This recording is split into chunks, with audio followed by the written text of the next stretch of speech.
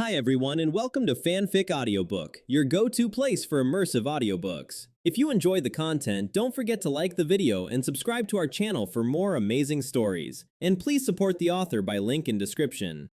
Lord of Mystery, I traveled through time and became Amon's clone. Chapter 1 to 30. Chapter 1 Prologue. Lord of Mysteries Settings. Those unfamiliar with the world of Lord of Mysteries can browse through this. If there is a conflict with the original work, the settings in this book shall prevail. After all, Amon's authority is over deception and error, making a few small mistakes is only reasonable. All plotlines will undergo basic expansion while respecting the original work. Even if you haven't read the original, it will not affect your enjoyment of this book. The Beander world is divided into 22 pathways, from sequence 9 to sequence 0. A pathway is a road, and each sequence is a step on that road. Sequence 0 is the end of the road. Sequence 9 and sequence 8 are low sequences. Sequence 7, sequence 6, and sequence 5 are mid-sequences. Sequence 4 and above are high sequences. Beyonders of sequence 4 and sequence 3 are called demigods, saints. Beyonders of sequence 2 and sequence 1 are called angels, subsidiary gods. Each Beander pathway has 3 sequence 1 Beander characteristics and 1 uniqueness located at sequence 0. An angel who has accommodated more than 1 sequence 1 Beander characteristic is called a king of angels. One who accommodates 3 sequence 1 Beander characteristics of their pathway and the uniqueness, and completes the ritual, is called a true god. Potions of sequence 5 and above must be consumed only after completing a ritual. Consuming potions from non-neighboring pathways will lead to madness. Amon himself embodies the authority of error and can accommodate low to mid-sequence Beander characteristics across pathways without going mad. Amon's high-sequence avatars contain a complete error pathway Beander characteristic. Mid to low-sequence avatars only contain a single worm of time in their bodies. They cannot use the abilities of the thief pathway and can only be used for identification. The Forsaken Land of the Gods is the battlefield where the ancient sun god and Rose Redemption fought. The destruction caused by the war has left the Forsaken Land of the Gods with many hidden risks, making communication with the outside world very difficult. The names of all potions for the 22 Beander pathways are as follows. Sequence 9, Seer, Sequence 8, Clown, Sequence 7, Magician, Sequence 6, Faceless, Sequence 5, Marionettist, Sequence 4, Bizarro Sorcerer, Sequence 3, Scholar of Yore, Sequence 2, Miracle Invoker, Sequence 1, Attendant of Mysteries, Sequence 0, Fool. This pathway belongs to the Lord of Saphira Castle, Mr. Fool, Klein Moretti. Sequence 9, Apprentice, Sequence 8, Trickmaster, Sequence 7, Astrologer, Sequence 6, Scribe, Sequence 5, Traveler, Sequence 4, Secret Sorcerer, Sequence 3, Wanderer, Sequence 2, Planeswalker, Sequence 1, Key of Stars, Sequence 0, Door. Sequence 9, Marauder, Sequence 8, Swindler, Sequence 7, Cryptologist, Sequence 6, Prometheus, Sequence 5, Dream Stealer, Sequence 4, Parasite, Sequence 3, Mentor of Deceit, Sequence 2, Trojan Horse of Destiny, Sequence 1, Worm of Time, Sequence 0, Error. These 3 pathways are neighboring pathways and can be switched at Sequence 3. Sequence 9, Spectator, Sequence 8, Telepathist, Sequence 7, Psychiatrist, Sequence 6, Hypnotist, Sequence 5, Dreamwalker, Sequence 4, Manipulator, Sequence 3, Dreamweaver, Sequence 2, Discerner, Sequence 1, Author, Sequence 0, Visionary. This pathway belongs to Miss Justice, Audrey Hall. Sequence 9, Bard, Sequence 8, Light Supplicant, Sequence 7, Solar High Priest, Sequence 6, Notary, Sequence 5, Priest of Light, Sequence 4, Unshadowed, Sequence 3, Justice Mentor, Sequence 2, Lightseeker, Sequence 1, White Angel, Sequence 0, Sun. Sequence 9, Reader, Sequence 8, Student of Ratiocination, Sequence 7, Detective, Sequence 6, Polymath, Sequence 5, Mysticism Magister, Sequence 4, Prophet, Sequence 3, Cognizer, Sequence 2, Wisdom Angel, Sequence 1, Omniscient Eye, Sequence 0, White Tower. Sequence 9. Secret Supplicant, Sequence 8. Listener, Sequence 7. Shadow Ascetic, Sequence 6. Rose Bishop, Sequence 5. Shepherd, Sequence 4. Black Knight, Sequence 3. Trinity Templar, Sequence 2. Profane Presbyter, Sequence 1. Dark Angel, Sequence 0. Hanged Man. This pathway belongs to the protagonist, Li Meng. Sequence 9. Sailor, Sequence 8. Folk of Rage, Sequence 7. Seafarer, Sequence 6. Wind Blessed, Sequence 5. Ocean Songster, Sequence 4. Cataclysmic Enterer, Sequence 3. Sea King, Sequence 2. Calamity, Sequence 1. Thunder God, Sequence 0. Tyrant. Right Pointing Arrow. These 5 pathways are neighboring pathways and can be switched at Sequence 4. Sequence 9. Corpse Collector, Sequence 8. Gravedigger, Sequence 7. Spirit Medium, Sequence 6. Spirit Guide, Sequence 5. Gatekeeper, Sequence 4. Undying, Sequence 3. Ferryman, Sequence 2. Death Consul, Sequence 1. Pale Emperor, Sequence 0. Death. Sequence 9. Sleepless, Sequence 8. Midnight Poet, Sequence 7. Nightmare, Sequence 6. Soul Assurer, Sequence 5. Spirit Warlock, Sequence 4. Nightwatcher, Sequence 3. Horror Bishop, Sequence 2. Servant of Concealment, Sequence 1. Night of Misfortune, Sequence 0. Darkness. Sequence 9. Warrior, Sequence 8. Pugilist, Sequence 7. Weapon Master, Sequence 6. Dawn Paladin, Sequence 5. Guardian, Sequence 4. Demon Hunter, Sequence 3. Silver Knight, Sequence 2. Glory, Sequence 1. Hand of God, Sequence 0. Twilight Giant. These 3 pathways are neighboring pathways and can be switched at Sequence 4. Sequence 9. Hunter, Sequence 8. Provoker, Sequence 7. Pyromaniac, Sequence 6. Conspirer, Sequence 5. Reaper, Sequence 4. Iron-Blooded Knight, Sequence 3. War Bishop, Sequence 2. Weather Warlock, Sequence 1. Conqueror, Sequence 0. Red Priest. Sequence 9. Assassin, Sequence 8. Instigator, Sequence 7. Witch, Sequence 6. Pleasure, Sequence 5. Affliction, Sequence 4. Despair, Sequence 3. Unaging, Sequence 2. Catastrophe, Sequence 1. Apocalypse, Sequence 0. Demoness. These 2 pathways are neighboring pathways and can be switched at Sequence 4. Sequence 9. Planter, Sequence 8. Doctor, Sequence 7. Harvest Priest, Sequence 6. Biologist, Sequence 5. Druid, Sequence 4. Classical Alchemist, Sequence 3. Pallbearer, Sequence 2. Desolate Matriarch, Sequence 1. Naturewalker, Sequence 0. Mother. Sequence 9. Apothecary, Sequence 8. Beast Tamer, Sequence 7. Vampire, Sequence 6. Potions Professor, Sequence 5. Scarlet Scholar, Sequence 4. Shaman King, Sequence 3. High Summoner, Sequence 2. Life Giver, Sequence 1. Beauty Goddess, Sequence 0. Moon. These 2 pathways are neighboring pathways and can be switched at Sequence 4. Sequence 9. Lawyer, Sequence 8. Barbarian, Sequence 7. Briber, Sequence 6. Baron of Corruption, Sequence 5. Mentor of Disorder, Sequence 4. Earl of the Fallen, Sequence 3. Frenzied Mage, Sequence 2. Duke of Entropy, Sequence 1. Prince of Abolition, Sequence 0. Black Emperor. Sequence 9. Arbiter, Sequence 8. Sheriff, Sequence 7. Interrogator, Sequence 6. Judge, Sequence 5. Disciplinary Knight, Sequence 4. Imperative Mage, Sequence 3. Chaos Hunter, Sequence 2. Balancer, Sequence 1. Hand of Order, Sequence 0. Justiciar. These 2 pathways are neighboring pathways and can be switched at Sequence 4.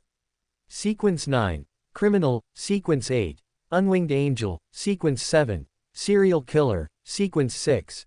Devil, Sequence 5. Desire Apostle, Sequence 4. Demon, Sequence 3. Blatherer, Sequence 2. Bloody Archduke, Sequence 1. Filthy Monarch, Sequence 0. Abyss. Sequence 9. Prisoner, Sequence 8. Lunatic, Sequence 7. Werewolf, Sequence 6. Zombie, Sequence 5. Wraith, Sequence 4. Puppet, Sequence 3. Disciple of Silence, Sequence 2. Ancient Bane, Sequence 1. Abomination, Sequence 0. Chained. These two pathways are neighboring pathways and can be switched at Sequence 4. Sequence 9. Mystery Prior, Sequence 8. Melee Scholar, Sequence 7. Warlock, Sequence 6. Scrolls Professor, Sequence 5. Constellations Master, Sequence 4. Mysticologist, Sequence 3. Clairvoyant, Sequence 2. Sage, Sequence 1. Knowledge Emperor, Sequence 0. Hermit. Sequence 9. Savant, Sequence 8. Archaeologist, Sequence 7. Appraiser, Sequence 6. Artisan, Sequence 5. Astronomer, Sequence 4. Alchemist, Sequence 3. Arcane Scholar, Sequence 2. Knowledge Magister, Sequence 1. Enlightener of Civilization, Sequence 0. Paragon. These two pathways are neighboring pathways and can be switched at Sequence 4. Sequence 9. Monster, Sequence 8. Robot, Sequence 7. Lucky 1, Sequence 6. Calamity Priest, Sequence 5. Winner, Sequence 4. Misfortune Mage, Sequence 3. Chaoswalker, Sequence 2. Soothsayer, Sequence 1. Ouroboros, Sequence 0. Wheel of Fortune. This pathway has no neighboring pathways. Chapter 2. The 3853rd Expanded Meeting of Avatars in the Forsaken Land of the Gods. Number 03 Worm of Time, Channel Chief Administrator. Numbers 445, 218, and 111, who were sent to Backland to lurk, have completely lost contact and are confirmed dead. Number 03 Worm of Time, Channel Chief Administrator. The 3853rd Expanded Meeting of Avatars in the Forsaken Land of the Gods is now officially convened. Except for sleepers and lurkers, everyone in the Forsaken Land of the Gods must attend. Li Meng looked at the red text before him, his face full of confusion. Just as he had transmigrated and before he could even see what he looked like, lines of blood-red text suddenly appeared in his mind. Before Li Meng could understand the meaning of these words, rows of white text rolled out in unison below. Number 10 Fate Wooden Horse, Channel Chief Administrator, received.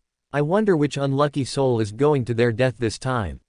No. 4 Fate Trojan, Channel Administrator, received. Number 10, please speak carefully. This is a real meeting, not a dream. Number 8 Fate Wooden Horse, Channel Administrator, a bunch of idiots. Having a few more children would solve all the problems. Number 8 will be temporarily muted for uncivilized speech. This mute will last until the end of this meeting. Number 8's channel administrator privileges will be revoked for uncivilized speech. Number 12 Mentor of Deception, Channel Administrator, received. Number 18 Mentor of Deception, Channel Administrator, received. As the text continued to roll, Li Meng finally understood their meaning. It seemed these people were holding a meeting. However, being able to make text appear directly in the brain was truly high-tech, definitely not something that should exist on the Blue Star. Received, kept refreshing in his mind, and in the blink of an eye, hundreds of lines of information had piled up. Li Meng closed his eyes and tried to simulate the thought of received in his brain. When he focused this thought in his mind, his consciousness saw a strange word appear in the dark space in front of his eyes. He hadn't learned it, but he knew it meant received. The screen continued to be flooded for a full 3 minutes before the subtitles stopped. Li Meng saw the blood-red text again. Number 03 Worm of Time, Channel Chief Administrator. The Northern Continent, especially Backland, is the top priority of our recent work and the most urgent task besides exploring Chernobyl. Capable personnel must be sent. I hope everyone will actively participate and sign up, contributing their strength to the development of the Amon family. Number 03 Worm of Time, Channel Chief Administrator. I emphasize once again, this task is based on the principle of voluntary participation. I hope you will all behave yourselves. Looking at the scrolling blood-red text, one could feel that the speaker's emotions seemed somewhat unstable. 57 Dream Stealer. I suggest it would be more appropriate for high-sequence beyonders to go. For mid-sequence ones like us, we'd be caught by pirates and the Church of Storms before even crossing the Sea of Fog. We wouldn't reach Backland at all, so sending more of us would be useless. Please, moderator, remove us from the candidates. We've already sacrificed too many people and can't afford such losses anymore. 58 Dream Stealer. Number 57 is right. Please, moderator, consider the big picture and think carefully. 60 Dream Stealer. Number 57 is right. Number 12 Mentor of Deception, Channel Administrator, you lot understand nothing. You're useless except for stealing some shameful things. Stop your foolish talk and get your asses to Backland immediately. 57 Dream Stealer. Who are you to tell me to get lost?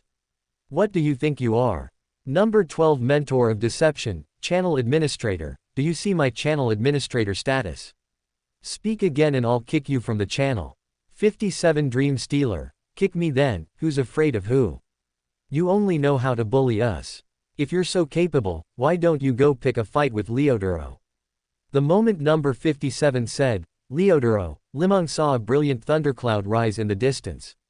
Even from hundreds of miles away, he could still feel the immense pressure of that thundercloud, as if doomsday had arrived, destroying heaven and earth and purging all demons. A few seconds later, a rumbling sound arrived. The earth began to tremble as if the sky were collapsing and the earth were rending. It made Li Meng's scalp tingle and his whole body shake. Lines of white text floated before his eyes and his mind. 58 Dream Stealer. What happened to number 57? What did you do to him? Number 12 Mentor of Deception, Channel Administrator. There is no number 57 anymore, he's gone. Someone go find him and bring back the Beander characteristic. Don't let it go to waste. 60 Dream Stealer. Did you cheat the rules? The power of the Lord of Storms cannot enter the forsaken land of the gods. Number 12 Mentor of Deception, Channel Administrator. Look at how scared you are. Not harming each other is a rule set by number 0, and no one can violate it. He sought his own death. It has nothing to do with anyone else. Number 03 Worm of Time, Channel Chief Administrator. Back to the topic. Don't waste time, or I will start the forced conscription. Li Meng finally managed to recover from the thunder and saw the blood-red text again. Forced conscription, one didn't need to think to know it wasn't a good thing. Number 04 Fate Wooden Horse, Channel Chief Administrator. I have a suggestion. We could send low-sequence individuals who are not of the thief pathway. This way, the possibility of being discovered is minimized. Number 03 Worm of Time, Channel Chief Administrator. I've considered that, but the results for those not of the thief pathway are very poor. They aren't affected by the law of Beander characteristics convergence and won't encounter the Church of the Knight's pursuers, but they also won't sense information related to Saphira Castle, and their combat strength is too weak. 4127 Soul Assurer. Number 3 is right. We really are useless if we go. No. 5330 Werewolf. Number 3 is right. If we were useful, we'd definitely sign up actively. Number 04 Fate Wooden Horse, Channel Chief Administrator. We can have them carry Beander items of the thief pathway for sensing. As for the issue of weak combat strength, we can provide formulas for them to collect materials and advance in Loan. This would look more natural, and they might even be able to infiltrate the churches. No. 5330 Werewolf, but we can't even deal with those pirates on the way. Number 04 Fate Wooden Horse, Channel Chief Administrator. Have no 1011 send them over. 58 Dream Stealer. Number 4 is so clever. Why didn't I think of such a good idea? No. 5330 Werewolf. This is pathway discrimination. No. 5330 Werewolf has been temporarily muted for unfriendly remarks. The duration will last until the end of this meeting. Li Meng felt his mind suddenly go blank. The text vanished in unison, and the channel remained silent for a long time. Number 04 Fate Wooden Horse, Channel Chief Administrator. Everyone, don't be so pessimistic. We are the god of deceit, the god of mischief. Nothing is more thrilling than playing a prank on the 7 gods. Isn't this what we've all been pursuing our whole lives? The channel remained deathly silent. Number 03 Worm of Time, Channel Chief Administrator. For this infiltration of Backland, I will craft him a Sequence 5 Shepherd sealed artifact. It will contain 1 Beander characteristic each for Faceless, Prometheus, Scribe, Hypnotist, Judge, Don Paladin, and Notary, and he will be promoted to the administrator of the Loan channel. If he obtains any news regarding Saphira Castle or Palace Zoroast, even if unconfirmed, I can prepare the Sequence 4 potion for him to advance. The channel remained as quiet as if no one had ever spoken. Chapter 3. Fair and Wise Avatar Number 4. Watching these scenes unfold, Li Meng would have to be an idiot not to realize what had happened. He had arrived in a novel he had read before his Transmigration, Lord of the Mysteries. His current location was the Forsaken Land of the Gods. And he had gloriously become a member of Amon's avatars, living the ideal democratic life ahead of schedule. Everything is decided by the votes in our hands. But looking at it now, it didn't seem as good as imagined. The places where votes were truly needed were all undesirable destinations.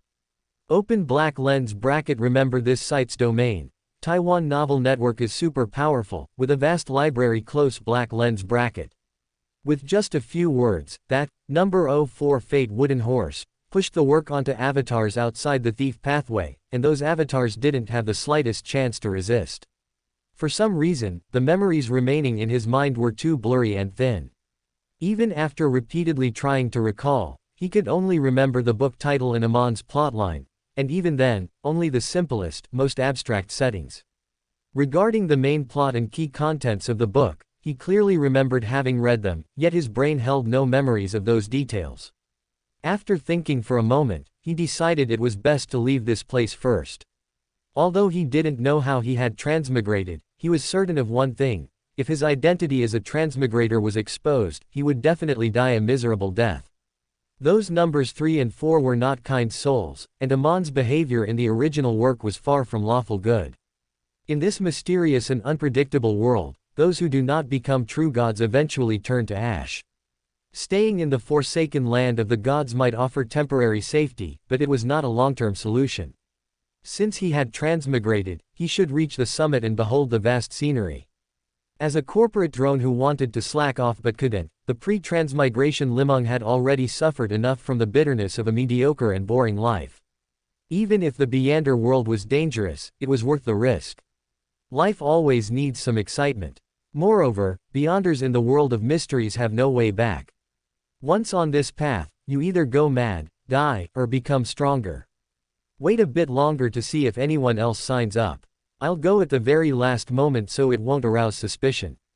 Li Meng estimated the speed of the text refreshing in his mind, preparing for his next speech. At that moment, he saw another line of white text flash through his mind. No. 5760 Fighting Scholar. If there's really no one, then I'll go.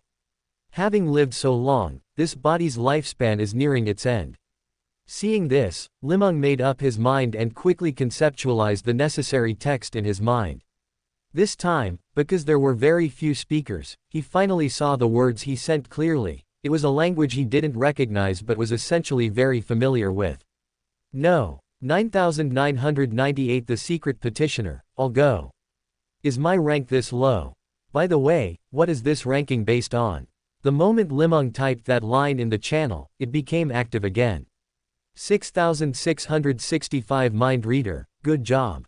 Number 9998 is so cool, I want to marry you. 4125 Demoness of Pleasure, get lost, 6665. Number 9998 is mine. Brother, I'll wait for you to return to the Forsaken Land of the Gods. If you don't come, I won't marry. 7621 Doctor, step aside, all of you. Only I can heal the scars in number 9998's heart. 7773 Arsonist, how about you guys go and let number 9998 wait for you here. 6665 Mind Reader, I suggest letting number 7773 go as well. 7773 Arsonist, I didn't sign up, what can you do to me? The cheerful atmosphere instantly diluted the miserable air of the channel. Everyone began to speak freely, like siblings. No. 5760 Fighting Scholar, given number 9998's enthusiasm and courage, I voluntarily give up this slot to give the young man a chance to train, and also to save everyone the trouble of voting. Thank you for your understanding and support. 60 Dream Stealer, number 5760, how can you be so shameless? Did you secretly take a swindler potion? No. 5760 Fighting Scholar, number 60, do you even know what a Beyonder pathway is? Did number 57 steal your brain? Number 04 Fate Wooden Horse, Channel Chief Administrator. Respect the dead, do not discuss number 57's matters anymore, or you will be muted immediately. 58 Dream Stealer. Actually, we could send number 5760 along too. There's strength in numbers. No. 5760 Fighting Scholar. Sorry, I've been corrupted by the Hidden Sage. I'll lose control as soon as I step out of the forsaken land of the gods. My losing control is a small matter, but I'm afraid of polluting everyone, especially those avatars who don't even have a mythical creature form. Seeing things heading in an unpredictable direction, number 4 and number 3 finally couldn't remain silent anymore. Number 03 Worm of Time, Channel Chief Administrator. Number 9998's courage is commendable, truly an avatar personally created by me. I hope everyone learns more from number 9998 in the future, be brave enough to fool fate and deceive fate. That is what a true Amon should do. Number 03 Worm of Time, Channel Chief Administrator. I now announce that number 9998 is the Loan Channel Administrator. Given that number 9998 is on the secret supplicant Beander pathway, I will additionally reward all the potion formulas for that pathway and personally craft a shepherd sealed artifact to ensure it can be used at sequence 9. Number 04 Fate Wooden Horse, Channel Chief Administrator. Digesting the secret supplicant potion requires praying to a hidden existence. Number 9998 can pray to me to quickly digest the potion. When he advances to listener, I will personally provide a response to help with digestion. My honorific name is the hand that nudges the hands of time, the shadow that wanders through fate, the incarnation of deceit and mischief, the great son of the Creator, the industrious and responsible channel administrator, the fair and wise avatar number 4. Seeing number 4's honorific name turn red in his mind, Li Meng almost laughed out loud. However, seeing how everyone in the channel fell silent because of number 4's honorific name, he knew this was a serious matter and he couldn't just laugh. After all, he was an angel, the most basic respect had to be given. Number 03 Worm of Time, Channel Chief Administrator. Since there is only one candidate, no vote is needed this time. The meeting is now successfully concluded. Number 1011, you are responsible for escorting number 9998 into Loan territory, number 4 will assist you. Whoever is near number 9998, go to him immediately after the meeting to ensure his safety. You must leave the forsaken land of the gods within 3 days, do not linger. 1011 Secret Sorcerer, received. As the red writing slowly faded, Li Meng felt an invisible thread snap in his mind. His whole body felt light, and his brain began to go blank. Li Meng finally saw clearly where he was. This was a desolate wilderness, with deep black as the main tone of everything. The night seemed to have its own life, writhing deeply, attempting to cover and swallow everything. Under the occasional flash of thunder and lightning, Li Meng saw plants still stubbornly growing in the distance. They were bizarrely shaped, extremely twisted and strange, some even writhed in the dim light like animals, making it impossible to distinguish what their original forms were. An animal skin lantern lay overturned on the ground, the lamp oil inside having completely spilled out onto a twisted withered tree. Once the withered tree caught fire, it began to writhe frantically, causing the oil to burn more thoroughly and emitting a pungent, fishy smell. When he first transmigrated, he seemed to have knocked something over with a casual wave of his hand. Just as he was about to squat down to check if the lantern could still be used, that frantically writhing withered tree suddenly let out a shrill roar. A tumor-like fruit at the top exploded violently in the flames. Before Li Meng could dodge, the juice from the exploding fruit splashed heavily onto him. Li Meng felt a piercing pain. The juice from the exploding fruit was not only extremely hot but also contained some kind of poison, corroding his skin like asphalt.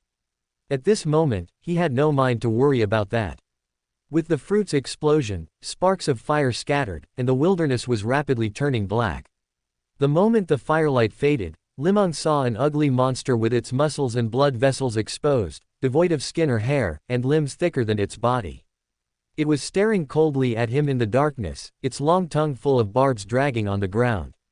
Just the clash of their gazes made him feel waves of icy, stinging pain. Help! He had just used all his strength to let out a scream when he saw that crawler-like monster open its mouth, larger than its head, revealing dagger-like white teeth.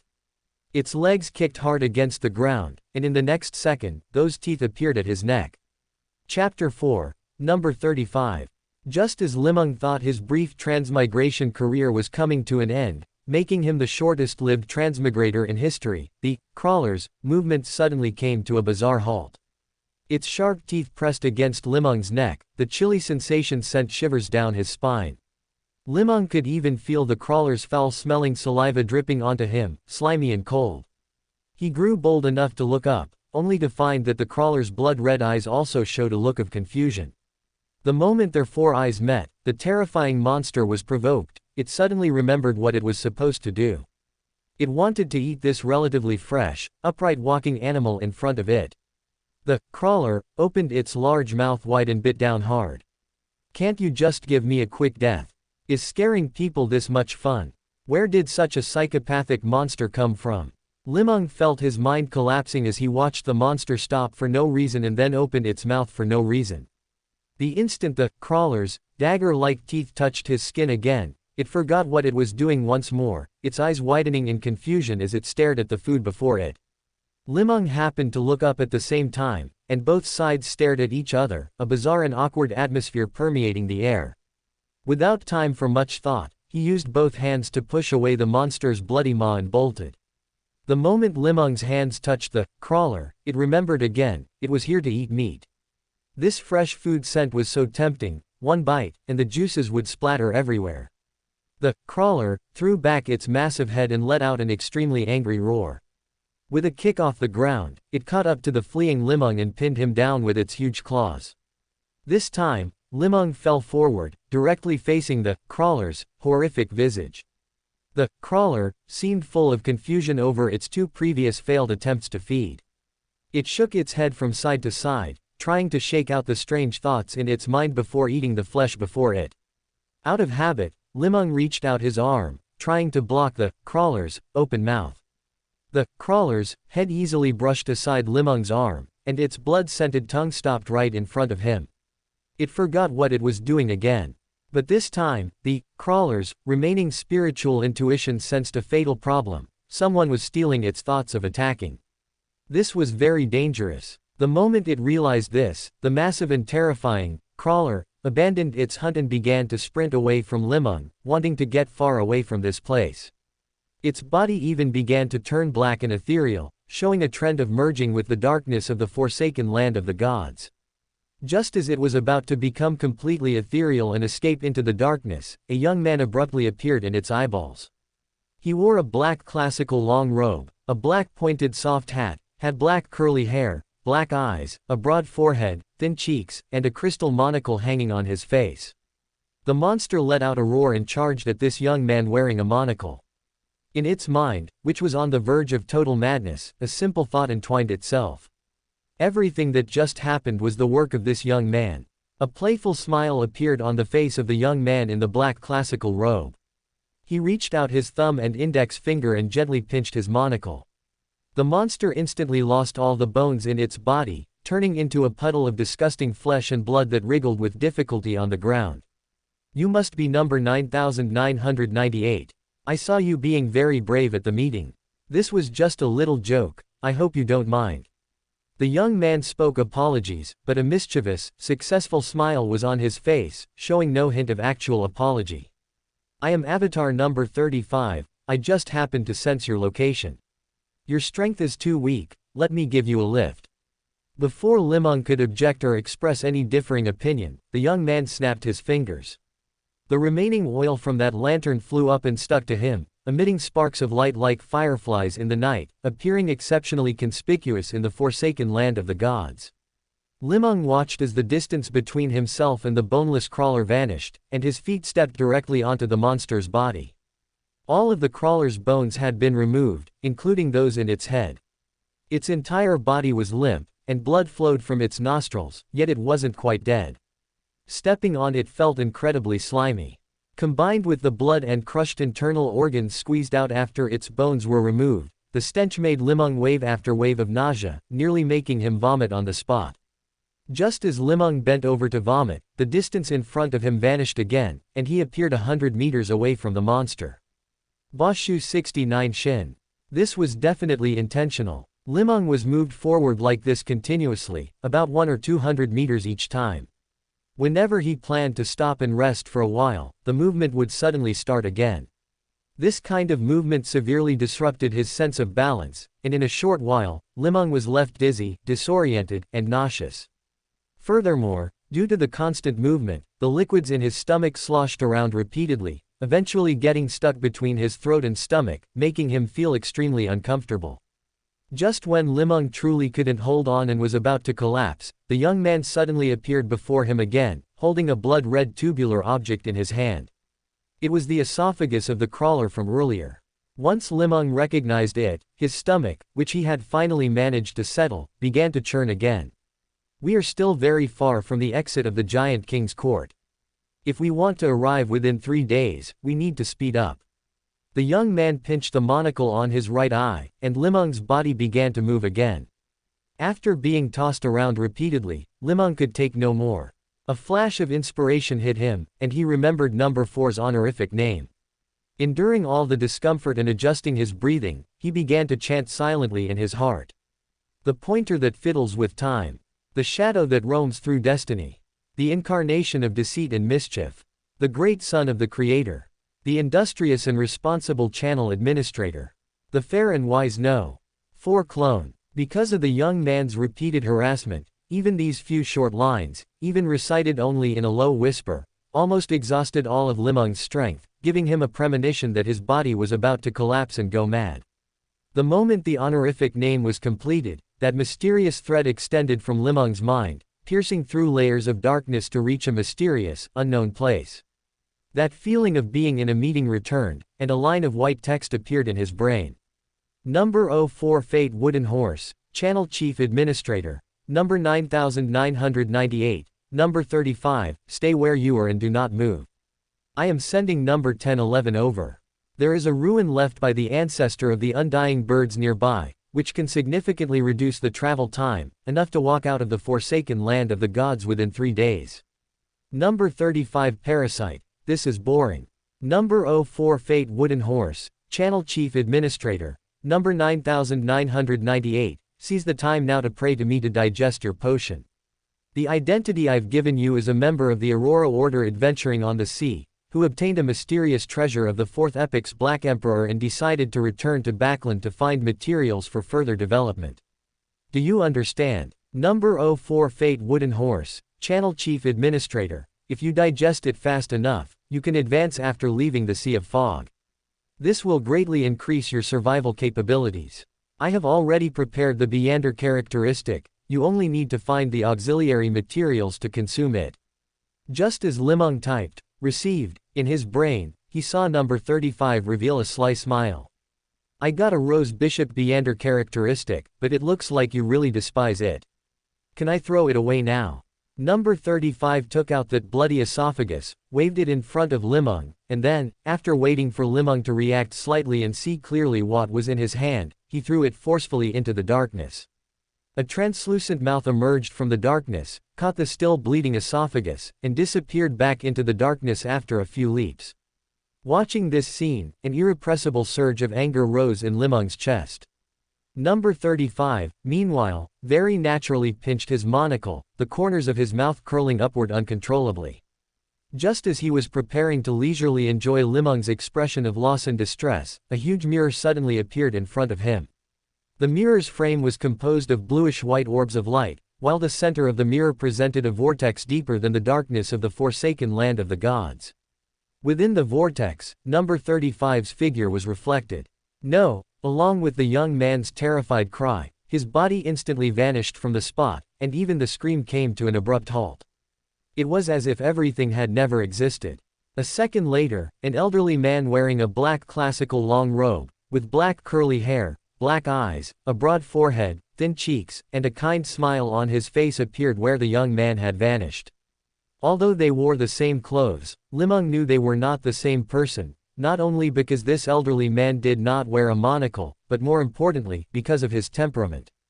The elderly man lacked any of the malicious temperament of number 35, who played tricks at every moment. His entire being was filled with wisdom, mystery, and kindness.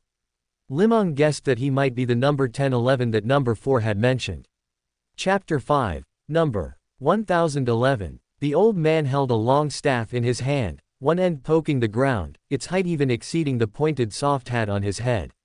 Let's go. Restrain your spirituality, don't alert the monsters in the darkness. The old man looked at where the young man had disappeared and casually grabbed Li Meng's shoulder with his left hand. His vision blurred, and the surrounding colors shifted abruptly once more. The reds became redder, the blacks blacker, and the blues bluer, overlapping yet remaining distinct and unblended. The staff in the old man's right hand blurred, twisting within the abstract colors into a gray key that extended from his hand. It grew larger and larger, eventually stretching to an infinite distance beyond Li Meng's field of vision. The spirit world and astral world of the forsaken land of the gods have merged with the reality, resulting in chaotic rules. Ordinary beyonders cannot use spirit world traversal, including those shameful thieves who can only move by stealing a negligible amount of distance. But this does not include secret sorcerers. The old man's voice suddenly became ethereal, and the colors before Li Meng's eyes shifted even faster. He couldn't even perceive direction or distance. In just a few heartbeats, Li Meng reached the end of that gray key. The key reverted to its staff form, appearing longer than before. One end poked the ground, drawing a thin line on the black earth. Li Meng watched as the old man's slightly hunched body seemed overwhelmed by the weight of the staff. This is a powerful sealed artifact. When infused with spirituality, it can briefly use the abilities of a wanderer to open a safe passage in the astral world, even repairing its chaos. Creatures walking on the path it creates will become light as a feather, moving without any consumption. Seeing Li Meng's curious gaze, the old man smiled slightly. Of course, its side effects are also terrifying. Once its effect ends, it becomes incredibly heavy, like a mountain peak, which is very unfriendly to beyonders lacking strength. By the way, its name is No 1011 Staff of the Wanderer, an extremely powerful sealed artifact. That name is way too casual. Li Meng complained weakly. You'll understand later. Since there are so many of us, and the thief pathway naturally makes it easy to obtain sealed artifacts, we voted to name them after their first user for the sake of convenience and quick distinction. As if sensing Li Meng's confusion, No 1011 explained, his tone filled with a faint sense of pride. After all, you're just a Sequence 9 avatar that was recently created. It's normal not to know these things. Number 3 has been getting lazier lately, even neglecting to infuse his avatars with basic knowledge.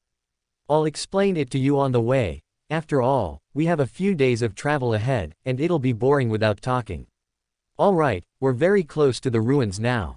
Let's walk the rest of the way. The old man reached out and grabbed Li Meng's shoulder again. What he meant by walking was actually short-distance teleportation. Li Meng felt that the old man's teleportation was strained. He seemed to be distinguishing colors in the night, avoiding those deep black, silent spaces. The distance of each teleport varied. Sometimes it was only a few meters, and they could still see the footprints from the previous jump. No 1011 led Li Meng around a massive pit filled with terrifying lightning, stopping at the edge of the thunder. This should be the ruins left by No. 57. In this situation, that dream stealer Beander characteristic is gone again. Such waste is shameful. Thick currents of electricity inside the pit coiled and surged like giant serpents, emitting an aura of destruction. Li Meng took a casual glance and felt a stinging pain in his eyes, quickly turning away. At this moment, Li Meng gained a concrete understanding of the power of deities in the Lord of the Mysteries. One must not look directly at a deity. It's not just out of respect, but also a form of protection for fragile lives. Once, Number 5 recited his honorable name in an abandoned Eternal Blazing Sun church. The old man stopped halfway and closed his mouth. What happened then? Li Meng asked curiously. Later, he became the Eternal Blazing Sun church's sealed artifact, 0 to 19. The Eternal Blazing Sun even wrote him into the church's holy scriptures, which is how we confirmed the news of his death. Let me think. It's recorded in the Book of the Blazing Sun's Purification, Volume 3, Chapter 77, The Destruction of the Blasphemer. I hope you don't end up in a similar book. The old man lightly stroked the long beard under his chin, as if reminiscing about something wonderful. I don't plan on leaving my name behind that way. Note 1011 led Li Meng away from the pit and continued forward. After several difficult teleports, the two arrived at a deathly silent city-state. Most of the buildings in this city-state had collapsed, and those remaining had very sharp peaks, as if symbolizing high towers leading to the kingdom of heaven. Dark red vine-like plants grew on their surfaces, bearing fruits that one couldn't tell were edible or not. Entering the city-state, Li Meng discovered a stone coffin in front of every house, containing remains that were either skeletal or just beginning to rot. Their commonality was extreme deformity. Some had 4 legs, some had a crack in the center of their brows, some lacked skin and exposed their flesh directly, and some had arms wrapped around their necks like tails. This was originally a city-state that worshipped the phoenix, but they later converted to Our Father, though they retained some customs related to death. The old man's body seemed even more hunched, his waist bent nearly 90 degrees. After the cataclysm, they were left behind in the forsaken land of the gods. With no relatively normal edible plants found around them, they had to feed on contaminated monsters. Over generations, they all developed physical mutations and mental instability, and then, they were completely wiped out. As the old man explained, he led Li Meng through the ruins, deftly dodging monster attacks and bypassing dangerous spots. Li Meng noticed that Note 1011 seemed very familiar with this place. Many times, he didn't even need to look before choosing a path, and that path happened to be safe. After wandering for over half an hour, the two entered a relatively intact church. Stone pillars here were tilted, several of them broken. Dark red wild grass grew from the cracks at the top of the church, entwining around various bird carvings. Note 1011 led Li Meng all the way to the deepest part of the church. Li Meng realized that as they walked, he could sense monsters lurking in the shadows, emitting a thick sense of malice, yet the old man remained in the darkness without being attacked. Following the old man, Li Meng, aided by the dim light ignited by number 35, saw a door shrouded in a faint white light standing deep within the church. This city-state is actually divided into 2 parts, light and dark. They used certain abilities of the apprentice pathway to hide some areas, which must be entered through specific doors. The old man stroked the door frame, filled with nostalgia. A transparent, blurred book appeared before him. The ancient book flipped rapidly, accompanied by a low-pitched chant. I came, I saw, I recorded. The ancient book turned into waves of gray mist, and the old man's body was enveloped by the gray mist surging from the book. Note 1011's back straightened instantly. He pulled out his staff and swung it forcefully. Li Meng felt the distance between himself and the light door vanish, and the old man's deep voice echoed in his ears. Behind this door is the dark side of this city-state. I will briefly borrow number 3's deception ability to connect with a similar area further away, performing a continent-spanning travel to shorten our journey. The old man reached out his left hand and pressed it against the door made of faint white light. Endless deep darkness and wriggling linear light twisted and mixed together, giving Li Meng a sensation of rapid descent and weightlessness. About 10 seconds later, he found himself and Note 1011 in a plaza. The lantern oil burning on him seemed to be blocked by an invisible force, only able to illuminate half its original range. Lightning flashed high above, momentarily brightening the surroundings. With the help of the lightning, Li Meng saw a church even more dilapidated than the one they started from. All the walls had collapsed, and the roof was completely open. Lightning slid down through the large holes, illuminating the entire church. In the entire church, the only intact thing was the light door before them. Chapter 6, Number 4.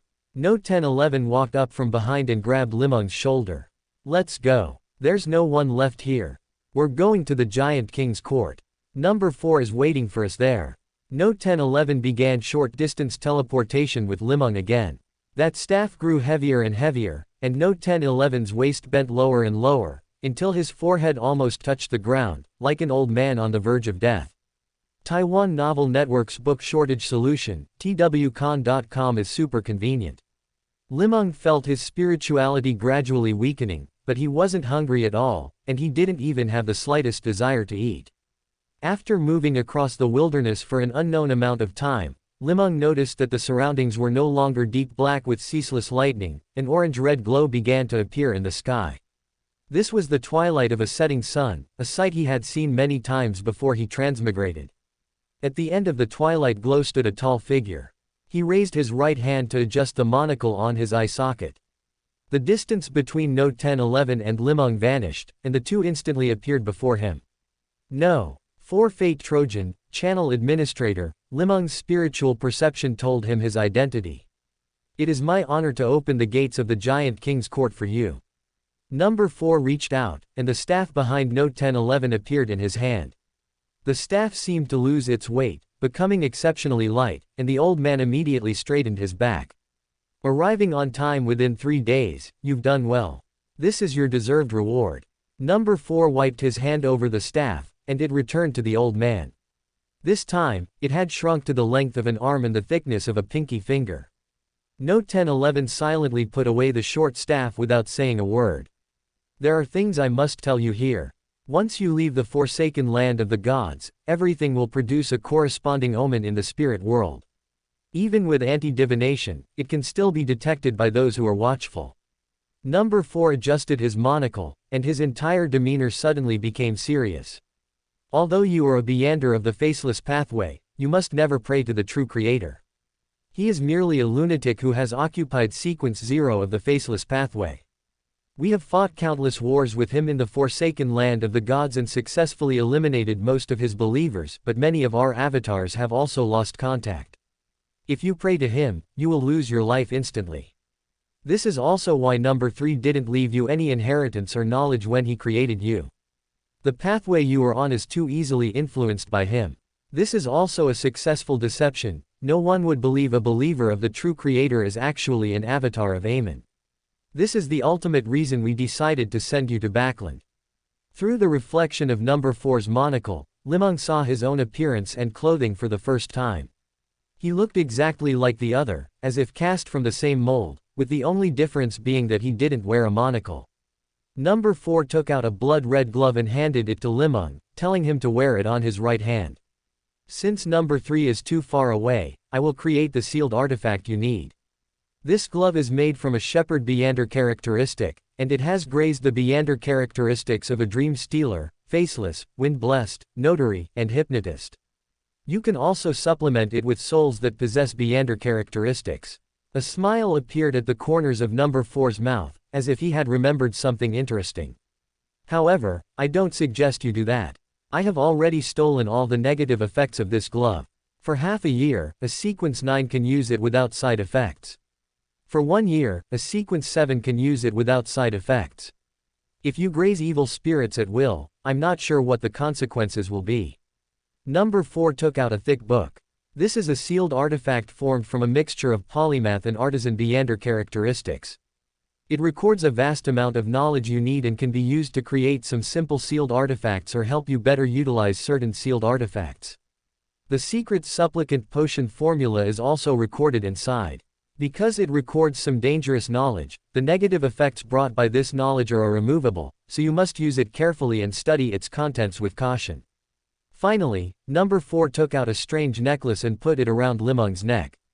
A small, furry teddy bear hung from the necklace, looking adorably naive and completely out of place in the dark and terrifying atmosphere of the forsaken land of the gods. Don't look at me. It's said that Emperor Russell made this for his daughter, Bernadette. According to our tests, it can shield against the ravings of the hidden sage, the true creator, and some mysterious entities below the level of a demigod. You must keep it safe. Its negative effect is that it causes random hearing loss. In severe cases, you won't even be able to hear an ocean songster's song. Then how is that different from being deaf? Li Meng felt some resistance toward this sealed artifact in his heart, but thinking of the true creator's ravings, he helplessly put it on. You can test the glove's functions yourself. For that book, you must strictly pay attention to the table of contents. The darker the color of the entry, the more dangerous the recorded knowledge. You must check the table of contents before turning to the corresponding page, and never open it at random. Since you are the first to use these 2 sealed artifacts, they are named No 9998 Shepherd's Gloves and the No 9998 Scholar's Book. Emperor Russell named that necklace the HLKT necklace. A very strange name. Right pointing arrow. Of course it's strange, it's Hello Kitty. Li Meng had a very deep impression of Roussel when he read the book, especially the line, "The taste of a demoness is quite good." He didn't expect to actually encounter the Emperor's creations here. "You can now pray to me to digest the potion. Nothing is more effective than praying face to face to an angel. You must master some of the secret supplicants' Beyander abilities before leaving the forsaken land of the gods. Use the faceless Beyander characteristic in the glove to change your appearance. I don't want to see an avatar disappear uselessly."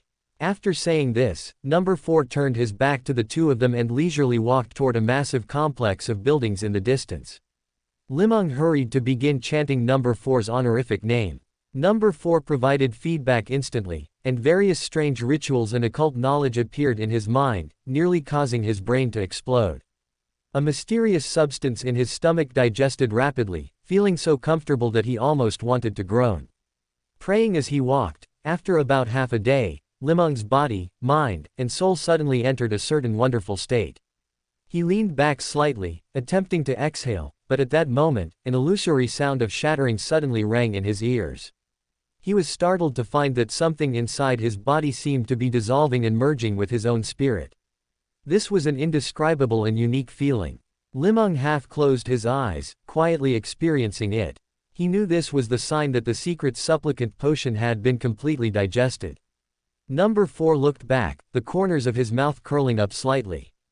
Faster than I imagined. Of course. In this world, no one has ever continuously chanted a mysterious entity's honorific name right in front of them.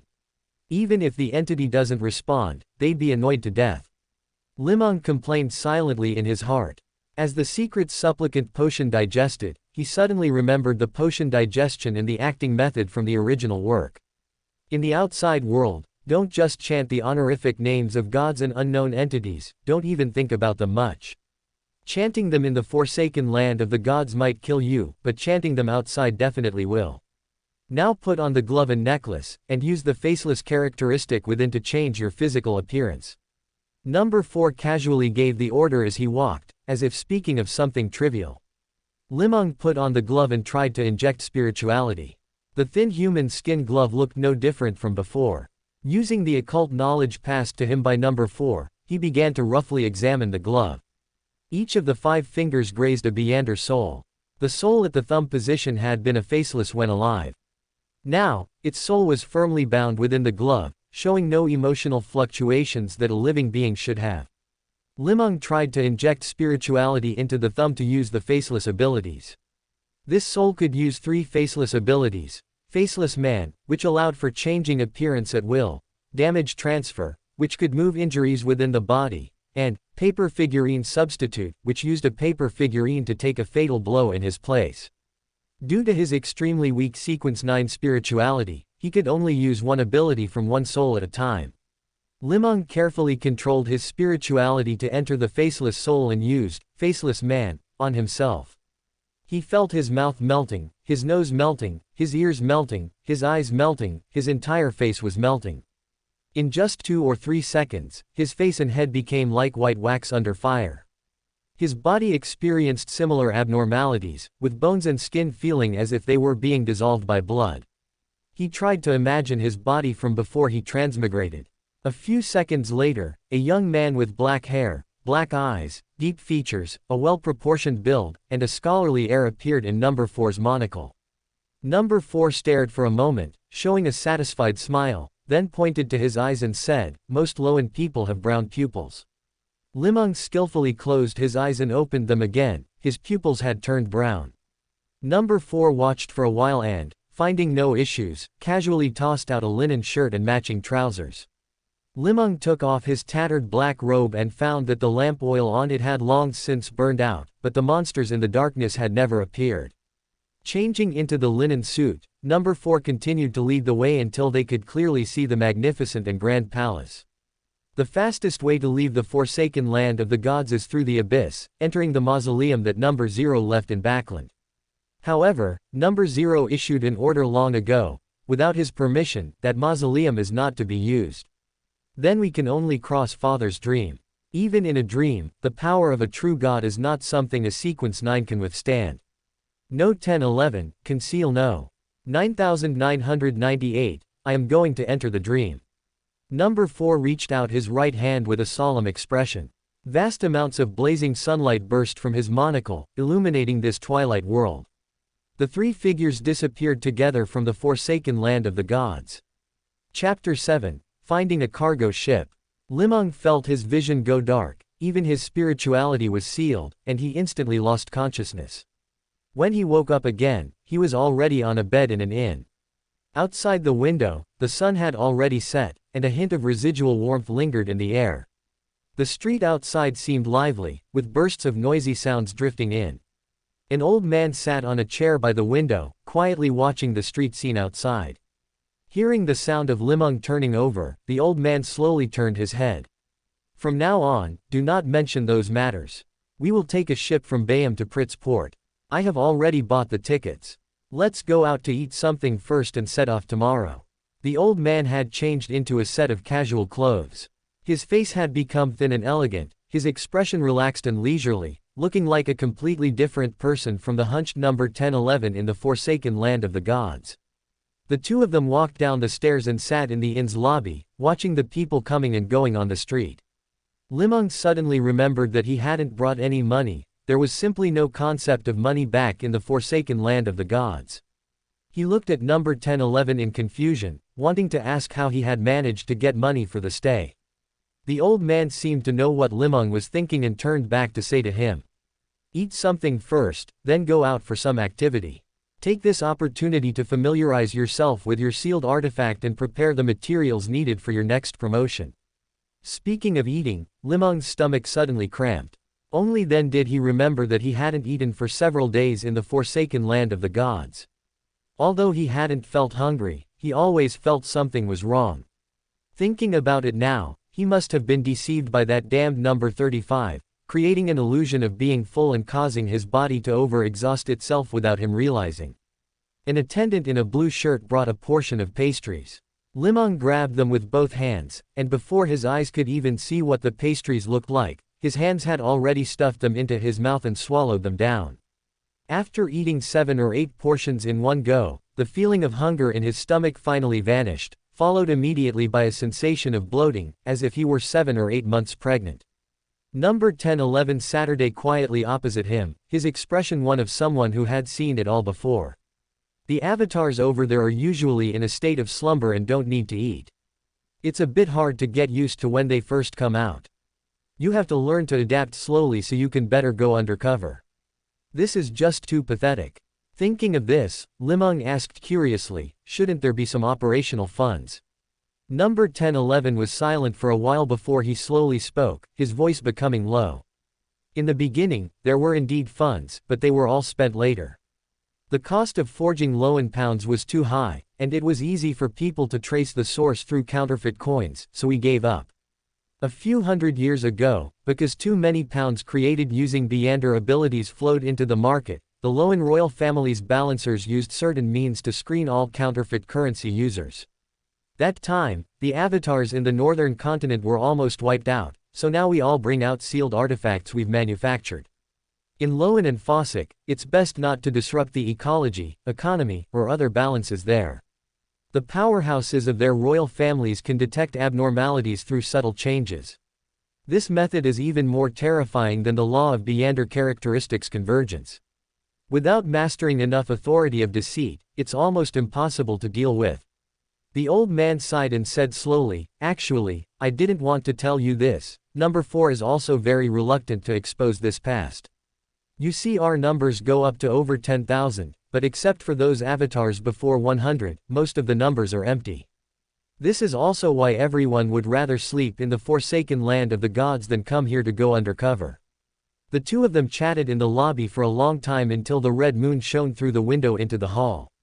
The entire street became quiet, as if deserted. I have used the abilities of a secret sorcerer to cover our conversation just now. As long as it isn't divination at the angel level, it won't be discovered. This is within Loan territory, the infiltration has begun. From now on, be careful, and more careful. Our opponents are not only the 7 gods, but also various sects and official organizations of various countries. In fact, thanks to those terrible avatars, we have no allies. You aren't an annoying fellow, I hope to see you again over there. After number 1011 finished speaking, he yawned and went upstairs on his own. Li Meng sat alone in the lobby, quietly watching everything before him. Early the next morning, number 1011 got up to wake Li Meng, only to find that Li Meng had already dressed and was sitting on the edge of the bed waiting for him.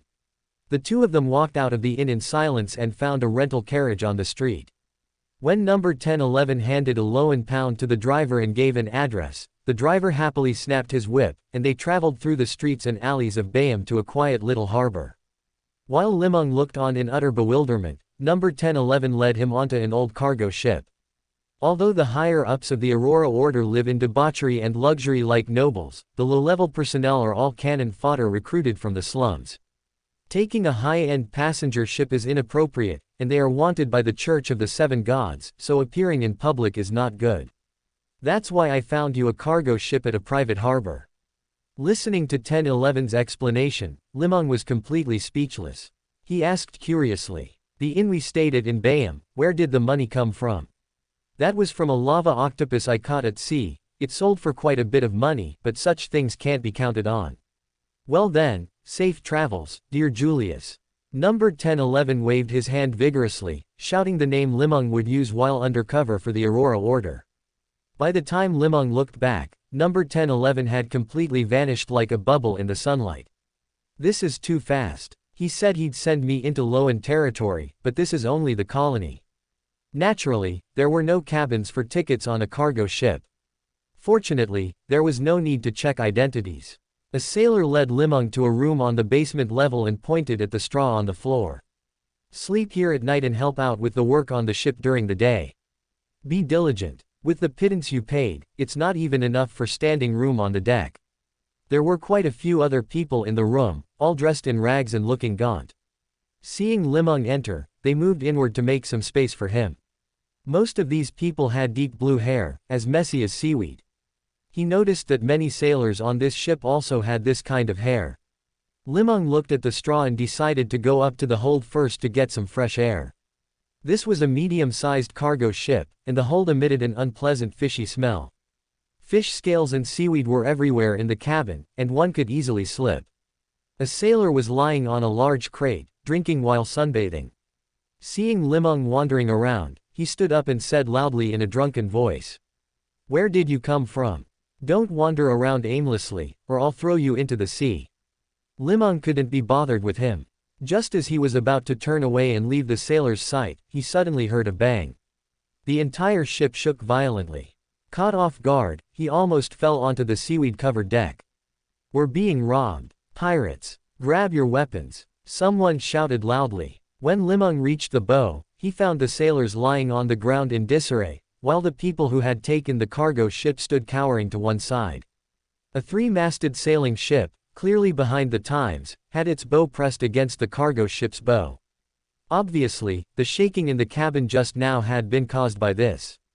Amidst the group of defeated sailors stood a middle-aged man in his 30s with deep blue hair, messy like seaweed, wearing wide-legged pants and a brown jacket. What attracted Li Meng's eyes most was a strangely shaped glass bottle at his waist, inside which bubbles occasionally rolled, frost gathered into snow, and wind left traces as it blew. Chapter 8, Pirates. Is it because my luck is too bad, or are there just too many pirates? For a moment, Li Meng didn't know what to say. Pirates were something he had only heard about on the internet in his previous life, existing as a joke for after-dinner conversation. But why are there pirates here? It's only been half an hour since leaving the port, and the cargo ship itself is sailing very slowly. At most, they've only traveled about 10 miles, the coastline is even still visible. Pirates, pirates, you're almost robbing people on the mainland. Aren't pirates supposed to be in the depths of those legendary seas, searching for all sorts of fabled treasures? The middle-aged man also noticed Li Meng. For someone like him who made a living on the sea and hadn't died yet, he had long ago developed a keen intuition. For beyonders of the sailor pathway, intuition was everything, and could even lead them to the correct direction on the vast ocean. Seeing the middle-aged man's fierce gaze, Li Meng knew things wouldn't end peacefully. He immediately injected spirituality into the glove on his right hand, channeling it into the wind-blessed soul. According to the information given by No. 4 Fate Trojan, Channel Administrator, the Wind Blessed was the one with the strongest frontal combat power among the Beander characteristics grazed by the glove. The middle-aged man suddenly charged forward, instantly closing the distance between them. Ethereal fish scales appeared on the back of his hand as he threw a vicious punch at Li Meng. By this time, Li Meng had also finished injecting spirituality into the wind-blessed soul in the glove's middle finger. This wind-blessed soul possessed 3 Beander abilities: Phantom Scale Reinforcement, Wind Riding Flight, and Deepwater Diving. As Li Meng's spirituality poured in, phantom scales flickered all over his body, rapidly turning from ethereal to solid, covering him completely. Wind blessed. In an instant, the middle-aged man recognized the other's Beander characteristic, but this instead triggered his ferocity. Rather than retreating, he advanced, his fist landing heavily on Li Meng, while Li Meng's fist simultaneously struck the man's chest. After exchanging a punch, Li Meng realized that the middle-aged man wasn't as irritable and fierce as he appeared. His punch hadn't used much force, instead, he used the momentum of Li Meng's punch to slide back a few steps like a fish, flipping over the gunwale as fast as a bird and jumping onto his 3-masted sailing ship. Obviously, the moment he discovered Li Meng was a wind-blessed, he had immediately planned his escape route. Li Meng looked at the many sailors standing on the ship and knew there was no need to go over. In fact, after using Phantom Scale Reinforcement, his spirituality was nearly exhausted, and he could only use one more Beander ability from the glove. Watching the middle-aged man standing at the bow, operating the 3-masted sailing ship to escape, Li Meng had a sudden inspiration. He switched to the Dream Stealer soul on the glove's index finger and activated the steal skill on the middle-aged man. The next second, Li Meng's spirituality was instantly depleted, and the glass bottle from the middle-aged man's belt appeared in Li Meng's hand. The middle-aged man was quickly maneuvering the ship away, completely unaware that the bottle was gone. In the blink of an eye, the 3-masted sailing ship was nothing more than a black dot. 3 days later, at a private port on Tiana Island, Li Meng bid a reluctant farewell to the sailors on the cargo ship. Although everyone from the captain to the sailors had shown him the utmost respect over the past few days, after careful consideration, he still decided to change ships to head to Backland. "Don't just talk, give me money." Li Meng complained in his heart many times, but in the end, he didn't ask the cargo ship's captain to borrow money. This wasn't just about his status as an expert, but also about his life. God knows if there were other Beyonders on the ship, if anyone had seen that he only had the strength for one strike, or if anyone planned to report him to the church or the police. Tiana was an unremarkable island in the Rorstad archipelago. Because it was a necessary stop between Backland and Bayam, its geographical location was important. Relying on the ships traveling north and south, Tiana had successfully developed. Li Meng found a quiet inn in Tiana and booked a room. As for money, although he had been reluctant to leave the ship, he ultimately couldn't resist activating the Dream Stealer soul on the glove's index finger. "I'll just take a fifth as a protection fee. If I hadn't stepped in, all that money would belong to the pirates." As an Amons avatar, redistributing wealth is perfectly reasonable, Li Meng comforted himself. Like Bayam, most of Tiana's residents were blue-haired locals, even more so than in Bayam. Li Meng wandered the streets and spent £5 on a set of underwear, a brown light jacket, a pair of wide-legged loose trousers, 2 pairs of grey socks, a pair of leather sandals, and a newsboy cap from Loan. Once he put them on and blended into the crowd, he looked exactly like a local. He planned to lie low in Tiana for a while before heading to Backland, for many practical reasons. First, Li Meng's Ruin language wasn't good. His language was directly responded to him by number 04 Fate Wooden Horse, channel chief administrator through prayer. He could clearly feel that number 04's linguistic knowledge was somewhat out of touch with the times, often failing to express what he meant or misunderstanding others. He decided to practice with the passing merchants in Tiana first. Second, Li Meng felt it would be more appropriate to have a contact person lead him there to prove his identity. Although he could now go directly to meet with the Aurora Order or find the Amons avatar at Pritz Port, he didn't want to. Through the digestion of the potion over the last few days, he recalled some memories of the Aurora Order. This group not only committed all sorts of evil like burning, killing, and looting, but they also often took credit for others' wicked deeds to boost their performance. It wasn't enough for them to blow themselves up, they wanted to take everyone else with them. Li Meng didn't want to follow them into the true creator's sanctuary. As for finding Amon's other avatars, although it seemed good, he didn't want to remain an avatar forever. Although the ability to vote seemed very fair and just, he knew with his toes that he would definitely be the one being fairly treated. After much thought, Li Meng decided to delay entering the city. He would avoid contacting Amon's avatars if possible and hide in Tiana to observe the situation first. Li Meng couldn't recall much of the plot. After reading Emperor Russell's diary in the newspaper, he remembered some of this transmigrator's achievements. He could confirm that he was currently in the era after Emperor Russell, because he saw too many of Russell's inventions and literary creations. However, Russell had blocked the path for those who came after him, and Li Meng couldn't think of a better way to utilize the advantages of a transmigrator. He decided not to think too much. Improving his strength was the most important thing. Even someone as powerful as Emperor Russell ended up being miserably corrupted. What reason did he have not to work hard? On the way, he ate a local Tiana specialty, squid rice, and bought a local Tiana daily newspaper and a post from Backland that had been transported through several stops. Li Meng returned to the inn, locked the door, and took out that number 9998 Scholars Book. Chapter 9, Number 9998 Scholars Book. At a hidden port near Blue Mountain Island, a three-masted sailing ship, clearly lagging behind the times, slowly came to a halt, drifting with the rise and fall of the tides. Alger Wilson stood on the deck, his body rising and falling with the jolts, easily maintaining his balance. How terrifying. Fortunately, I have the Azure Avenger. But why did I encounter a wind blessed? Was he sent by the church to warn me? Is that why he only took that bottle and didn't harm me? Or was it some meddling powerhouse passing by? Regardless, I've managed to escape with my life. Being a pirate is too dangerous. Perhaps I should honestly go back to being a punisher for the church. I can have my informants investigate that ship. It was a cargo vessel, and its speed wasn't fast. Alger stood at the prow and pondered for a long time, finally deciding to abandon the investigation into Li Meng. Although he had seen the power of a wind blessed many times, he hadn't experienced it concretely and wasn't sure if the other party had let him off or if they truly couldn't catch up. If the other party had spared him, it meant they didn't want to pursue the matter further. Investigating them would be no different from seeking death. As for reporting this matter to the Church of Storms, Alger felt it was better to wait until his next meeting with the Archbishop. If the church brought up the bottle, he would properly repent for his greed. After all, working away from home for years and dealing in cost-free business, it was only reasonable to have some moments of obsession.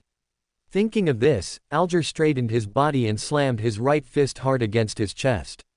Storm above. Hearing the captain's prayer, all the sailors also put down their work and hammered their chests together.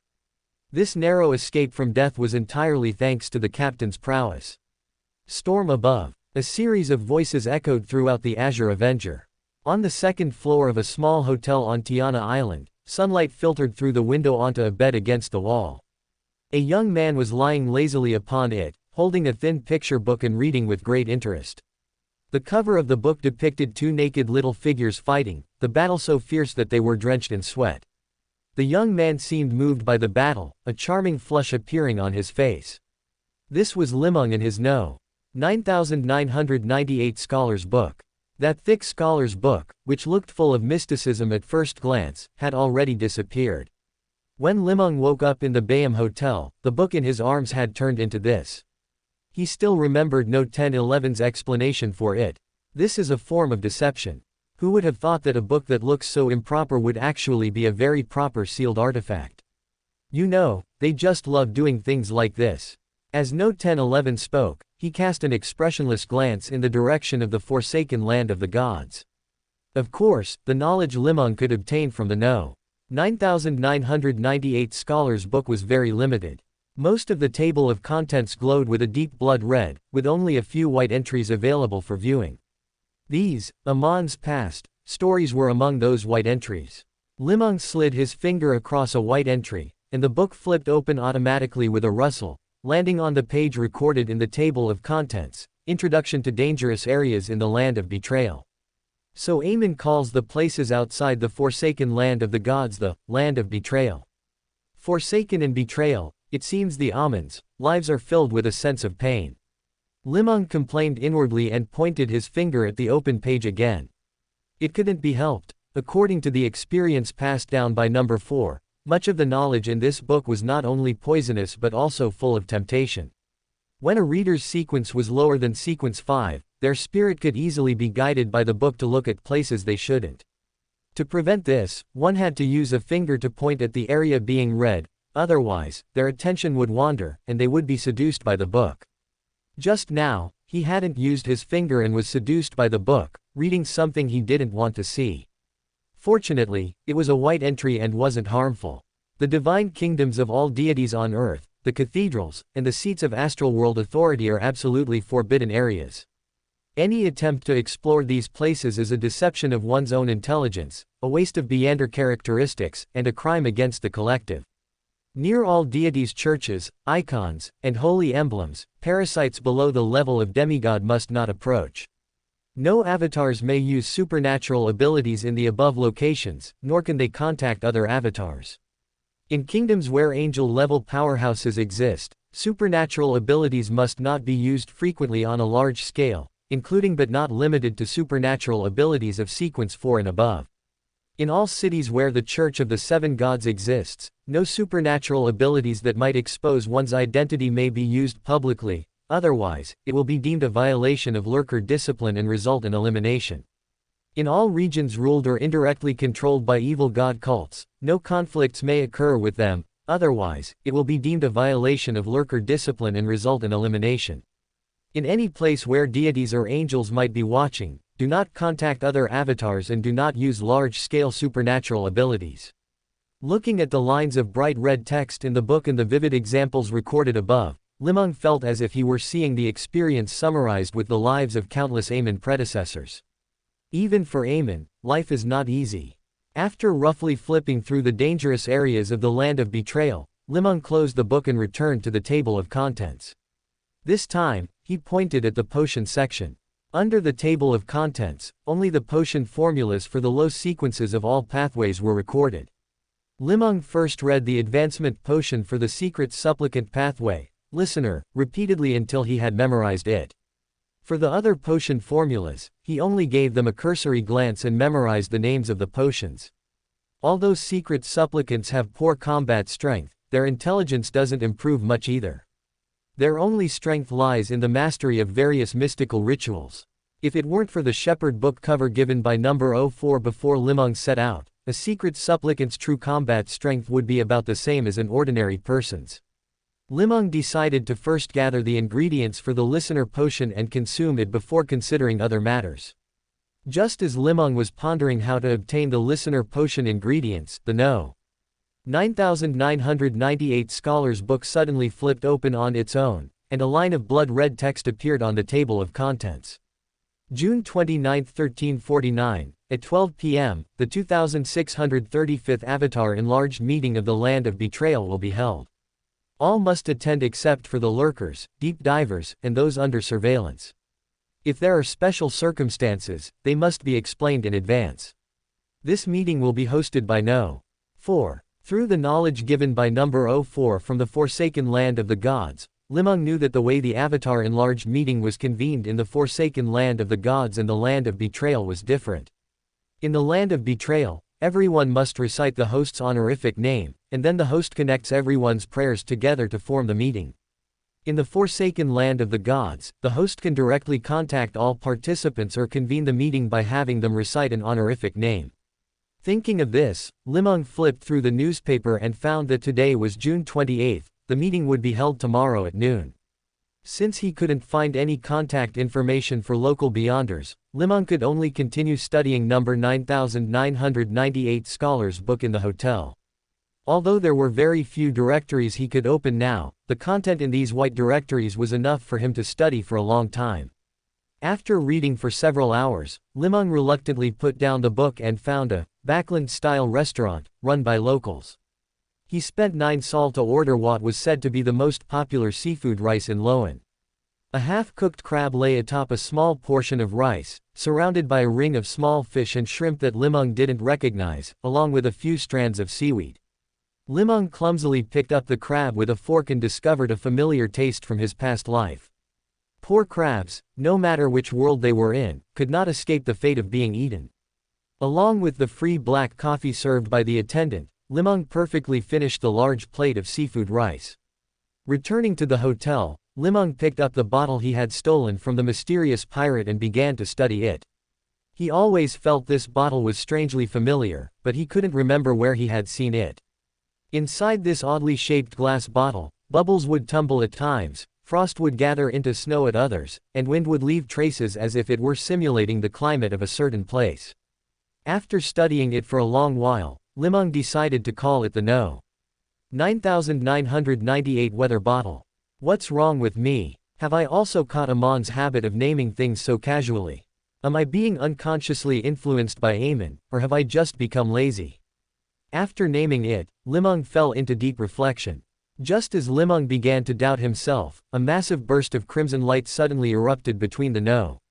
9998 weather bottle in his palm, instantly submerging everything before his eyes. Above a gray-white mist, Li Meng regained his vision and began to look around. He saw a person diagonally opposite him with a blurred head and a hazy figure making similar movements. Immediately after, they almost simultaneously discovered a mysterious person standing not far away, shrouded in gray-white mist. The moment he saw the gray mist, he finally remembered the main plot of Lord of Mysteries. "Your Excellency, where is this? What do you intend to do?" Li Meng heard the female voice from the opposite side ask in the Ruan language, her body tense and her voice solemn. "This is Miss Justice, Audrey Hall. That mysterious person shrouded in gray-white mist not far away is Klein pretending to be the fool." Li Meng recognized their identities, and at this moment, he also remembered what was going on with that bottle and the pirate. Good grief, so it was the prop Alger used to enter the Tarot Club. That bottle was a one-time use item. Since Alger entered the Tarot Club, it never appeared again, which is why Li Meng had no impression of it. Alger should have gone to sea after meeting the Archbishop at the Bayam Cathedral. He didn't expect to encounter a cargo ship on the way and decided to rob it in passing. Li Meng thought about Alger's failed robbery this time. It not only cut off his own bright future in the Tarot Club but also caused Mr. Fool to lose a loyal believer, the Sun to lose his life mentor, Justice to lose her wallet slimming expert, the trio of Sun, Moon, and Star to lose their friend who brainstormed with them, Madame Hermit to lose her lower-tier substitute, and the Tarot Club to lose its spiritual mentor and eternal political commissar. Thinking of this, Li Meng decided that if he were ever robbed by Alger again in the future, he would give him a Beander characteristic as a reward to thank him for this immense kindness. I must do Alger's job well and not bring shame to transmigrators. Transmigrators shouldn't make things difficult for each other, so I won't expose Klein. If I'm discovered as a transmigrator by Amon, I won't expose Klein either. There are so many meetings. After the Tarot Club finishes, Amon's avatar's side has to have another meeting. I feel like an old cadre, either on the way to a meeting or already in one. Just as Li Meng was thinking about what to do next, Klein and Audrey reached an agreement, and tables and chairs were arranged for the Tarot Club. In an instant, many towering stone pillars appeared around them, covered by a vast dome above. The entire building was spectacular, magnificent, and majestic, like the legendary King's Palace of Giants. Directly beneath the dome, where the gray mist gathered, a long bronze table appeared. There were 10 high-backed chairs on each side, and similar seats were placed at the front and back. The backs of the chairs shimmered brilliantly with deep red undertones, outlining strange constellations that did not correspond to reality. Audrey and Li Meng happened to sit opposite each other, in the positions closest to the head of the table. Audrey did not fail her responsibility as a hype man. She started the topic of Beyonders and began looking for a way to become a free Beyander. Actually, Li Meng didn't like this kind of person. For Audrey, it was very easy to obtain low-level potion formulas. The Hall family was not only wealthy but also powerful. For them, the path of the Beyander was merely a choice. They didn't need to compete with commoners at all, nor did they need to work themselves to death like the Nighthawks, Punishers, or machinery hivemind of the churches. If Audrey used her family's power to become a Beyander, she would still be the same noble lady as before, dancing at balls, riding horses, and enjoying life without any delay. At most, she would lose some money to buy potions or have to step up when the family faced a crisis. Losing her freedom was actually an impossible thing for her. But now Mr. Fool needed Audrey. The economic pillar of the Tarot Club could not fall, and the Tarot Club's hype man was even more indispensable. Originally, Li Meng wanted to be like Alger, pretending to brainstorm and then being amazed by Mr. Fool's speech, shouting about deities and such. But on second thought, if he were seen through later, it would be so awkward when they met. Moreover, always using lies and deception seemed to be a sign of being influenced by Amon. I am Li Meng, a disguised Amon's avatar, not that Amon with the terrible personality. I have to be careful not to be corrupted by them, Li Meng reminded himself in his heart. Thinking of this, he coughed and took over Audrey's words. I have several sequence 9 potion formulas here. Do you need them? Audrey, who had been in a state of silence along with Mr. Fool, suddenly became excited upon hearing this sentence, and even her voice revealed a sense of joy and surprise. It's one thing to have them, but several. How are others supposed to live? Klein and Audrey simultaneously felt voices of envy, jealousy, and hatred in their hearts. Which potion formulas do you have? Li Meng thought for a while, considering the plot he had almost completely forgotten, and finally decided to give 5 potion formulas. I have the sequence 9 potion formulas for Seer, Spectator, Assassin, Mystery Prior, and Apothecary. At this, Klein could hardly sit still. He somewhat regretted acting too aloof, now he was too embarrassed to ask for them directly. Audrey, however, didn't have the fool's worries. She was as happy as a little pony, her voice light and lively. Can you introduce them to me?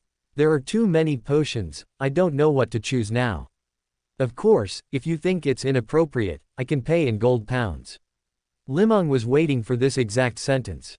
Audrey's money was the Tarot Club's money, the Tarot Club's money was Li Meng's money, and Li Meng's money was a symbol of strength. Only by letting this economic pillar, Audrey, grow as quickly as possible would it serve Li Meng's interests. To summarize in one sentence, never be polite with Audrey. Anyone who tries to save Audrey money is looking down on her.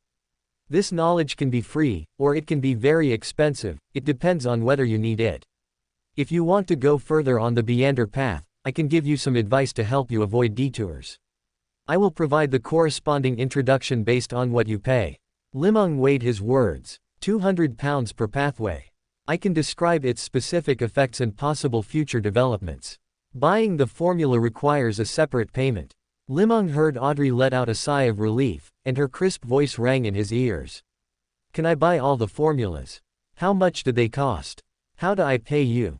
A sequence 9 potion formula is £200 each, totaling £2,000.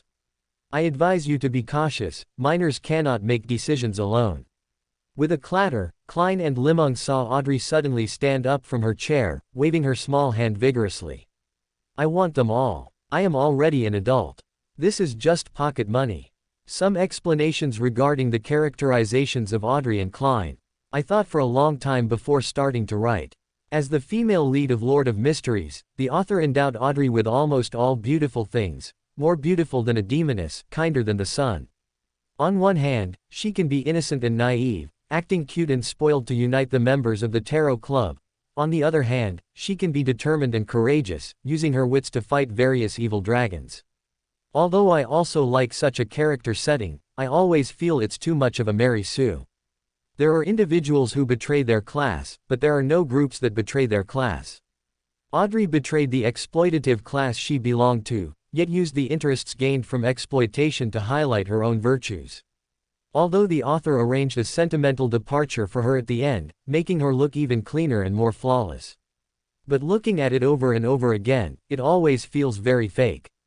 Especially her final charitable foundation always reminds me of certain world's richest people and their charitable causes, as well as their dazzling titles as philanthropists.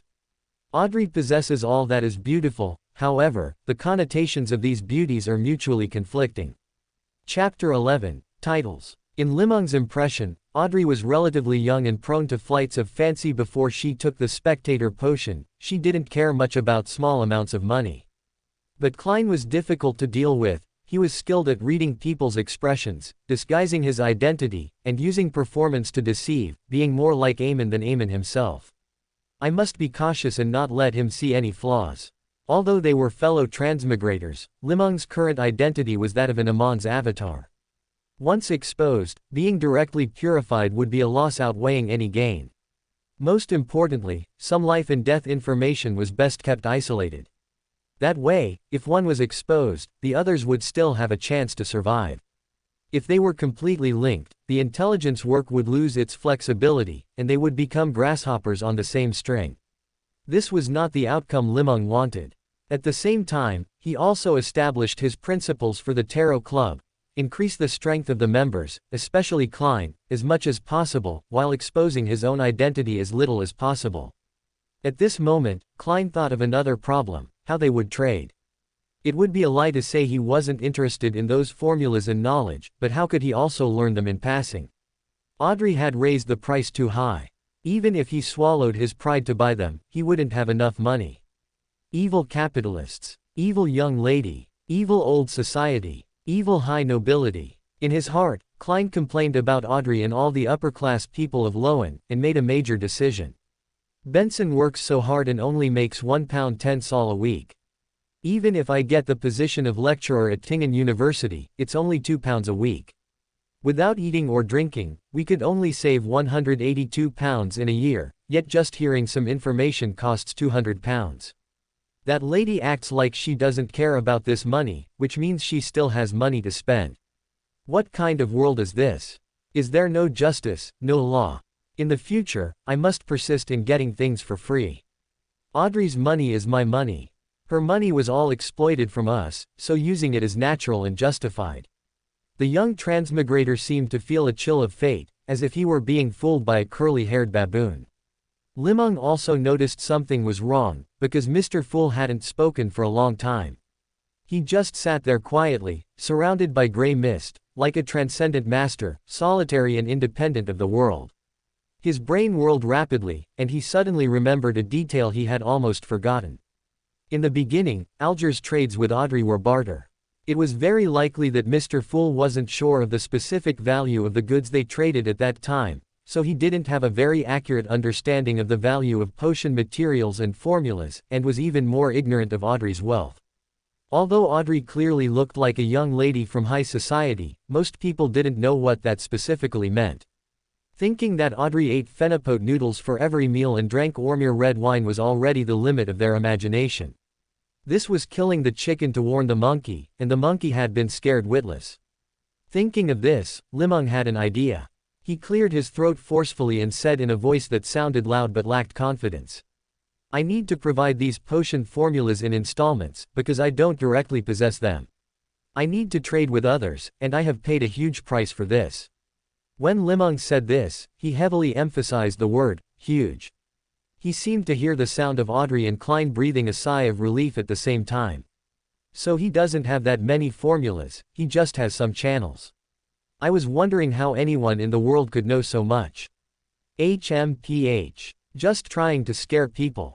Although Audrey didn't say it aloud, her eyes said everything. Klein also snapped out of it. Feeling a bit tired from sitting for so long, he quietly shifted his posture. Just now, he had sensed the connection others had to this gray mist.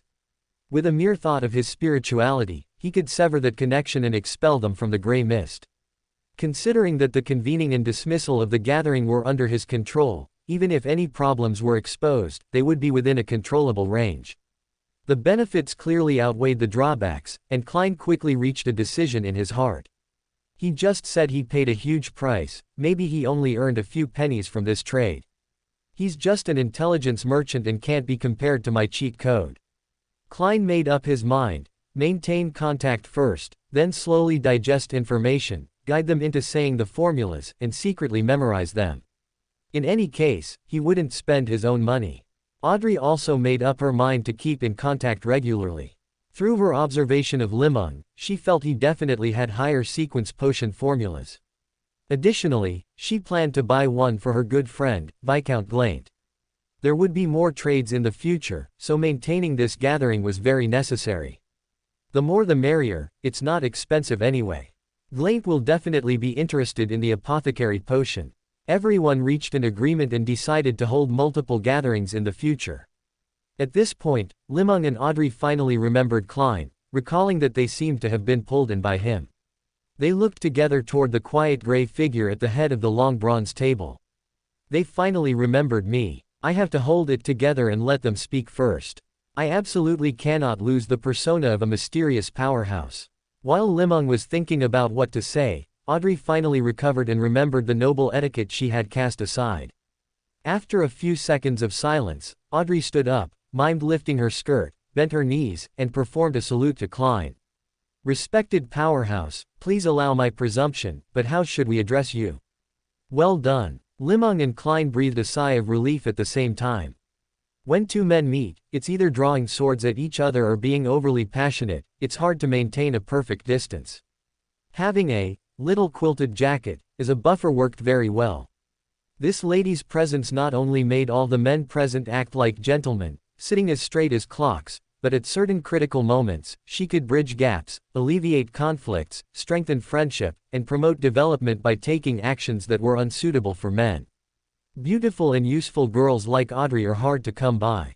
Not only is she the economic pillar of the Tarot Club, but she also serves as the tool for adjusting the atmosphere. What a great sentiment. Li Meng couldn't help but feel a bit ashamed. Mimicking Audrey's expression, he laboriously bent his waist and spoke. "Respected powerhouse, please allow my presumption, but how should we address you?" "You guys finally thought of me." Countless plans flashed through Klein's mind, but they all had one prerequisite: the other party had to speak first. Right pointing arrow. In the countless underworld movies he had seen in his previous life, the ones who spoke first were always the weaklings. The more they talked, the weaker their presence, and the faster they died. Looking at the 22 chairs in the hall, Klein's inspiration sparked. He thought of the beast tamer who had performed a divination for him this morning in the countless grand scenes from movies before he transmigrated. He leaned back, withdrew his right hand, crossed his fingers under his chin, and looked at the two with a smile. "You can call me." At this point, he paused and spoke in a gentle and calm tone. "The fool. Brilliant. Exactly right, this is the feeling. This is the feeling I wanted." Li Meng secretly cheered for Klein in his heart. Using the most gentle, calm, and world-disdainful tone to state the most significant and valuable information. This truly had the bearing of a mysterious powerhouse. Li Meng also wanted to be like Klein, but after going through it in his mind, he found that no matter how he said, "the hanged man," it lacked presence and even felt a bit shrill. Alger's previous code name was the Hanged Man, which was truly the wrong nickname. Now that he was called the Hanged Man, it was just right to correct it. He didn't want to occupy someone else's pathway like Alger, that looked too stupid and had a high chance of leading to death. If it sounds bad, then so be it. Then shouldn't we also choose titles for ourselves? After all, we can't communicate using our real names. Before Li Meng could speak, Audrey said with bright eyes and great interest. "Good idea," Mr. Fool replied briefly and easily. Li Meng turned his gaze toward Audrey and made a gesture for her to go first. Audrey felt the gaze, felt the respect, and felt the confidence she had just lost at the Tarot Club. She immediately used her brain, thinking while she spoke. "You are Mr. Fool, which comes from the tarot cards. Since this is a regular, long-term, secret gathering, the titles should be as consistent as possible." I'll pick from the tarot cards as well." Her tone gradually became cheerful. "It's decided. My title is Justice." This was one of the 22 major arcana of the tarot. "And you, sir?" Audrey looked smilingly at the companion opposite her. Li Meng looked at Audrey, then at Mr. Fool, finding him still shrouded in gray mist with no discernible expression or movement. He then spoke softly, his voice like a casual breath. "The Hanged Man. This was another major arcana card. Great, then we can be considered the founding members of the Tarot Club." Audrey blurted out happily, then looked a bit timidly at Klein, who was shrouded in gray-white mist. "Is that okay, Mr. Fool?" The Fool shook his head. "For such small matters, you can decide for yourselves." "Thank you." Audrey was clearly very excited. Then, she looked toward Li Meng again. "Mr. Hanged Man, can we begin the trade?" "No problem." Li Meng was very satisfied with the tool's performance and decided to throw in some extra small things. "You can specify the potion formulas and corresponding knowledge you need. I will tell you what you need first. As for the money, you can give it whenever you can." Trusting me that much. Could it be fake? Audrey thought it over. It wasn't that she cared about this small amount of money, she was mainly afraid of being cheated. Even the smallest scam could circulate in the Backland noblewomen's circles for a long time. Moreover, potions were different from other things. If she took the wrong medicine, having no effect was a small matter, losing control or dying was truly terrifying. Li Meng, opposite her, seemed to see her internal struggle and turned his head to look at the head of the long bronze table. As for a guarantee, I think if we have this mysterious and powerful Mr. Fool as a witness, both you and I will be sufficiently at ease. Right. Audrey's eyes lit up, and she agreed excitedly. In her view, the mysterious gentleman with unimaginable methods was indeed a sufficiently authoritative witness. Excellency, you were able to pull us here and possess power beyond our imagination. With you as a witness, neither I nor he would dare to violate it. Li Meng mimicked Audrey's posture and bent down with some difficulty. Respected Mr. Fool, please allow my presumptuous request. Could you serve as the witness to our trade? As they said this, Li Meng and Audrey both turned their gazes toward Mr. Fool, who sat at the head. I can. Mr. Fool's tone was as if he were speaking of the most insignificant matter. You may continue. Regarding Little K, many people might feel that Little K's personality isn't prominent enough, especially those who haven't carefully read the original work. But in my eyes, Little K is a truly kind, hardworking, and intelligent person. This kind of kindness is different from Audrey's rich second-generation style of kindness. I call it a conscience maintained even after traversing life and death. His kindness comes from humanity, not from his background. His hard work comes from instinct, not from gains. His intelligence comes from the big picture, not from the immediate moment. He is a standard Chinese-style protagonist, a perfect person in the eyes of the Chinese. In today's society, where trends have shifted and various web novels use selfishness as a personality trait, wrongdoing is fun, and evil is a selling point, there aren't many protagonists like this left. Of course, it's also because such protagonists are hard to write and don't easily become popular. In my rewriting, I will try my best to respect Little K's personality. However, due to my limited writing skills, it's difficult to express Little K's style from the original text. I hope everyone will be understanding. Chapter 12. The formula is real. It was then that Li Meng suddenly realized a problem. Everyone had surprisingly failed to agree on a meeting time, yet simply took it for granted that there would be a next gathering. This was likely because he had mentioned having many formulas, and both Klein and Audrey instinctively wanted to continue trading, bypassing the step of persuading the fool. Mr. Fool is wise for a lifetime, but even he has his moments of confusion. Better settle on a time for the next gathering first. Otherwise, if Klein suddenly runs out of spirituality and can't maintain the gathering, everyone would fall out and lose touch, and the club would end prematurely. How awkward that would be. Thinking of this, he stood up again and bowed slightly, feeling his waist was much more flexible now. Like a certain party in my past life, always standing up at the drop of a hat. Li Meng complained silently, but he didn't dare act recklessly now. If he scared Klein and made him afraid to hold the tarot club, or if Klein replaced him or abandoned Saphira Castle and ran away, things would spiral out of control. There's no helping it, spring seeds need plenty of fertilizer and rain to sprout. Just consider it a pre-investment. Honorable Mr. Fool, would you mind having more attempts like this one? Don't you find this gathering very interesting? Although your power exceeds our imagination, there are always fields in the world you aren't familiar with or good at. Justice is clearly a lady of noble birth, and I have my own unique experiences, insights, channels, and resources. She and I might be able to help you complete some trivial matters that are inconvenient for you to do yourself in the future. A lady of noble birth. Is my performance, my accent that obvious? Audrey's mouth hung slightly open, stunned for a moment, but she quickly recovered, nodding without hesitation, and began to bow and persuade Mr. Fool along with him. Mr. Fool, I think this is an excellent proposal. As long as the gathering becomes regular, there are things you might find inconvenient to handle personally that you could completely entrust to us. I believe Mr. Hanged Man will surely be of use as well. Audrey spoke with growing confidence, as if returning to the Chunabu girl in the castle. Can I say no? Klein held back for a long time but ultimately didn't say the word. From the start, Klein had been weighing the pros and cons. More gatherings would indeed allow him to gain more Beyonder mysteries and occult knowledge, helping him return home in the future, and could provide information and help for his current reality. Similarly, more gatherings made it easier to expose his true state.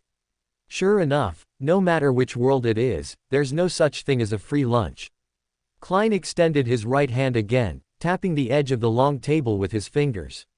Considering that the convening and dismissal of the gathering were under his control, even if problems were exposed, they would be within a manageable range. The benefits clearly outweighed the drawbacks, so Klein quickly made a decision. Of course, the most important thing was to get those potion formulas and knowledge for free. What could be better in this world than someone else treating you to a meal? He stopped tapping and smiled at the 4 expectant yet nervous gazes. I am a person who likes equivalent exchange. I won't let you help unconditionally. Every Monday, at 3 in the afternoon, try to be alone. After I've tried a few more times and figured some things out, perhaps you can ask for leave in advance and won't have to worry about being in an unsuitable place. Finally, the tone for the Tarot Club is set. Waging a battle of wits against non-existent air is far too exhausting. Li Meng let out a long sigh of relief in his heart, his expression becoming exceptionally relaxed, even leaning back directly into the high-backed chair. Dear Miss Justice, what potion formula do you need? I only remember the main ingredients for 2 potions right now. If you choose these formulas, you can try collecting them first. They are easy to find in Backland. In just a week, you can become a Beyonder. Audrey was also completely relaxed now, transforming into a young and lively girl. Then what are those 2 formulas? Can you introduce them first? I currently have the main ingredients for the Assassin and Spectator potions. As for the formulas for the supplementary materials, if you need them, I can get them immediately after the gathering ends and write to tell you. For this transaction, you need to pay at least £600, which you can pay me at the next gathering. Sequence 9, Assassin. It can change the body in a short time, granting feather-like lightness and permanent eagle-like dynamic vision and night vision. Every assassin is skilled at hiding in the shadows, has agile footwork, and the ability to burst all their power into a single strike. Of course, the information I want to share isn't this, that's not worth £200. What I want to say is that everyone in this sequence will become more and more beautiful and proficient in various strange witchcrafts and magic. Sequence 9, Spectator. This potion can give you outstanding mental focus and keen observation.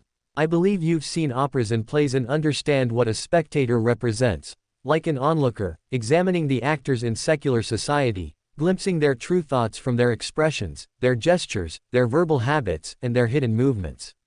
My £200 is to tell you that this is a pathway very skilled at creating coincidences and influencing the fates of others from the shadows. Unless you reach the higher sequences, they have almost no direct combat capability.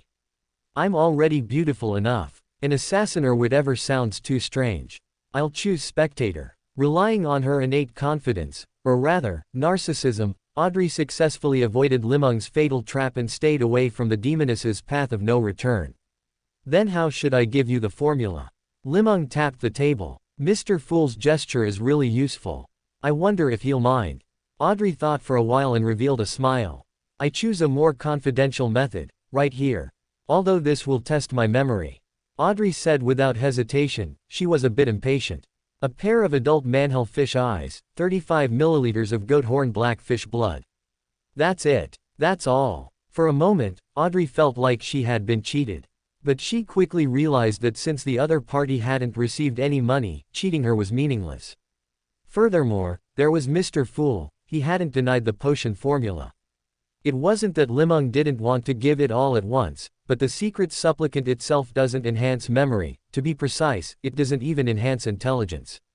Almost all abilities of this pathway are reflected in combat and flesh. To enhance intelligence, one has to rely on luck to receive a blessing from the true creator. In the number 9998 Scholar's book, Li Meng had read all the sequence 9 potion formulas several times, but this was all he could remember now. Well, the main ingredients of a potion formula are the source of Beyonder abilities. In theory, consuming only the main ingredients can lead to promotion, but there's a very high probability of losing control on the spot, about 99%. Since main ingredients are expensive, we usually buy them separately when trading. After all, most people don't have that much money. Even if you buy the complete formula, the materials won't appear on the market all at once, it would just tie up your money for nothing. Audrey had never felt this way, but Klein was all too familiar with it. On one hand, he was pleasantly surprised that Miss Justice chose to memorize it, allowing him to conveniently obtain the potion formula without any pressure. Although he had been sitting casually in his chair just now, appearing indifferent, he had actually pricked up his ears and memorized Li Meng's words without missing a single one. And most importantly, Klein felt he had grasped Mr. Hanged Man's line of thinking. The other guy is also someone short on money, and he's playing Miss Justice. That operation of buying and selling potion formulas separately reeked of poverty. It was a unique tactic used only by people who often lived on the poverty line but loved to shop. He definitely didn't have much money himself, or else he wouldn't have only the main ingredient formulas. He might even be waiting for Miss Justice's money to put food on the table. That Mr. Hanged Man should be an intelligence broker. After being pulled into this mysterious space by me, he discovered Miss Justice is very wealthy and decided to profit by trading with her. So he listed the names of 5 potions: Seer, Spectator, Assassin, Mystery Prior, and Apothecary, to attract Miss Justice's attention, but in fact, he only has the main ingredients for the Spectator and Assassin potion formulas. To gain more profit, Mr. Hanged Man facilitated the future tarot club and used the ship first, pay later method to entice Miss Justice into multiple transactions, with my guarantee added in. Those formulas should be real, there's no need for Hanged Man to fake them. He's simply guiding Miss Justice into multiple trades, using the pounds obtained from the previous trade with Justice to buy the potion formula needed for the next trade from someone else, and then reselling it to Miss Justice. In an instant, Klein reviewed everything in his mind and felt he had grasped the key.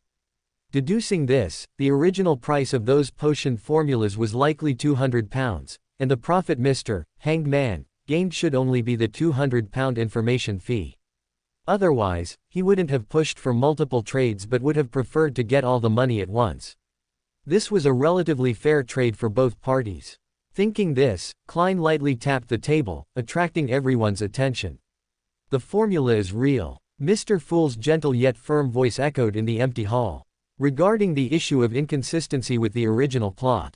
1. Since the people have changed, the plot will definitely change. 2. Different authors will certainly describe people differently, this is inevitable. My approach is to adapt based on my interpretation of the characters' personalities. 3. Alger's role in the tarot club. Many people can't accept a tarot club without Alger, but Alger's greatest role is providing information to the tarot club in the early stages. As for other overthinking work, readers wouldn't really project themselves into that, would they? As for various schemes and intrigues, I don't think he can outplay Little K. And the later it gets, the smaller his role becomes, to the point where he's almost a hindrance. A big reason for this is his heavy psychological burden. He always feels like some unruly people are out to get him and can't fully trust the people in the tarot club, leading to slower progress. Of course, this character is very successfully portrayed. There are plenty of such people in real life, much more profound and three-dimensional than someone like Audrey. I hope he has a beautiful ending in the future, because of the suffering he's endured and because he deserves it. Chapter 13, The True Lurker.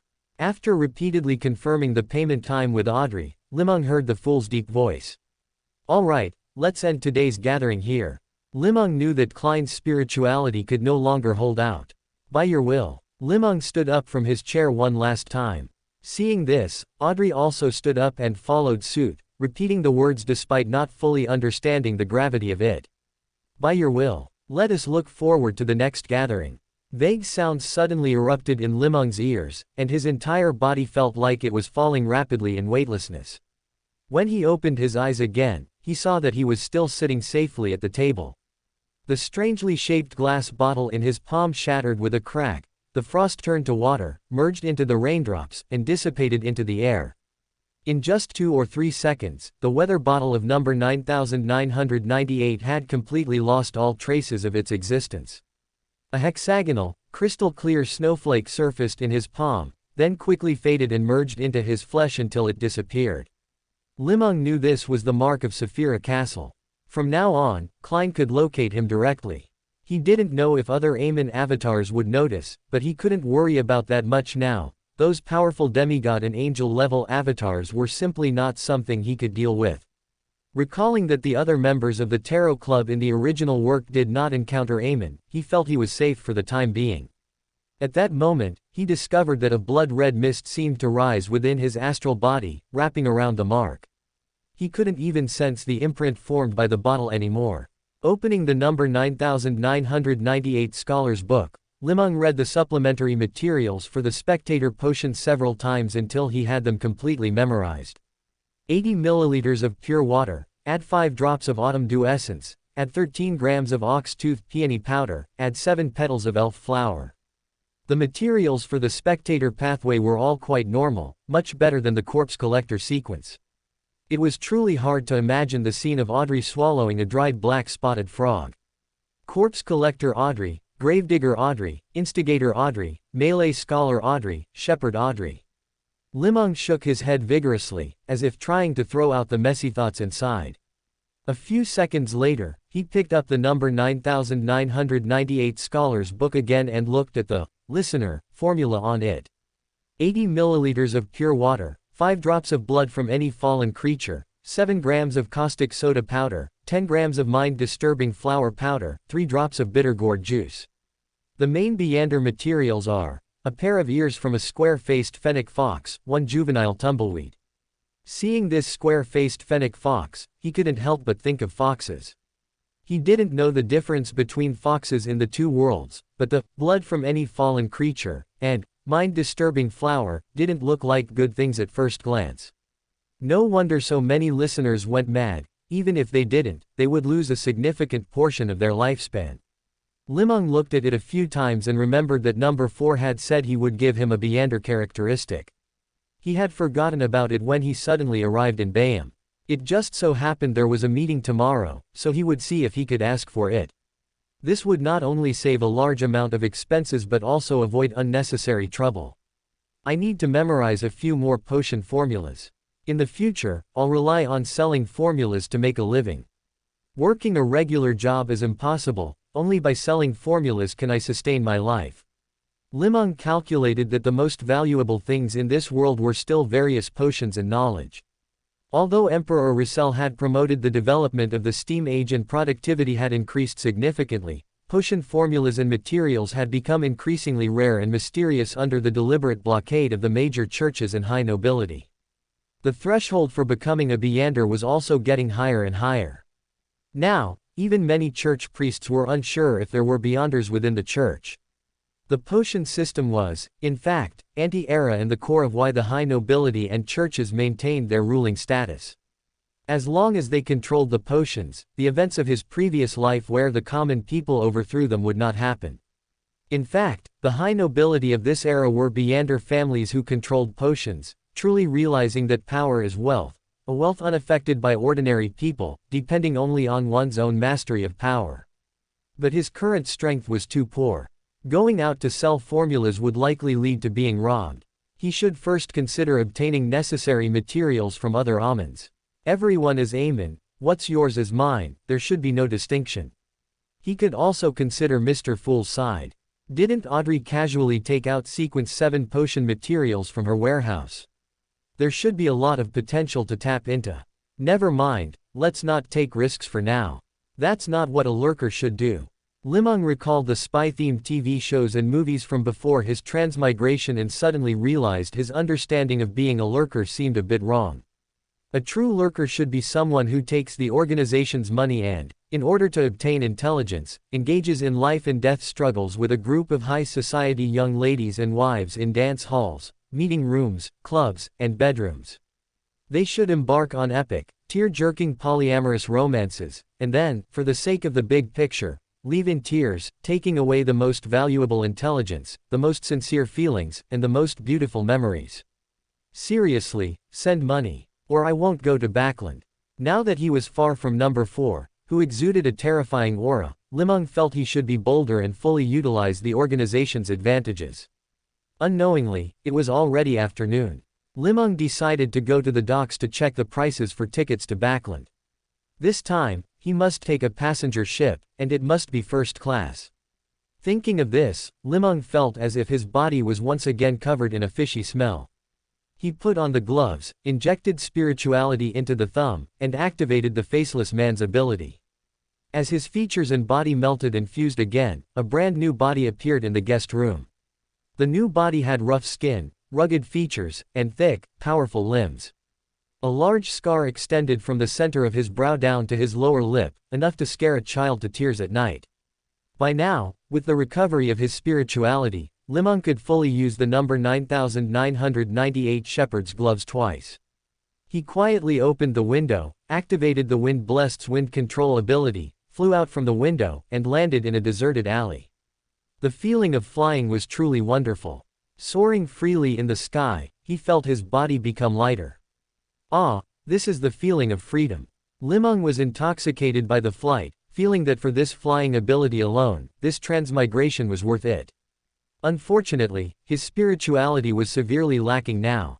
He could only fly once, for about 7 or 8 meters, and it was difficult to control the direction, much like gliding. Once his spirituality recovered a bit, Li Meng started flying again, having a great time in the narrow alley, unable to tell if he was becoming familiar with his Beyonder abilities or simply wasting time. The 5 souls grazed by the number 9998 shepherd's gloves mostly provided auxiliary, escape, and healing abilities, with no powerful offensive spells.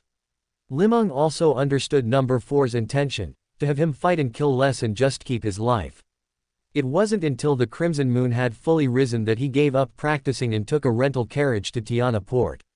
In front of the Tiana ticketing company, Li Meng stared at the £35 price for a first-class cabin for a long time.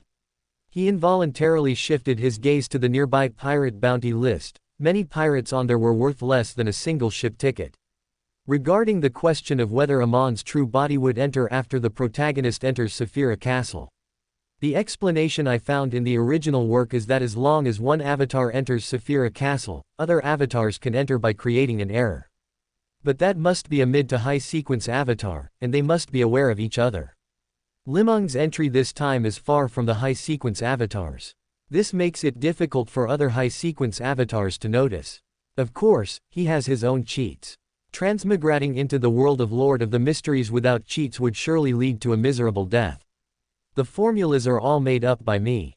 Finally, which sequence of Audrey do you want to see? I'm considering changing her Beyonder pathway. Chapter 14, the 2635th Expanded Avatar Meeting of the Land of Betrayal. June 29, 12 p.m. Li Meng got up early and, after having lunch, looked at the gold-cased pocket watch he had swiped from a ferocious pirate. Waiting until all the hands pointed straight up, he slowly picked up a piece of white paper and began to read the words on it, feeling like a leader giving a speech from a script. The pointer that fiddles with time. The shadow that roams through destiny. The incarnation of deceit and mischief. The great son of the Creator. The diligent and responsible channel administrator. The fair and wise avatar No. 4. As soon as Li Meng finished reading, a vast expanse of mist appeared before his eyes. The mist constantly shifted and twisted before finally condensing into a giant monocle, with lines of text floating up from the lens. No. 4 Fate Trojan, Channel Administrator. Due to No 13's poor work performance, they have been transferred back to the Forsaken Land of the Gods. Currently, number 4 will be responsible for all work in the Land of Betrayal. No. 4 Fate Trojan, Channel Administrator. The 2635th Expanded Avatar Meeting of the Land of Betrayal is now officially convened, presided over by No. 4. Today's agenda concerns the adjustment of undercover personnel in hidden locations in the northern continent. Everyone is encouraged to speak freely. All those who have not requested leave or explained their situation in advance must attend. Li Meng saw a familiar line of subtitles roll by, though the scale this time was much smaller than in the Forsaken Land of the Gods, and the subtitles soon ceased. As Li Meng sent, received, the subtitles stopped scrolling. No. 4 Fate Trojan, Channel Administrator. According to a notice from Number 0, the underground pollution has begun to recede.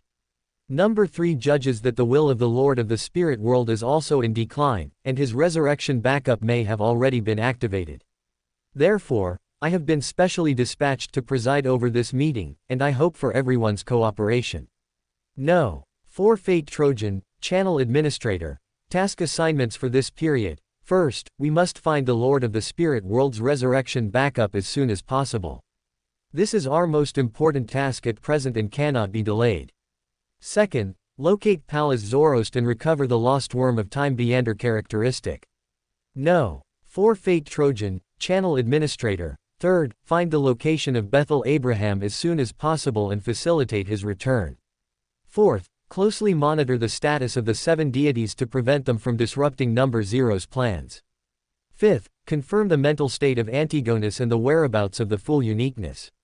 Sixth, find and confirm Zeratl's current state and location. Seventh, find and eliminate members of the Hermits of Fate. Looking at the lines of red text, Li Meng felt an immense pressure. Every single matter involved either an angel or a true god. If Number 4 hadn't used some kind of hidden authority, just reading these words could have crushed a person to dust. He felt too embarrassed to even mention his own listener Beander characteristic. The red text rolled by line, slowing down until it finally stopped in the middle of the monocle. So Amon has so many enemies. No wonder everyone is so afraid to come to the land of betrayal. These characters all look like they're not to be trifled with, and even the 7 deities are listed further down. Those first few must be terrifying. Besides, how much courage does it take to actually monitor the 7 deities? Li Meng reflected on these tasks and felt that his going to Backland wouldn't even be enough to fill the gaps between their teeth. All the avatars seemed to share Li Meng's thought. The entire channel was silent. Aside from Number 4's red text, no one else spoke. Number 4 seemed to have expected this situation and said no further text after assigning the tasks. After a long time, Li Meng even thought everyone had fallen asleep and disconnected, when a line of text finally jumped onto the monocle. No. 19 Mentor of Deceit, Channel Administrator, you should transfer me back to the Forsaken Land of the Gods too. I'm used to working with Number 13, and it's not easy to carry out work alone. The entire channel remained quiet, as if Number 4 hadn't seen the message. No. 30 Parasite, I also apply for a transfer back to the Forsaken Land of the Gods. I've been doing undercover work for decades without any results.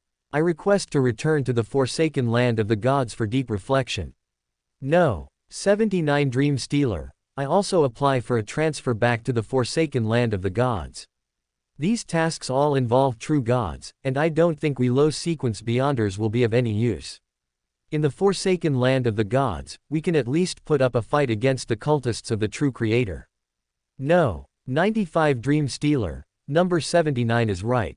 I also apply for a transfer back to the Forsaken Land of the Gods to participate in the battle against the true Creator's cultists. No. 115 Dream Stealer, Number 79 is right. Although we are low sequence, our courage to fight the true Creator's cultists never fades. Bashu 69 knew. The channel gradually became lively again, and Li Meng felt an inexplicable sense of familiarity. Just then, he saw another wisp of blue-white mist appear before him, twisting into a small monocle with only one sentence on it. No. 4 Trojan Horse of Destiny, report your location. There's even this kind of operation. Li Meng was a bit dazed. The Amons really knew how to play. He tried to inject his spirituality into the small monocle, and a line of white text slowly emerged. No. 9998 Secret Supplicant, I am currently in Tiana. After completing my rest and reorganization, I will head to Backland. No. 4 Trojan Horse of Destiny, when? Unlike the Tarot Club, although Klein acted very mysteriously, Li Meng had read the original work after all and had some understanding of his character. Of course, since something like transmigrating into a book had happened, he didn't expect things to follow the plot perfectly, but at least no obvious changes were visible yet. But this Number 4 was different. He was an avatar that completely upheld Amon's will, and no one knew what he intended to do, even though Li Meng himself was also an avatar. Li Meng thought for a while. Since they were worlds apart, he couldn't tell the other's tone or attitude at all, so he could only reply cautiously. No. 9998 Secret Supplicant. I want to collect the listener potion in Tiana and, after completing my advancement, find a contact from the Aurora Order to head there together. No. 4 Trojan Horse of Destiny. After the meeting ends, pray to me, and I will bestow a listener Beander characteristic upon you. There is an avatar in Tiana. I will activate permissions for you, and he will assist you. No. 9998 Secret Supplicant. I will head there as soon as possible. The small monocle disappeared. At that moment, a line of blood-red text suddenly appeared on the large monocle. No. 4 Trojan Horse of Destiny, number 9998 Secret Supplicant has decided to head to Backland. In that instant, Li Meng felt a deep sense of malice, but immediately after, he saw another row of red text. No. 4 Trojan Horse of Destiny, number 30 Parasite has decided to remain in Loan to continue their work. On the monocle, lines of text kept refreshing, all of them notices sent by No. 4. This number 4 must have used some means to persuade most people. Perhaps it's similar to my situation. Li Meng looked at those lines of red text and suddenly felt a chill. The subtitles gradually stopped scrolling, leaving only one line of blood-red text. No. 4 Trojan Horse of Destiny, meeting adjourned. After the meeting adjourned, following number 4's request, Li Meng immediately began to recite his honorific name, but this time there was no response for a long while. After a long time, just when Li Meng thought number 4 would not respond, his vision became gloomy and deep, as if an indescribable and ineffable divinity was surging out from the endless darkness, making everything more illusory and causing countless transparent shadows of various shapes that seemed not to exist to appear, filling every corner, some sparse and some dense. Just then, a phantom creak suddenly sounded, and an ancient palace emerged in the deep darkness. On the mottled and weathered walls of the palace, a giant wall clock appeared. This wall clock was ancient and mottled, its face divided into 12 sections by gray, white and blue-black, each section containing a different symbol representing a different time. At the center of the wall clock, 3 pointers seemingly composed of worms of time, one long, one short, and one medium, were filled with a sense of the passage of ages. The 3 pointers overlapped with difficulty, making a creaking and groaning sound. Li Meng only took one look and felt his life force slipping away rapidly, his brain instantly losing the ability to think. When he regained his senses, everything had disappeared. A box had appeared in his hand. Opening the box, a bloody and filthy aura wafted over. A black ear lay quietly in the box. Li Meng didn't need to perform divination to know that this was the listener's Beander characteristic. Chapter 15. The Beggar. Number 4 has displayed an angel-level mythical form. Li Meng didn't need to think to know what that was.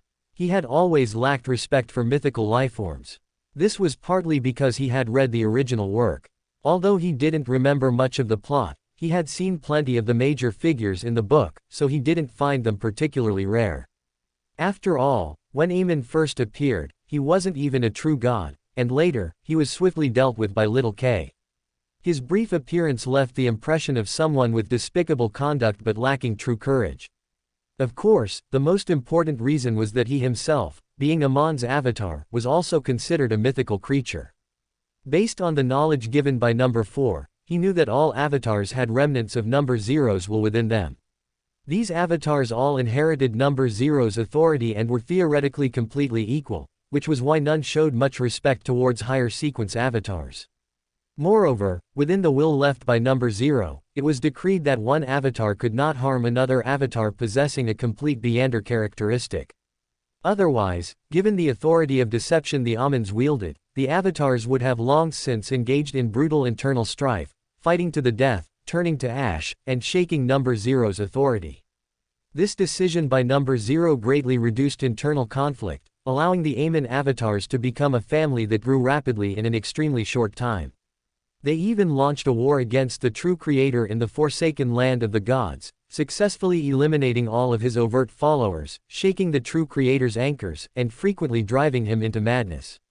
As fellow kings of angels, the Amons defeated the angels and saints under the true creator's command scattered throughout the forsaken land of the gods. Although they paid a great price, it fully proved the correctness of number 0's decision. before being sent out of the forsaken land of the gods by No. 4. Li Meng had been digesting his potion by praying to No. 4. This prayer ritual was extremely simple, requiring no auxiliary ceremonies, no offerings, and one could even do other things while praying. Yet, it guaranteed a 100% response rate.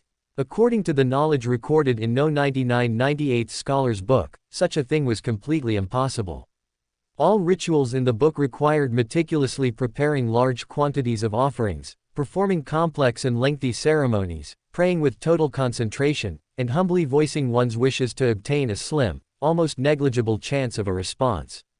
While in the forsaken land of the gods, number 4 gave Li Meng a faint sense of danger, but for the most part, he was no different from a normal person. But now, number 4 had revealed his complete mythical creature form, undoubtedly intending to intimidate all avatars in the land of betrayal. It must be known that outside the forsaken land of the gods, revealing one's mythical creature form was a very dangerous act, extremely likely to draw pursuit and killing from other deities or angels. It gave him a strange feeling, like his bunkmate suddenly turning into a billionaire. After pondering for a long time, Li Meng finally decided to first find the sleeper avatar given by number 4, advance to listener as soon as possible, and head to Backland. Although Amon avatars could not execute other avatars, avatars of demigod rank and above had the authority to initiate a vote, using collective power to decide the life or death of a single avatar. Moreover, upon reaching the demigod level, Amon avatars possessed another powerful ability, forced fusion. Once forced fusion was initiated, all nearby avatars would be forcibly merged into one entity. For other avatars, it might feel like returning home. But Li Meng did not want to return to this home. Avatars outside the forsaken land of the gods all concealed their Amon aura using their own Deander abilities. As a result, even if they were very close, they couldn't sense each other and could only make contact using pre-arranged signals. Tiana Island Port, Squid Street. Once, a great personage came to Tiana and made a very incisive remark about its economy. Tiana is too close to Bayam, and too far from Backland. Since it was only a day or two's voyage to the city of generosity, Bayam, anyone seeking entertainment or business overseas could endure that short distance and chose Bayam.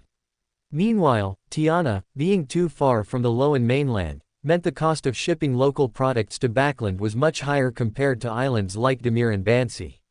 This resulted in Tiana's very awkward economic and political status, constantly being drained, never developing. 200 years ago, the local residents lived by fishing. 200 years later, the locals still lived by fishing and had even evolved a Tiana-specific industry, salted fish processing. Due to Tiana's flat terrain, the fierce sea winds carried away most of the moisture, leading to poor crop growth. However, it was naturally suited for drying salted fish. Li Meng could even see rows of salted fish and smell their sea salt stench from his inn-window. Walking against this overpowering smell, Li Meng reached the end of Squid Street. Here was a huge square where many children with blue hair and blue eyes ran freely. Rows of huge drying squids provided these children with a natural playground for hide and seek. Along the edge of the square stood rows of huge wooden basins.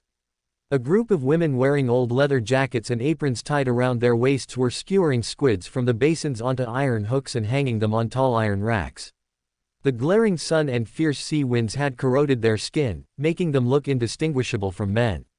The slightly older children helped their mothers dry the squids, their practiced movements making them look like little adults. With one glance around the square, Li Meng knew he had come to the right place. He looked at a beggar in the center of the square. The old beggar's half-gray, half-white hair was wild and unkempt. He was barefoot, his upper body half exposed, revealing grimy, dark skin. As for his face, covered in stubble, it was too dirty to make out his features. He lay inside a large, broken wooden barrel in the center of the square, covered by a grimy, shiny black tattered cloak. Bathed in the afternoon sun, he wore an expression of sweet slumber, drool dripping from the corner of his mouth, wetting a large patch on the ground. In front of the barrel lay a wooden stick and a rusty iron bowl containing a few meager Loan copper pennies and a half-dried squid someone had tossed in. Li Meng quietly walked over, careful not to disturb the beggar's peaceful sleep. Just as his shadow fell across the beggar's face, blocking the sunlight, the beggar seemed to stir. He shifted his body, preparing to go back to sleep. Li Meng took out a 1-pound Loan gold coin and tossed it high into the air. The coin shimmered with colorful light in the sun before landing heavily in the iron bowl with a crisp clinking sound. Hearing the sound, the beggar finally opened his eyes. He slowly struggled out of the barrel and opened his squinting eyes. In a weak, listless voice, he slowly said, "O lost young man, you have awakened the great Diogenes. Do you have some psychological puzzle that needs unraveling?" Seeing this, Li Meng felt too exhausted to even make complaints. This was the contact given to him by number 4, the person in charge of the Bayam Amon avatars, number 30 Parasite, a true demigod. At this point, he recited the contact signal given by No. 4. "I do not wish to be the emperor of Loan, I only wish to be a free beggar." The beggar immediately assumed an expression of finding him a teachable pupil, shaking his head and saying, "It's been a long time since I've met such a humble and polite young man. What do you need? My vast, profound knowledge or my far-sighted perspectives? I want you to roll farther away." Li Meng make complaints helplessly in his heart. It was fine when the beggar didn't speak, but once he opened his mouth, a pungent fishy smell assaulted his face, making him want to vomit. Countless insects also flew out from the beggar's disheveled hair and beard. "How did you manage to infiltrate without being discovered by the church? Or you fear not to attract their attention?" Chapter 16, Extreme Radiance. Just as Li Meng was thinking about what to say, the beggar stretched, turned his body over, and prepared to lie down again. "Talk about it right here on the street. Shouldn't it be in a dark, damp basement, with no lights on, whispered in pitch-black surroundings? Even if we're using code words, shouldn't we agree on a password first? What if this gets exposed? There are beyonders from the Church of Storms and the Church of the Night on the island. Would talking directly lead to immediate arrest?" At that moment, the beggar's lazy voice sounded in his ears once more. "Young man, you must be honest. Don't lie. You must bravely face your own heart. Only then can you." The beggar scooped the fish out of the bowl and, without even looking, put it in his mouth and began chewing. "Can you what?" Li Meng really wanted to go up, grab his ear, and ask him just what exactly he meant. But considering the other's strength and taking another glance at his pitch-black, gleaming ear, he could only helplessly abandon the idea. "Can you live a good life like mine, eating and sleeping whenever you want?" The beggar chewed heavily a few times, swallowed the fish, and let out a satisfied groan. The fishy smell made Li Meng retreat several steps. Just as Li Meng was about to leave, the beggar suddenly shouted, "Give me another gold coin, and I'll tell you about a treasure." Li Meng watched as the beggar revealed a mysterious smile, like a peerless master guiding a junior.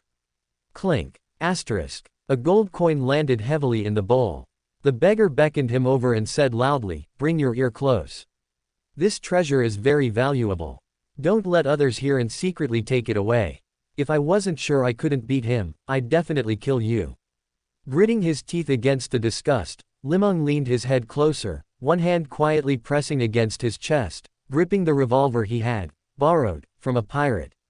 The beggar revealed a knowing smile and said happily, "Come a little closer. What bad intentions could an old man like me possibly have?" Seeing Li Meng at the end of his tether, the beggar revealed a teasing smile. Just as he was about to speak, he saw Li Meng turn around and stride away. Huff, huff. Asterisk. Only after leaving Octopus Street did Li Meng stop, breathing heavily as if trying to expel all the fishy smell from his lungs. He felt that number 30 might be messing with him. How could you, a person in charge in Bayam, come to Tiana and become a beggar? This contact was useless. He'd have to figure things out on his own. Ting'an City, Awa County, Loan, Zudaland Street. Klein, who had just received an advance of 4 weeks' wages totaling 12 pounds, felt none of the thrill of striking it rich. Comparing his new job's income, he realized he'd have to work for over a year just to afford one Beander potion formula, let alone the ingredients. Originally, this money was a complete windfall, not only escaping death but also landing a high-paying job. Yet he couldn't feel happy at all. Indeed, once a person gets involved in large transactions, it's hard to care about small sums, even if one can't actually earn that much. Truly, it's easy to go from frugality to extravagance, but hard to go from extravagance to frugality. After pondering for a while, Klein finally decided to follow ancient custom, have a big feast first, then improve his food, clothing, shelter, and transportation. In the Empress borough of Backland, within an old villa, Audrey was looking at a pair of adult manhill fish eyes and 35 milliliters of black-horned goat fish blood in her hands. So Beander potion ingredients are this cheap. The formula price is about the same as what Mr. Hanged Man quoted. Should I buy other formulas? Octopus Street, Tiana. Li Meng, using his faceless man ability in the shadows, changed his face to a new one and began searching for hidden gambling dens and taverns on the street. In his memory, these were the places most frequented by pirates and beyonders. But pirates and beyonders weren't as numerous as he imagined, he hadn't even spotted one yet. Just as he continued searching for targets on the street, a middle-aged man caught his attention. The middle-aged man wore a tattered formal suit, with small worn holes on the sleeves, shoulders, knees, and back, revealing dirty woolen fabric. He had black hair and gray eyes, his face sallow from long-term malnutrition. His hair was a tangled mess, as if unkempt for a long time. Most notably, he held an equally tattered black book and was stopping passers-by one by one, asking, "Sir, do you know the creator?" The passerby looked unsurprised, seemingly already accustomed to it, impatiently shaking his sleeve and shouting loudly, "Get lost!" The middle-aged man stopped several people in a row, all of whom skillfully shook him off. One rude, burly man even kicked him. But the middle-aged man paid no mind, dragging his injured body up slowly and continuing to stop passers-by, asking each one. The middle-aged man toiled fruitlessly on the street for a long time, with no one paying him any heed. He searched anxiously on the street and suddenly noticed Li Meng, who had been silently watching him. "Sir, do you know the creator?" He eagerly prepared to grab Li Meng's sleeve again. Li Meng subtly withdrew his hand, dodging the grab. The middle-aged man didn't seem to mind. Seeing that Li Meng didn't shake him off like a normal person, he seemed to regain a bit of courage and said with slight excitement in his voice, "This gentleman, do you know the creator who created everything?" The creator? That's way too direct. Li Meng never expected to encounter a believer of the true creator this way. Although this was the slums of Tiana, with no church and the police seemingly unconcerned, it was still best to be cautious first. Who knew if there were hidden informants here? Seeing that Li Meng seemed somewhat interested and didn't express opposition, the middle-aged man immediately began his preaching. "Sir, do you know that this world was created by the Almighty Creator? All deities are His manifestations. We must faithfully believe in Him, serve Him, and offer Him our most devout prayers. Only then can we stay away from all calamities, all evil gods, all suffering. In the imminent apocalypse, we can obtain true divinity, enter the Lord's sanctuary, and enjoy eternal glory." The middle-aged man opened the book, reciting with increasing vigor. His sallow face gained some color, and his whole person became passionate and radiant. "Sir, do you know that there are too many blasphemers in this world? The Lord has issued a divine decree to destroy this world, bringing down endless calamities and evil spirits. Only those who truly believe in Him can enter His sanctuary and obtain eternal life.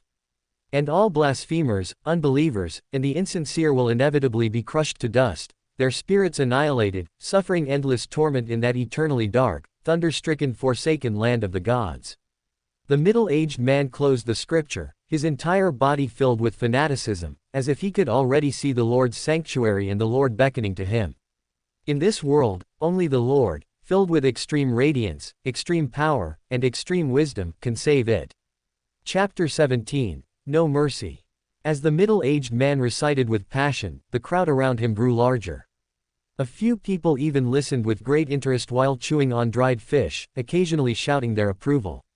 Finishing the sentences from the book, the middle-aged man closed it reluctantly, the flush on his face gradually fading. Is he really a Beander? I just wanted to find some Beyonders to trade auxiliary materials with. Directly approaching him like this doesn't seem wise. Just as Li Meng was pondering his next move, a harsh voice came from behind the crowd. "Pierce, you're spreading that damned nonsense again, you worthless scum. Today, I'll skin you alive." The crowd was pushed aside from behind as a policeman in a black and white checkered uniform and a soft cap with a badge squeezed through. His uniform was already crumpled, his hat askew, and combined with his steel bristle beard and hooked nose, he looked particularly vicious. Upon seeing Pierce holding the book, the policeman said nothing and immediately swung his baton at Pierce's head.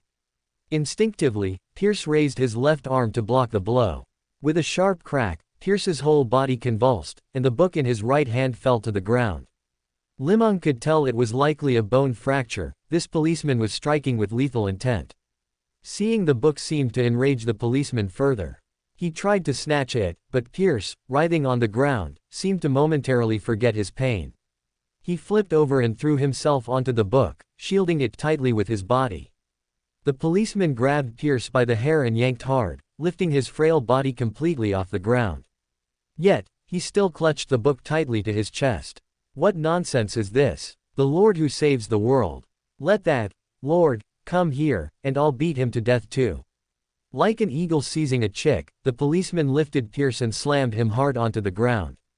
Paw! A glob of thick phlegm landed on the book's black cover.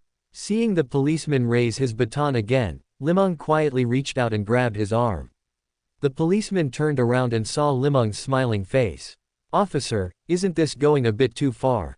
You could kill him. The policeman covertly glanced at Li Meng and immediately put on a smile as well. Since this gentleman finds him pitiable, I'll spare his life. Turning back, his expression turned vicious again as he roared at Pierce, "Get lost, now." Pierce finally regained his senses, grabbed his book, and scurried away. The policeman resumed his smile, turned to Li Meng, and said, "You're from Loan, aren't you? Don't pay any attention to that lot, it's all lies. If their so-called Lord were truly useful, why would they be in such a wretched state? I heard that fellow used to be a baron. Ever since he started believing in this nonsense, he's gone mad, running all the way from Backland to spout his drivel here. If there really were gods, why would they live so miserably? People die every day right here on Octopus Street." As he spoke, the policeman took off his cap, revealing a mess of blue hair. He kept pressing and reshaping the cap in his hands, trying to restore its former stiffness. First time I've seen someone dare to confront the true creator so directly. Li Meng looked the policeman over several times, even activating his spirit vision, and discovered this policeman was truly just an ordinary person, not one of Amon's avatars. The policeman seemed to notice Li Meng's scrutiny and once again wore that gloomy smile. "If you're here for sightseeing, you should go to Whale Street, Eel Street, or Salmon Street.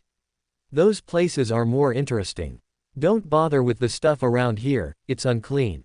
Li Meng completely lost his interest in continuing his search for materials. Remembering he was staying on Salmon Street, he decided to head back and take a proper look. After a few days here, he'd either been in meetings or flying out directly using the shepherd's glove number 9998, never really examining the place. Li Meng quietly returned to the inn. As soon as he opened the door, he noticed a small note on the table. Who? Alert! Li Meng drew a glove from his coat, put it on his right hand, channeled spirituality into his index finger, and activated his Dream Stealer ability. The note instantly vanished from the table and appeared between his right index and middle fingers. Unfolding the note, he found only a single line of text. 8 p.m., Whale Street, Fish Eye Bar, Fine, Dolphin. Looking at the handwriting, Li Meng seemed to catch a familiar whiff of fish. He instantly guessed who was behind it. For a demigod, finding him was all too easy. Fortunately, they were all avatars of Amon, only capable of convergence, not parasitism. Li Meng opened his pocket watch to check the time, exactly 5 p.m. 3 hours left until the time on the note. It's about a half-hour walk to Whale Street. I won't go out this afternoon. I'll prepare properly, see if there's anything worth buying, and memorize a few formulas to see if I can sell them. I only have a little over £1 left from the money I borrowed from the captain last time. The pocket watch and pistol are borrowed, too.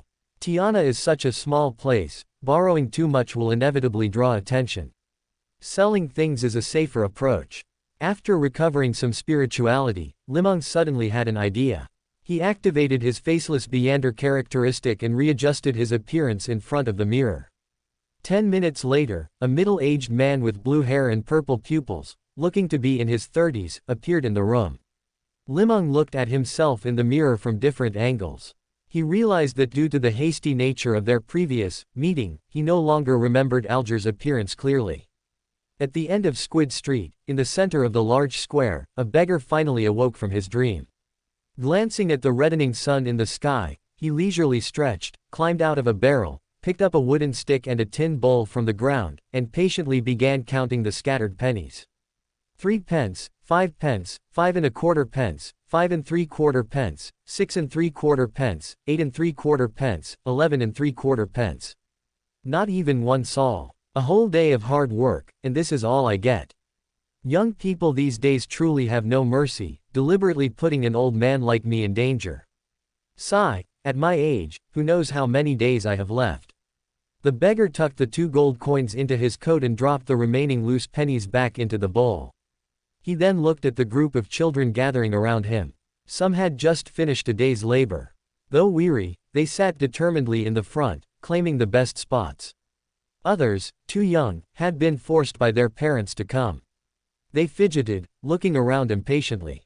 Come, let me tell you all how to live a simple, natural, and ideal life. I'll test you later. Those who answer correctly will get a reward. As the beggar began speaking, all the children perked up, sitting straight, afraid to miss a single word. Some children's eyes darted around as they secretly tried to count the beggar's money in their minds. Not far away, under a large squid drying rack, the children's parents sat quietly, watching their children and the beggar. Chapter 18. He's lying.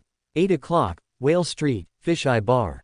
Li Meng observed for a long time at the entrance and suddenly realized this place might be different from the mysterious trading venue he had imagined, because below the bar's signboard was written, various mystical items for sale.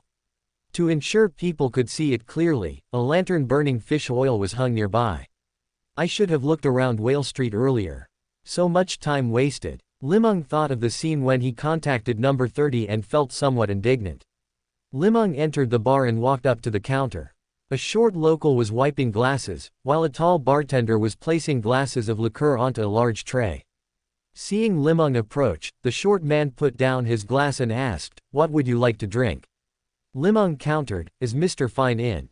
The tall bartender glanced at Li Meng, seemingly assessing his wealth. "Mr. Fine is in the room at the far end of the first floor, closest to the corner. You can go right in." Li Meng followed the bar's narrow corridor to the last room, gently pushed the door, which wasn't locked, and it creaked open on its own. A middle-aged man wearing a blue robe with an extremely imposing appearance sat beside a table. Across from him was a short, fair-skinned young man.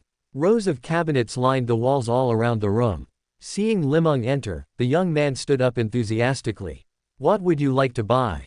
"I'm looking for Mr. Fine." The young man sat back down disappointedly and looked at the middle-aged man opposite.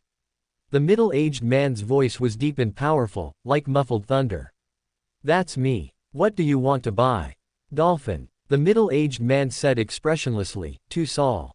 Li Meng fished out 2 sol from his pocket and realized he only had 1 pound and 3 sol left. The middle-aged man took the money, pushed aside a cabinet behind him, revealing a pitch-black doorway.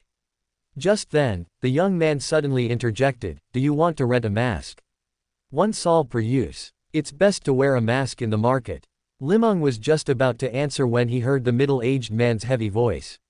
"Light, this is mine." The young man didn't back down at all. "You've already had 28 today." The middle-aged man snorted and looked at Li Meng. "Do you worship the great Lord of Storms or the Evernight Goddess?" "The great." In an instant, Li Meng understood what was happening and quickly imitated the workers on the docks, forcefully pounding his chest with his right hand. "Storm above." The middle-aged man seemed very satisfied with this. He rummaged through the cabinet and took out a mask resembling a squid. "This is free. This mask symbolizes my lord's boundless power over the seas. When they see this mask, they'll surely give you the best price. I think you might have some misunderstanding about the authority of the Lord of Storms." Li Meng grumbled countless times in his heart. Considering the Church of Storm's way of doing things, he ultimately kept his mouth shut. The young man named Light seemed to want to say something, but in the end, like Li Meng, he closed his mouth, wearing an expression that said, "You definitely shouldn't believe him." The tunnel sloped downward, low and narrow, easy to bump one's head if not careful. Fish oil lanterns lit the surroundings, and the sound of rushing water came from near the walls. The middle-aged man paid no heed, silently leading the way ahead. After about 5 minutes of walking, the view suddenly brightened, and a huge circular stone chamber appeared before Li Meng. The stone chamber had a radius of about 10 meters. The floor was paved with uneven cobblestones. Rows of thick pillars supported a semi-transparent dome. Huge oil lamps illuminated the entire chamber without any blind spots. Don't cause trouble. You must come out and return the mask to me before 11 p.m. The middle-aged man gave this instruction and hurriedly ran out. Such a familiar fishy smell. Half of the entire room was selling fish. Various fish heads, fish eyes the size of fists, fish scales as big as palms, dried salted fish meat, and strange items emitting a fishy odor. Li Meng walked up to a fish stall manned by a man who looked honest and simple. Seeing a customer approach, he immediately pointed at a strangely shaped fish and enthusiastically promoted it. Adult manhar fish, only 10 sol each. Li Meng was shocked by the price, his first reaction being that it must be fake. But in the end, greed overcame reason. He took out the shepherd's gloves, channeled spirituality into his little finger, and awakened the hypnotist's soul. It's indeed fake. After some effort, Li Meng reached this conclusion. Seeing Li Meng still lingering at the stall, the honest-looking man thought there was still a chance and continued enthusiastically promoting. This fish can sell for at least 2 pounds in Backland. The skin, meat, blood, eyes, and mucus can all be sold. With just one resale, you can earn at least £1. I hear there are people in Backland specifically buying this. Seeing Li Meng still hesitating, the man played his trump card. Let me tell you, eating this fish is especially good for that aspect. I don't tell just anyone. Li Meng directly ignored the man and began using the hypnotist's light judgment ability to inspect each item at the stalls one by one, hoping to find a hidden gem. He's lying. He's lying too. She's lying. She's lying too. They're all lying. Could my gloves be malfunctioning? He walked up to the next stall owner and, before the owner could speak, loudly asked first. Old sir, are you selling things? The stall owner was an old man who looked to be in his 40s or 50s. He gave Li Meng a strange look and said in an equally loud voice. If I'm not selling things, what am I here for? Li Meng activated the hypnotist's light judgment on the gloves to assess the old man's words. Truth. Li Meng checked all the fish stalls one by one and finally concluded that everyone here was selling fake goods. Come to think of it, they don't even know what a real manhar fish looks like, so how could they catch one? Li Meng comforted himself internally and decided to attend to the main business first. Having moved far away from those fish stalls, Li Meng approached a stall owner wearing a turtle mask. Got tricked by those people, didn't you? The stall owner seemed to have been watching Li Meng, waiting for him to come to his stall. Those people specialize in tricking outsiders. I was fooled by them a long time ago. The news about Tiana's extraordinary fish species was spread by them. The reputation of the Tiana underwater market was ruined by this bunch. The man wearing the turtle mask spoke lazily, showing no intention of introducing the goods in front of him to Li Meng. Do you have the blood of a fallen creature here? Any creature will do. Li Meng casually asked while examining the stall owner's goods. The stall owner wearing the turtle mask completely changed his lazy attitude and asked very seriously in return. Do you really want it? Yes, I also need some mind-disturbing flour and bitter gourd juice. The stall owner rummaged through the bottles and jars on the stall, pulled out one, and handed it to Li Meng. This is bitter gourd juice. Be careful using it. Unlike edible bitter gourd, this has slight toxicity. It can alleviate some poisoning symptoms, clear certain negative effects, and I hear it's also material for some mystical medicines. Mind-disturbing flour is over there. You can go get it directly. The stall owner casually pointed into the distance. The bitter gourd juice costs you 10 sol. For the fallen creature's blood, I can give you a lead, but after the matter is settled, you must pay me a fee of 10 pounds. Li Meng took out the body-warmed 10 sol from his pocket. Now he only had 13 sol left. This is my contact information. If you agree, write to me. In the letter, arrange a meeting method, and I'll decide whether to meet or not. The stall owner picked up paper and pen from the ground, quickly wrote down an address, and handed it to Li Meng.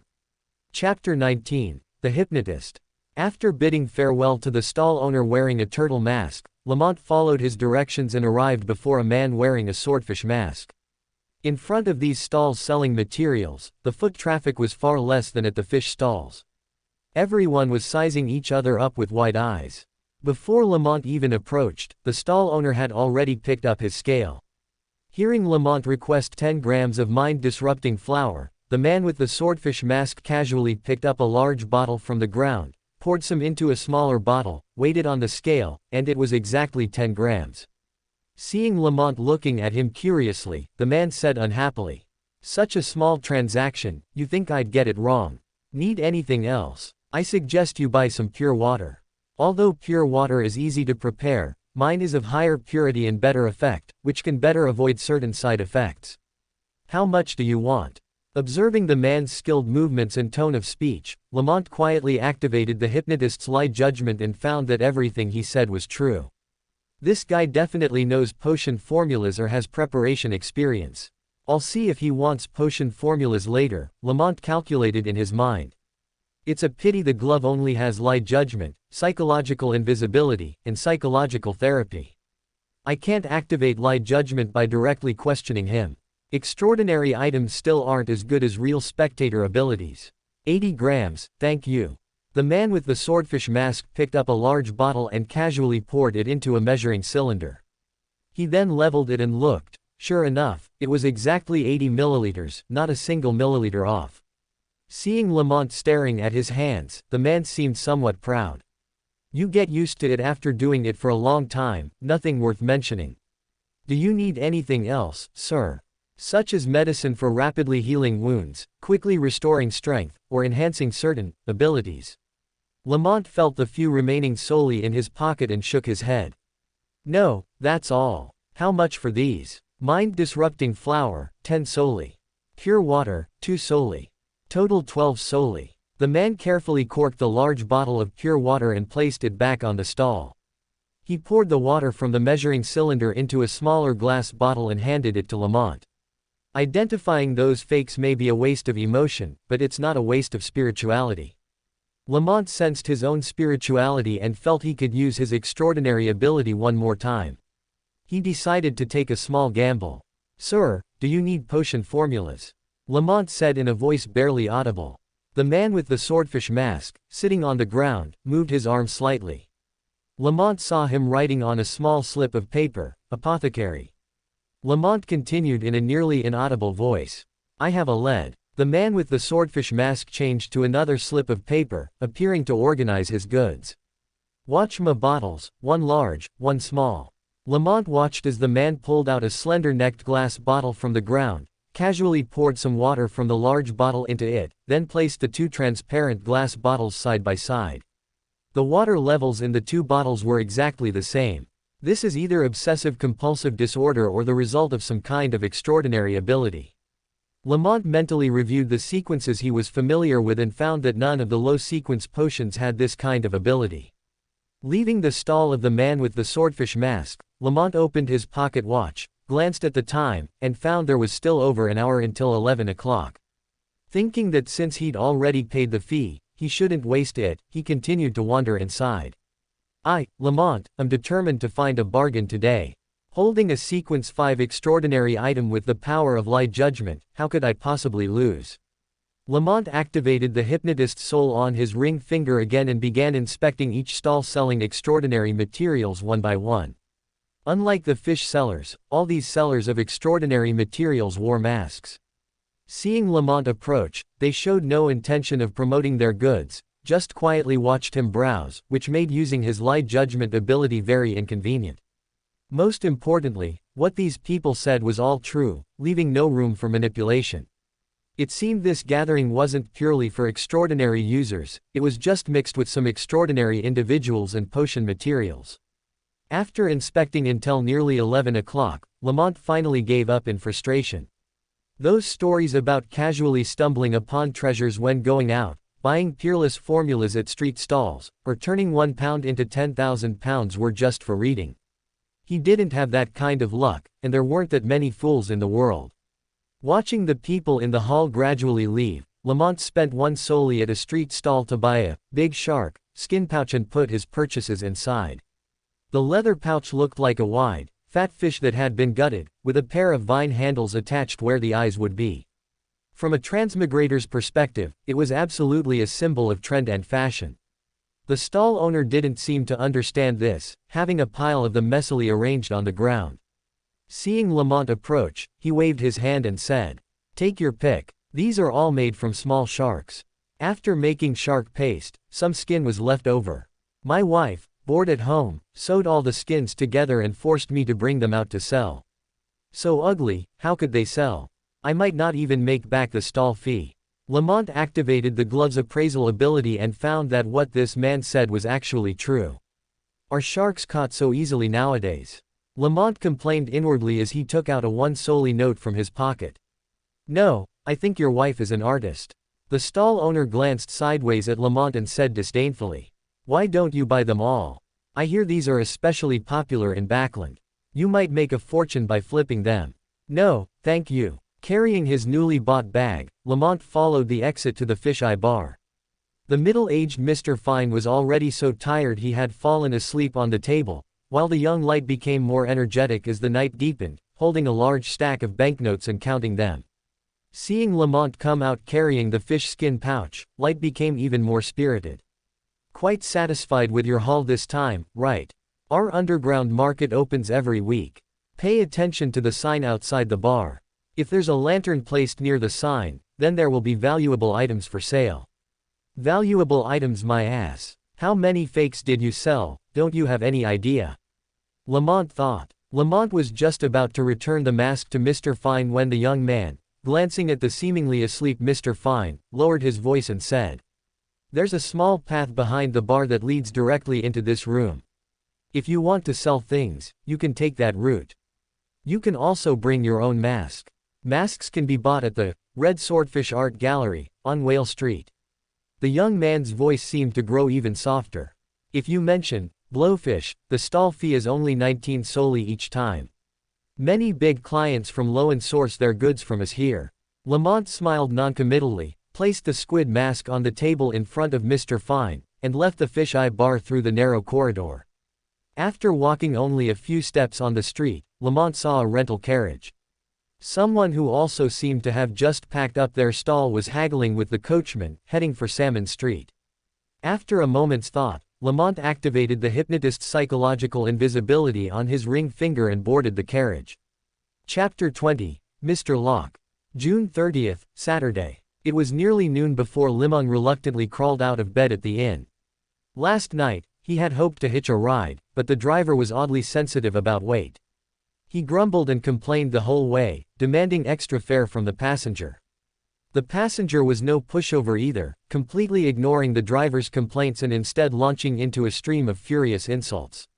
The two of them performed a flawless duet of local Tiana dialect, their verbal artistry on full display. What was even more remarkable was their mutual respect as worthy opponents. Neither showed any intention of calling off the transaction. Li Meng had to bite his tongue several times, resisting the urge to materialize and tell the driver to hurry up and watch the road. But after feeling the few remaining copper pennies in his pocket, he swallowed his pride and shrank into the corner of the carriage, fearing collateral damage from the passenger's rage.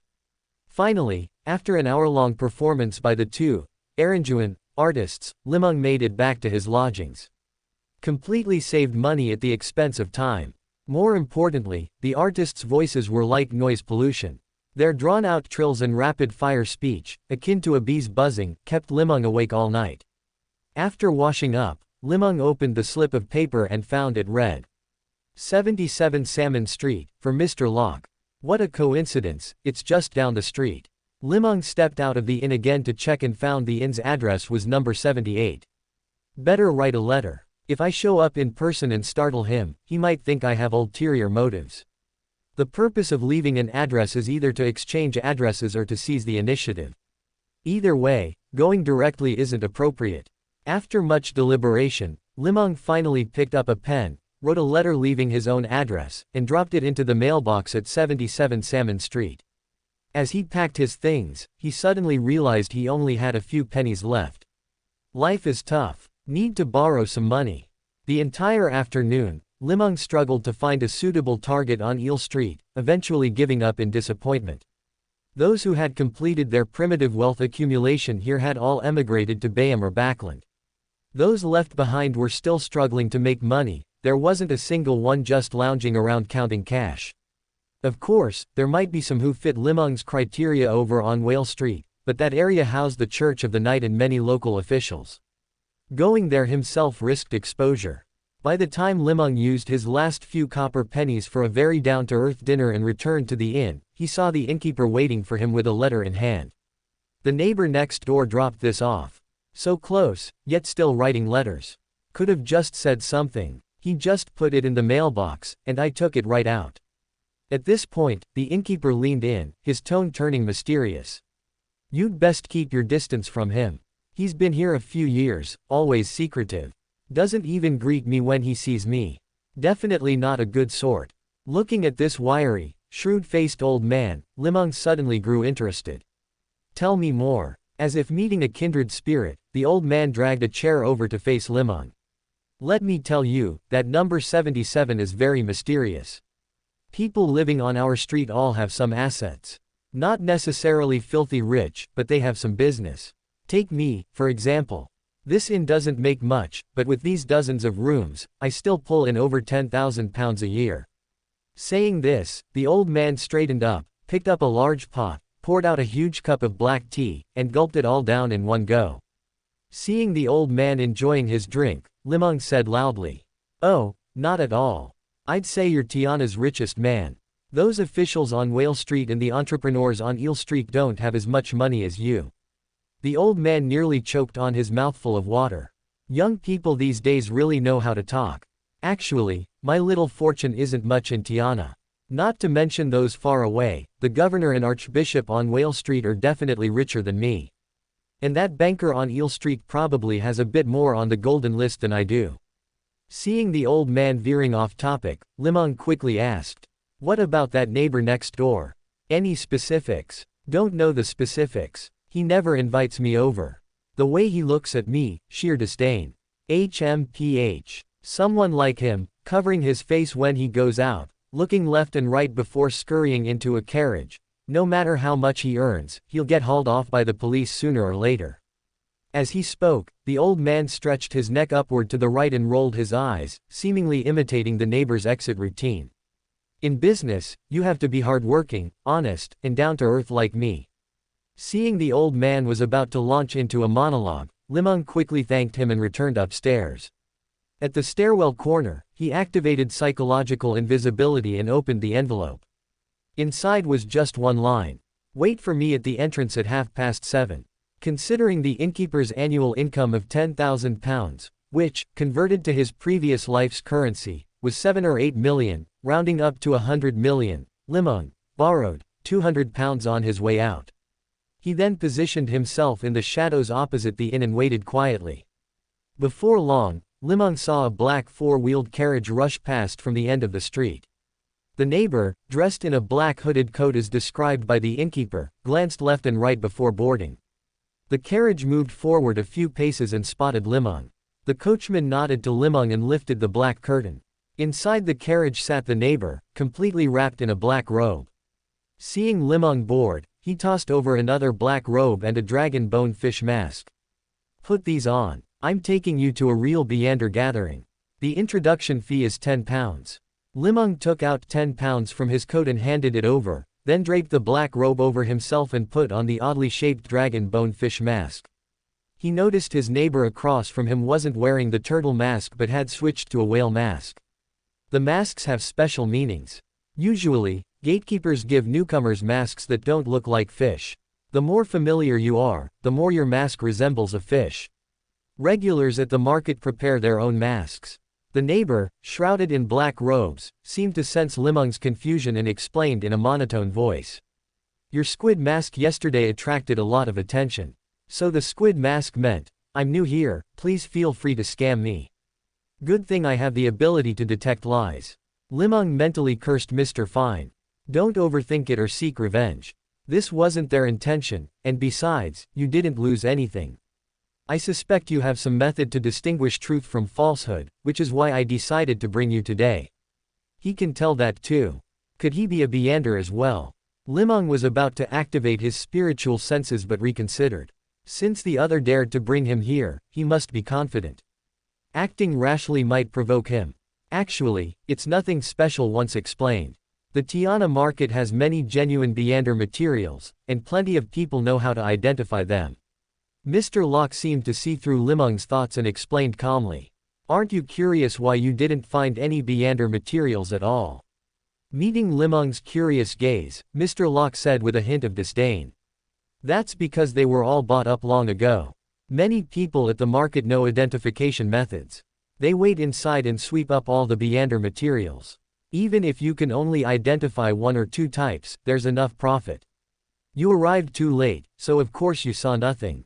And those clueless outsiders either get tricked into buying useless fish or just wander around and leave. Only you examined every stall one by one but bought nothing. That shows you had a goal and a method of judgment. This person is definitely a Biander from the spectator pathway. Thinking this, Li Meng actually felt relieved. Being discovered wasn't scary, what was scary was not knowing how you were discovered. Chapter 21, Black Abyss Castle. Bringing an unknown person inside carries risks, which is why I charge pounds. The host of this gathering is a true Biander, you must show him sufficient respect. I will brief you on the matters requiring attention at the gathering.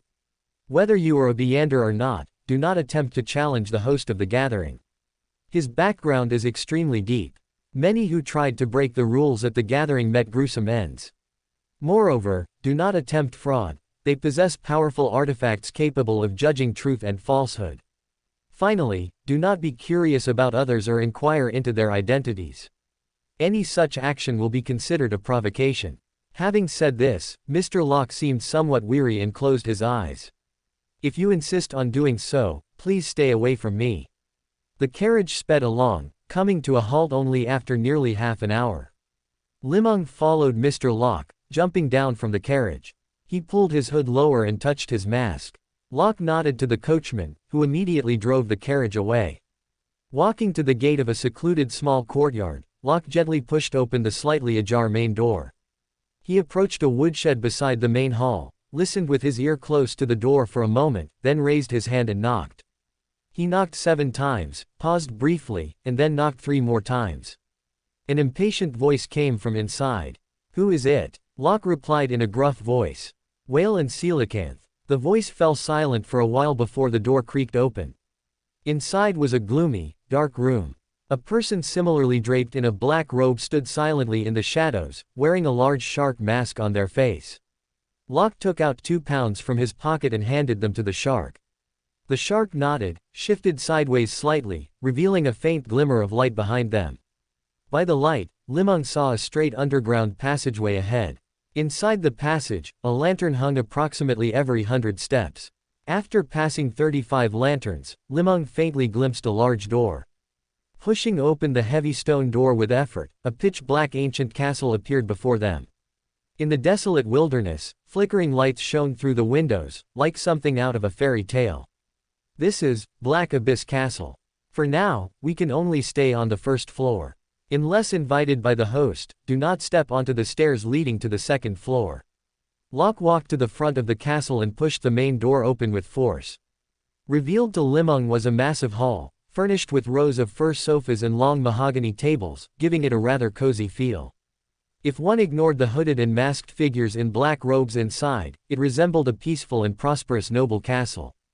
You can write what you wish to trade or what you have for sale on the stone slabs on the walls, then wait in the hall for potential trading partners. The rooms on either side can be used for transactions, offering better privacy. Each room costs £1 per use and can be occupied for up to 1 hour. If you neither renew the fee at the scheduled time nor exit, you will be permanently sealed inside the room. Li Meng stood up and began walking around the room, observing. The entire hall held about 40 to 50 people, some sitting, some standing, some lying down, some conversing loudly, others whispering, some browsing the stone slabs along the walls, others holding up materials and loudly hawking their wares. It was like a marketplace. Locke pointed to a stone slab directly facing the hall and said, "That's for items sold by the castle's owner. The writing on that slab cannot be erased. If you need to trade with him, just go directly to the second floor." Locke spoke with a tone of regret. Unfortunately, I've never been up there. Remember my mask. You can look around now. I'll wait for you in the hall at 10 o'clock tonight. Li Meng walked toward the stone slab in the very center of the hall. On it, scrawled in red chalk, it read, "Wanted, Mysticologist, Alchemist Potion Formula, Powerful Offensive Sealed Artifact, any mythical creature blood, any shadow creature eyeballs. For sale, Mystery Prior, Melee Scholar, Warlock, Scrolls Professor Formulas, and some main materials." Below the red writing, prices were noted in white. Mystery Prior Formula £280. Melee Scholar £550. Warlock £1,700. Scrolls Professor £3,900. Why don't you just rob people? Li Meng glanced at the prices and found them more expensive than what he had sold to Audrey. The formulas the other party needed were clearly beyond his current level to obtain. The Shepherd's Glove number 9998 and No. 9998 Scholar's Book were also not items he could sell now. It seemed the owner's golden list was probably beyond his reach. A few more people who looked very experienced entered the hall and immediately began checking information from the 2 stone slabs by the door. Li Meng followed their lead and began inspecting the slabs one by one. This time, the prices were much more normal. Pure water 100 ml 9 pennies bottle not included. Pure water 100 ml 1 pound bottle included, quick trade, no haggling. That guy with the swordfish mask yesterday had doubled the price. But at least he had some conscience and didn't try to pass off fake goods. Looking down the row, the prices this time were much more reasonable. 3 pages of Emperor Russell's notes, £30. Infant's tears, flour, £210. Mummy powder, 10 grams, £3. Merman mucus, 30 milliliters, £22. Fallen octopus blood 50 milliliters, £75. Sequence 9, Spectator Potion Formula £220. Sequence 9, Planter Potion Formula £210. He compared several slabs and discovered 3 types of fallen creature blood, but the prices all exceeded his wallet's capacity. Forget it, let's sell some formulas first. Short on money now, so maybe skip buying Russell's notes, they're all nonsense anyway. I can just make something up later, buying them would be a waste of money. Besides, Russell's handwriting isn't great either, with no artistic value. But, which formula should I sell? Especially when selling formulas, one careless move could expose my identity. First, the complete pathways held by the Church of Storms and the Church of the Night obviously can't be sold here. No one would believe there aren't their informants present. By the same logic, the Church of the Steam's formulas can't be sold either. The Earth Mother doesn't seem to care much about these things and isn't strict with formula management, so maybe I could try that. Formulas from clearly hostile factions also can't be sold. Bard, Reader, Thief, Warrior formulas are off limits. Assassin, Criminal, Prisoner, Secret Supplicant formulas also seem unsellable. Beyonders from these pathways are already notorious, their reputations foul. Publicly selling their formulas would be like turning oneself in for a bounty. If there were a secret contact method, it might be worth a try. Pathways controlled by the Lowen royal family are best not sold either, it's easy to attract their attention. Calculating this way, there aren't many left to sell. Most importantly, the Sequence 9 potion formulas that could be sold have basically already appeared on the hall's blackboard. Li Meng suspected the remaining formulas weren't unavailable because no one sold them, but because those who dared to sell them had disappeared. Would he have to return empty-handed? After long consideration, Li Meng set his sights on Fallen Octopus Blood 50 ml, the cheapest among the 3 types of fallen creature blood. First, think in reverse, see what the other party needs, try bartering, or just fob them off with some random information. Speaking of which, why are even the supplementary materials for the Secret Supplicant Pathways potion formulas so expensive? This is clearly unreasonable, the price rivals some Sequence 9 main materials. Li Meng stood before the slab with Fallen Octopus Blood for a while. A man wearing a red fish head mask on a sofa walked over and said in a gruff voice, "You want to buy this?" "Yes, can I take a look first?" The man with the red fish head mask let out a cold laugh, pulled out a blood-red bottle, and tossed it over. Li Meng caught it with his gloved right hand. As soon as he opened the stopper, waves of mad whispers assaulted his ears. That familiar feeling instantly confirmed the authenticity of the material. The blood seemed sentient, beginning to wriggle frantically as if trying to burst out of the bottle. In an instant, Li Meng's spirituality surged wildly, channeling into the notary soul on his little finger. A powerful, scorching heat erupted from his finger, poured into the bottle, and suppressed the madly wriggling blood. Seeing Li Meng suppress the blood's mutation so quickly, the man opposite with the red fish head mask seemed somewhat surprised. Chapter 22, A Little Joke. In a quiet private port in Tiana, a three-masted sailing ship that was clearly behind the times quietly docked at the pier under the cover of night. A sturdy man in a blue robe jumped directly from the deck to the pier before the ship had even come to a halt. A man also wearing the robes of a priest of the Church of Storms was standing on the pier, waiting for him anxiously. Storm above. Alger struck his chest forcefully with his right hand. Storm above. The priest of the Church of Storms responded loudly, then lowered his voice to a volume only the two of them could hear. Taiwan Novel Network has a wide collection of books. twcon.com is for you to read. Black Abyss Castle has appeared in Squid Street.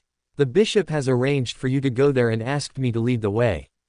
Alger waved at the three-masted sailing ship. A cheer erupted from the ship, and several blue figures jumped down, disappearing into the night. The priest lowered his head and walked toward a patch of shadow under a tree, where a pitch-black four-wheeled carriage was parked. A coachman completely wrapped in a black robe was waiting quietly. Alger followed the priest and quickly jumped onto the carriage. The priest threw him a black trench coat and a blue guppy mask. Put it on. I'll tell you everything on the way. Inside the first-floor hall of Black Abyss Castle, Li Meng looked coldly at the man wearing the red fish head mask, with undisguised killing intent in his eyes. This time, if he hadn't possessed the shepherd's glove number 9998, which happened to contain the beyonder power of a notary that could completely suppress this contaminated blood, he would either have died on the spot or lost his mind and gone mad. This kind of active blood most likely came from the mid-sequence of the faceless pathway, Rose Bishop. Every drop of blood was saturated with the pollution of the true creator. Any other low to mid-sequence beyonder of the faceless pathway would have been unable to resist these ravings from a deity. The man wearing the red fish head mask also seemed to notice Li Meng's killing intent, but he still spoke in a coarse voice. Just a little joke. You really can purify this blood. Li Meng paused for a long while, then suddenly regained his composure and responded in a voice without any ripples. This joke isn't funny at all. Then he threw it forcefully, and the bottle landed accurately in the hands of the man wearing the red fish head mask. After this incident, Li Meng lost interest in continuing the trade and sat quietly on the sofa, watching the flow of people coming and going. The man wearing the red fish head mask wandered around the hall for a while, then quietly entered a room used for trading. When he came out, he had changed into a blue fish head mask. He looked around, and seeing that no one was paying attention to him, he quietly pushed open the door and walked out through that narrow underground passage. Not far from the entrance, he hailed a rental carriage, threw out £1 directly, gave the address, and anxiously urged the driver to hurry. After traveling for more than 20 minutes, a familiar voice suddenly reached his ears. Just a little joke. Why are you running? He turned his head in terror and found that at some point, a man wearing a dragon bone fish mask had appeared beside him.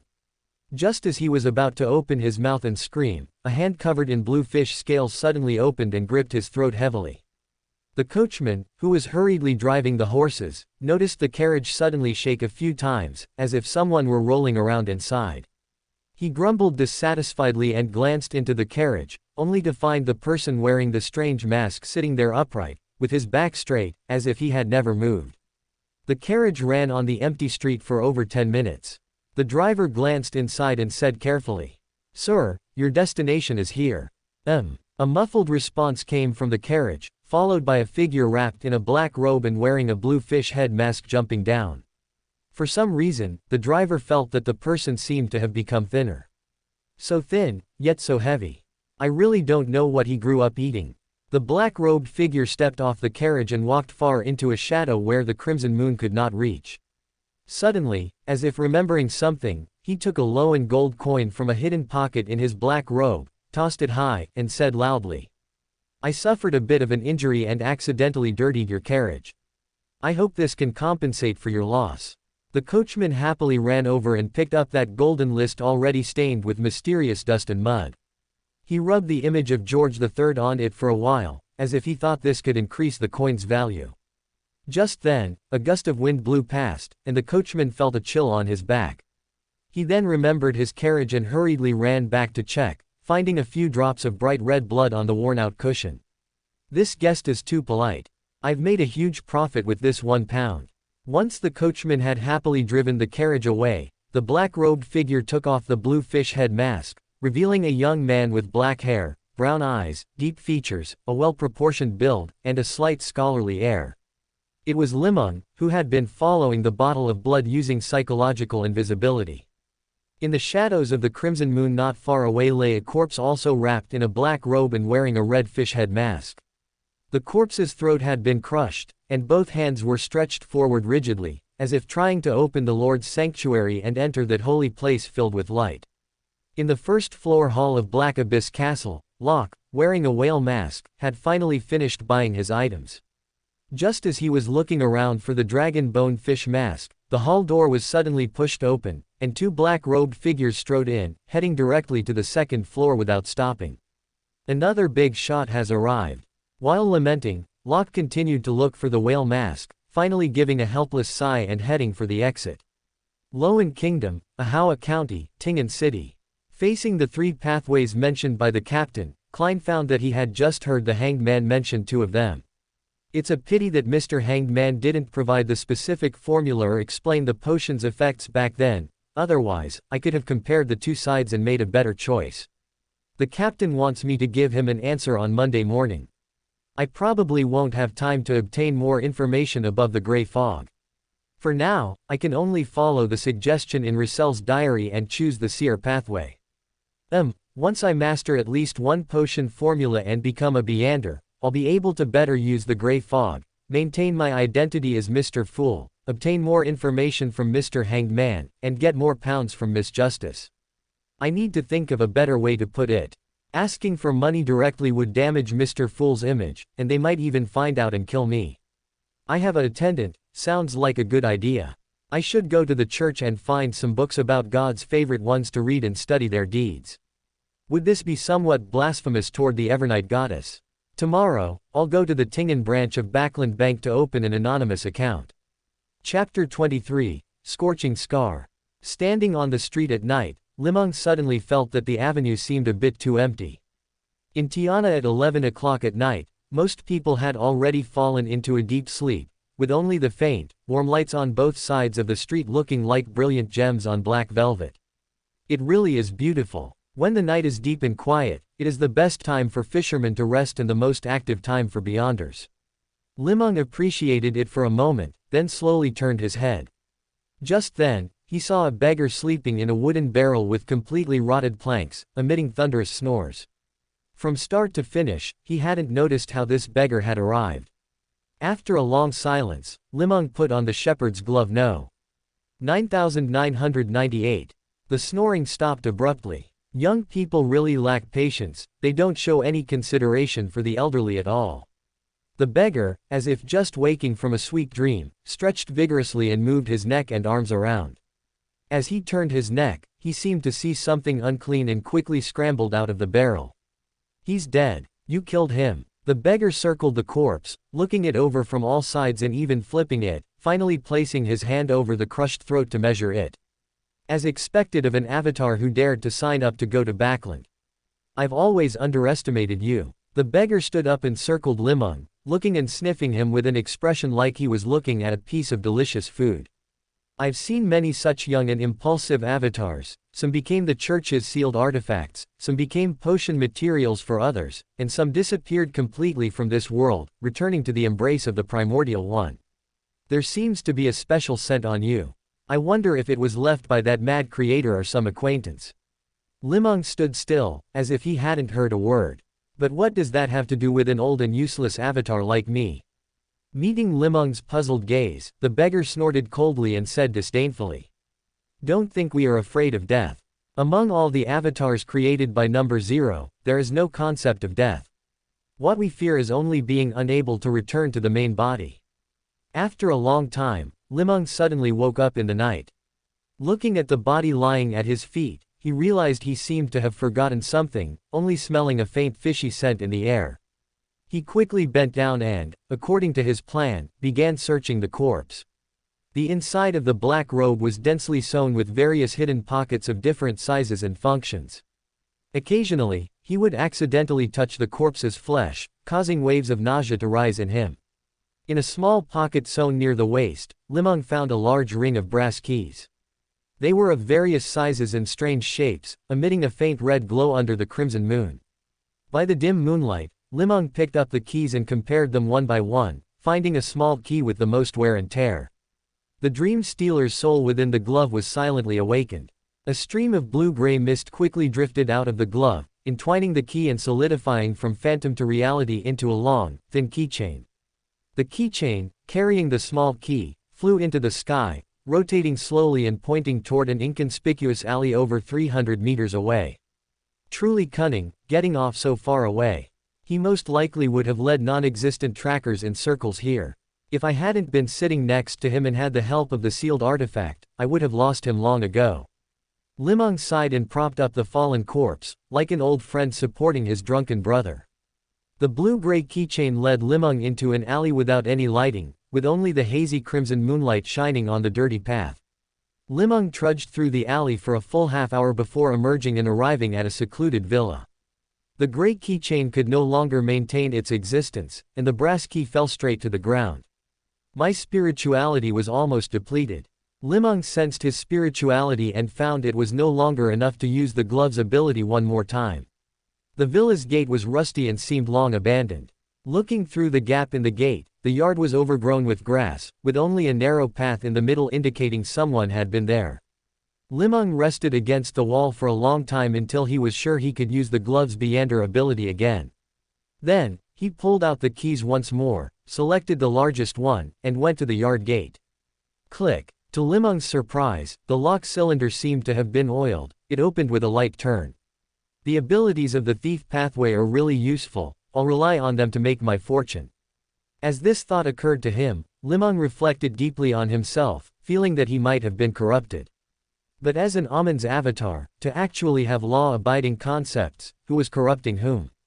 Li Meng didn't continue thinking about this profound philosophical question. He felt that if he kept reflecting like this, he would surely go mad. The heavy iron gate was surprisingly easy to push. Li Meng smelled a familiar scent of fat and curiously checked the hinges, finding them soaked in white grease. The house's former owner seemed crude and barbaric, yet he carefully avoided letting any steel parts make noise, applying grease to every spot that might squeak. Li Meng dragged the corpse into the yard and carefully removed the green fish head mask. A completely disfigured face appeared before him, covered in terrifying burn scars, one after another, layer upon layer, shocking to behold. As Li Meng stared at this ugly face, the scars suddenly began to wriggle. Veins bulged on the corpse, and the blood throughout the body seemed to come alive, frantically pouring into these scars. Just as Li Meng opened his palm, preparing to cover his body with blue phantom scales, the corpse's blood stopped wriggling and solidified on the scars. Then, those scars detached from the man's face as if a wound were healing. Li Meng reached out with his index and middle fingers and pinched it. The centipede-like scar appeared in his gloved right hand. Scorching scar. Any living creature, as long as their physical body comes into contact with it, will immediately feel the pain of being burned. This pain comes not only from the flesh but even more so from the soul. This was from a listener who, by chance, heard the voice of a mysterious powerhouse. This powerhouse is filled with rage toward all living beings, such that all beings who hear its voice will have their spirit bodies and mind bodies burned fiercely. This rage burns all living beings, even hearing just a tiny bit is enough to turn them to ashes. Low sequence beyonders, any direct physical contact will turn them to ashes within 30 seconds. Mid-sequence beyonders, contacting it without protection, will feel immense heat and gradually turn to ashes within 10 minutes. Direct contact can be avoided by wearing gloves or other means, but one must prevent it from causing high-temperature damage to other objects. These scars do not possess living characteristics, but certain mysterious voices might awaken them. Chapter 24, Hell on Earth. The Dream Stealer's abilities are truly useful. Li Meng tucked away his gloves with satisfaction. Just now, he had used the Dream Stealer's decryption ability on the gloves to successfully determine the beyonder powers and usage taboos of the sealed artifact created from that corpse. A Dream Stealer's decryption ability can not only crack common passwords, codes, metaphors, symbols, and annotations, but can also use exposed information to deduce and decrypt other related information. This ability is similar to a seer's, but leans more toward logical reasoning and moving from the known to the unknown, which aligns better with normal human cognition. Li Meng rummaged through a hidden pocket on the corpse and found an iron box, into which he tossed the scorching scar. Immediately after, he saw the iron box begin to turn red, followed by thick green smoke. The hard iron skin quickly turned into soft dough, and molten iron began to drip down drop by drop. A series of sharp pains came from his gloves. Li Meng scanned the courtyard but found no suitable place, so he had to drop it on the ground. He watched as the iron box turned into a puddle of molten iron on the floor, with the scorching scar turning bright red and floating on top of it. So this thing can't be stored in metal, and my decryption ability didn't catch that. It seems the cryptologist's abilities aren't omnipotent. I need to be careful not to get killed by my own powers. As the molten iron gradually cooled, the scorching scar slowly returned to its bluish-black color and became encased in the iron. Li Meng decided to leave it there for now and find a suitable container to handle it later. The villa's courtyard was very small. In fact, it wasn't really much of a villa, but rather a suburban area where fishermen and merchants lived together. Because land prices were relatively cheap, many people just built their houses quite large. From the irregular stone foundations of the house and the undecorated large iron door, it was clear the builder wasn't as wealthy as one might imagine. He hadn't even applied enough paint to the door, leaving the iron door looking rusty and mottled. Relying on his intuition as a cryptologist, Li Meng pulled out a key, inserted it into the keyhole, and with a gentle twist, the door opened. Just like the large door of the courtyard, the door hinges were coated in grease, making them very smooth. Up until now, Li Meng had remained quiet because he wasn't sure if there was anyone else in the house. However, the moment he pushed open the front door, he realized he had been overthinking. The entire room was filled with a strong stench of blood and the putrid smell of rotting corpses, something no normal person could endure. By the crimson moonlight shining through the window, rows of bloody footprints and handprints could be seen on the floor. The hall was quite spacious. There was no partition between the dining room and the living room, presenting a crude open-plan layout. On the dining side stood a large red rectangular wooden table surrounded by 4 upholstered hardwood chairs, while a tall, old fireplace made of red brick sat against the left wall. On one of the upholstered hardwood chairs, Li Meng saw the source of the corpse stench, a body that had mostly decomposed. The skull was shattered, showing large burn marks on the bone, with maggots crawling in and out. Not far from the wooden table, there were several broken plates and another rotting corpse lying on the floor. A white apron was vaguely visible, but there was a scorched mark on her neck, and her entire head was missing. Li Meng closed his eyes and waved his right hand. 2 streaks of white light flew from his glove and landed on the 2 corpses, instantly incinerating the bodies and the maggots on them into ash. It went without saying that these were the original owners of the house. While they were eating, they had encountered that cruel listener and were killed by the other party's beyonder powers. May the deceased rest in peace. For a moment, Li Meng didn't even know which deity to pray to so they would know of the tragedy here. Finally, he randomly tapped 4 times on his chest. What's wrong with me? Shouldn't a qualified Amon's avatar be indifferent to life and death, playing with fate? Thinking of this, Li Meng suddenly remembered a classic setting from the original work, humanity and divinity. As a natural mythical creature, Amon possessed no humanity. But he, facing life, death, illness, and old age, felt fear and pity. This was a symbol of humanity and the most fundamental difference between him and Amon's avatars. If one day he no longer felt fear, pity, or sympathy, then he would probably be a true avatar. With a heavy heart, Li Meng walked toward the stairs, intending to check the 2nd floor. Just as he reached the stairs, he suddenly noticed another staircase leading down next to the bathroom. It should be the basement, the most common place in horror stories. Let's check the 2nd floor first, maybe there'll be some unexpected findings. 4 bedrooms were symmetrically distributed on the 2nd floor, their doors wide open. The inner bedroom on the left had a small balcony where a dozen or so air-dried clothes were hanging. In the master bedroom on the left, there was a double bed. Neatly folded formal wear and various dresses hung in the wardrobe. On the bedside table sat a storybook and a thick ledger. Several scattered bloody footprints stretched from the doorway to an iron safe embedded in the wall. The cabinet door had been violently broken open, leaving a large hole with scorched edges. Li Meng took a look. Inside, besides a wallet and a few dresses for a child, there were only some shredded ledger pages. A 2-centimeter photo remained in the wallet, showing a young man and woman holding hands and sitting on the grass, smiling brilliantly in the sunlight and revealing rows of neat white teeth. In the remaining bedrooms, some children's clothes and toys were scattered across the floor, and there were even a few cookies emitting green mold. Everything was covered in a thin layer of dust, clearly having gone uncleaned for a long time. Losing interest in further inspection, Li Meng closed the bedroom doors and windows and left the second floor. In the rooms on the first floor, Li Meng opened all the windows and used the wind-controlling power of a wind blast to blow out all the dust and messy smells. Only when the scent coming from the basement stairs wasn't so foul did he light a candle he found on the second floor and walk down the stairs leading to the basement.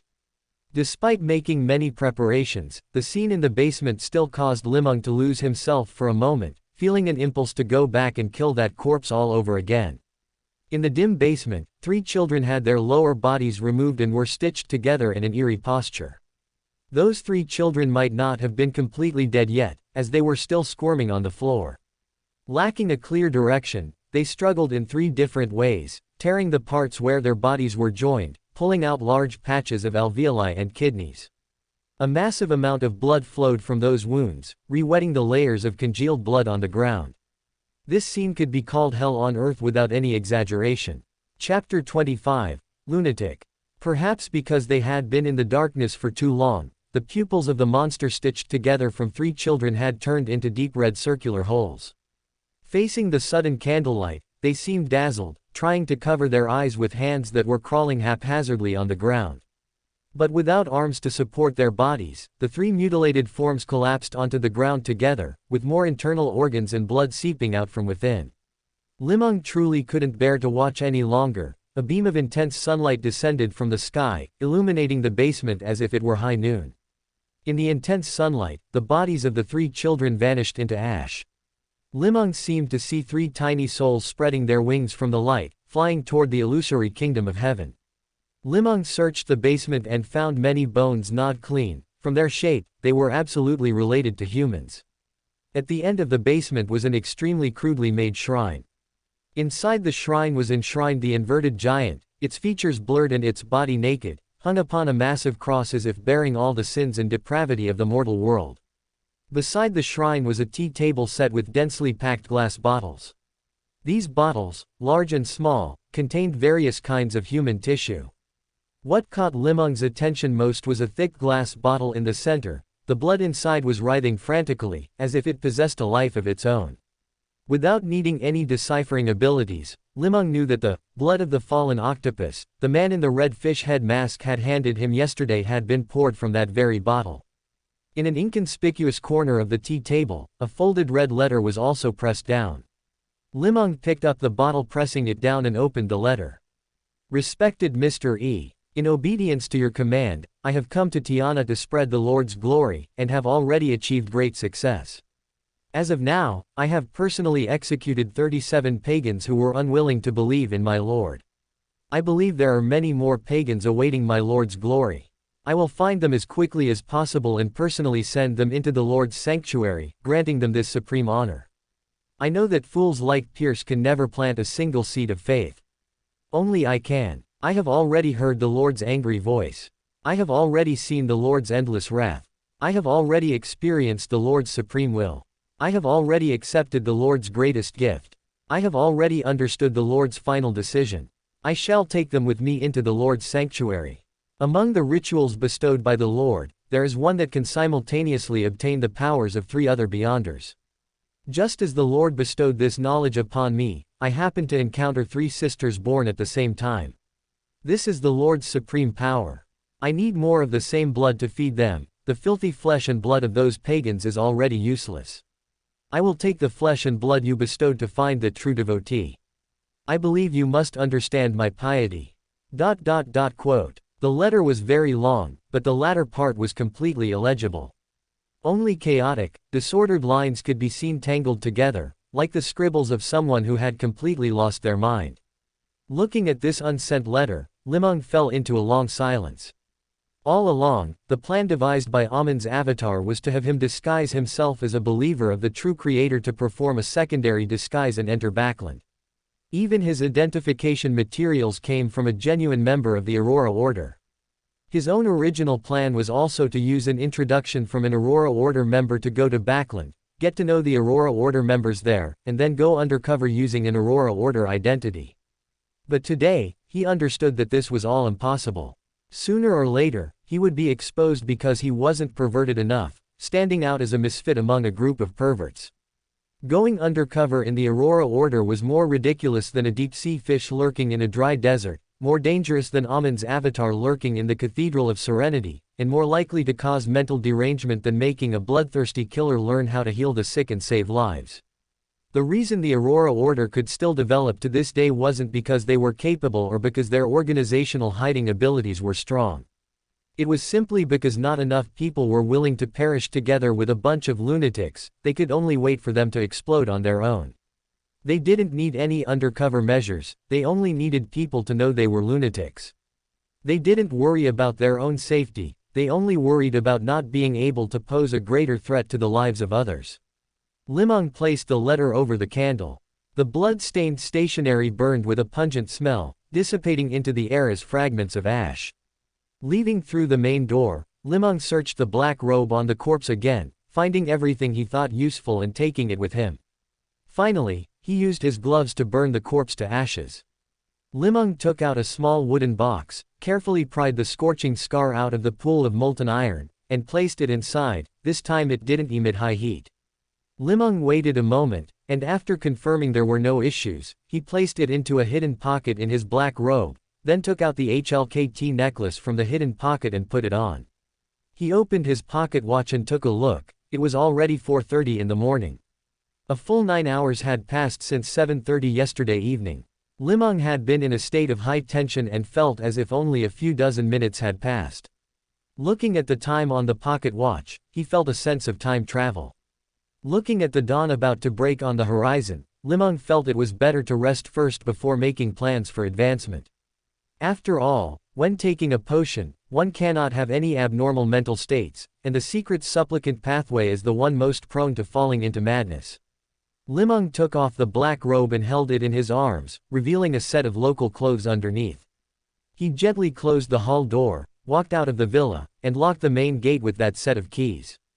Passing through a narrow alley, he reached a familiar street where industrious carriage drivers had already begun shouting loudly. Seeing Li Meng waving from the roadside, the carriage driver sized up his clothing. Just as he was about to speak, Li Meng handed over a £1 note. From the fawning smile of the carriage driver, Li Meng learned that this was already the outskirts of Tiana City. After thinking for a while, he asked the driver to take him to the nearest city hotel. The carriage driver immediately broke into a knowing smile and cracked his whip over the horse's head. Not long after Li Meng closed his eyes, the carriage stopped. Li Meng struggled to open his eyes, and the carriage driver's oversized face appeared before him. He rubbed his eyes hard to make the hallucination disappear. The carriage driver was standing properly on the ground, pointing to a tall building in the distance, and said cautiously, "This Blackfish Hotel is the best in the area. I saw you were very sleepy, so I stopped here. If you're not satisfied, we can keep looking, I have no problem driving all day." Using the last of his strength, Li Meng leaned on the driver, jumped off the carriage, and entered the hotel. He pulled out some pounds to book a room, locked the door, lay straight down, and fell asleep instantly. Chapter 26, The Necessary Price. When Li Meng woke up from his dream, it was already 5 in the afternoon. This time, he had only intended to buy a few things quietly, but he hadn't expected things to develop completely beyond his imagination, forcing him to recognize the true side of the world and shattering many of his unrealistic fantasies. The frequent use of the glove's power had long since drained his spirituality dry, leaving him in a state of extreme physical and mental exhaustion. he had even started having hallucinations while in the carriage.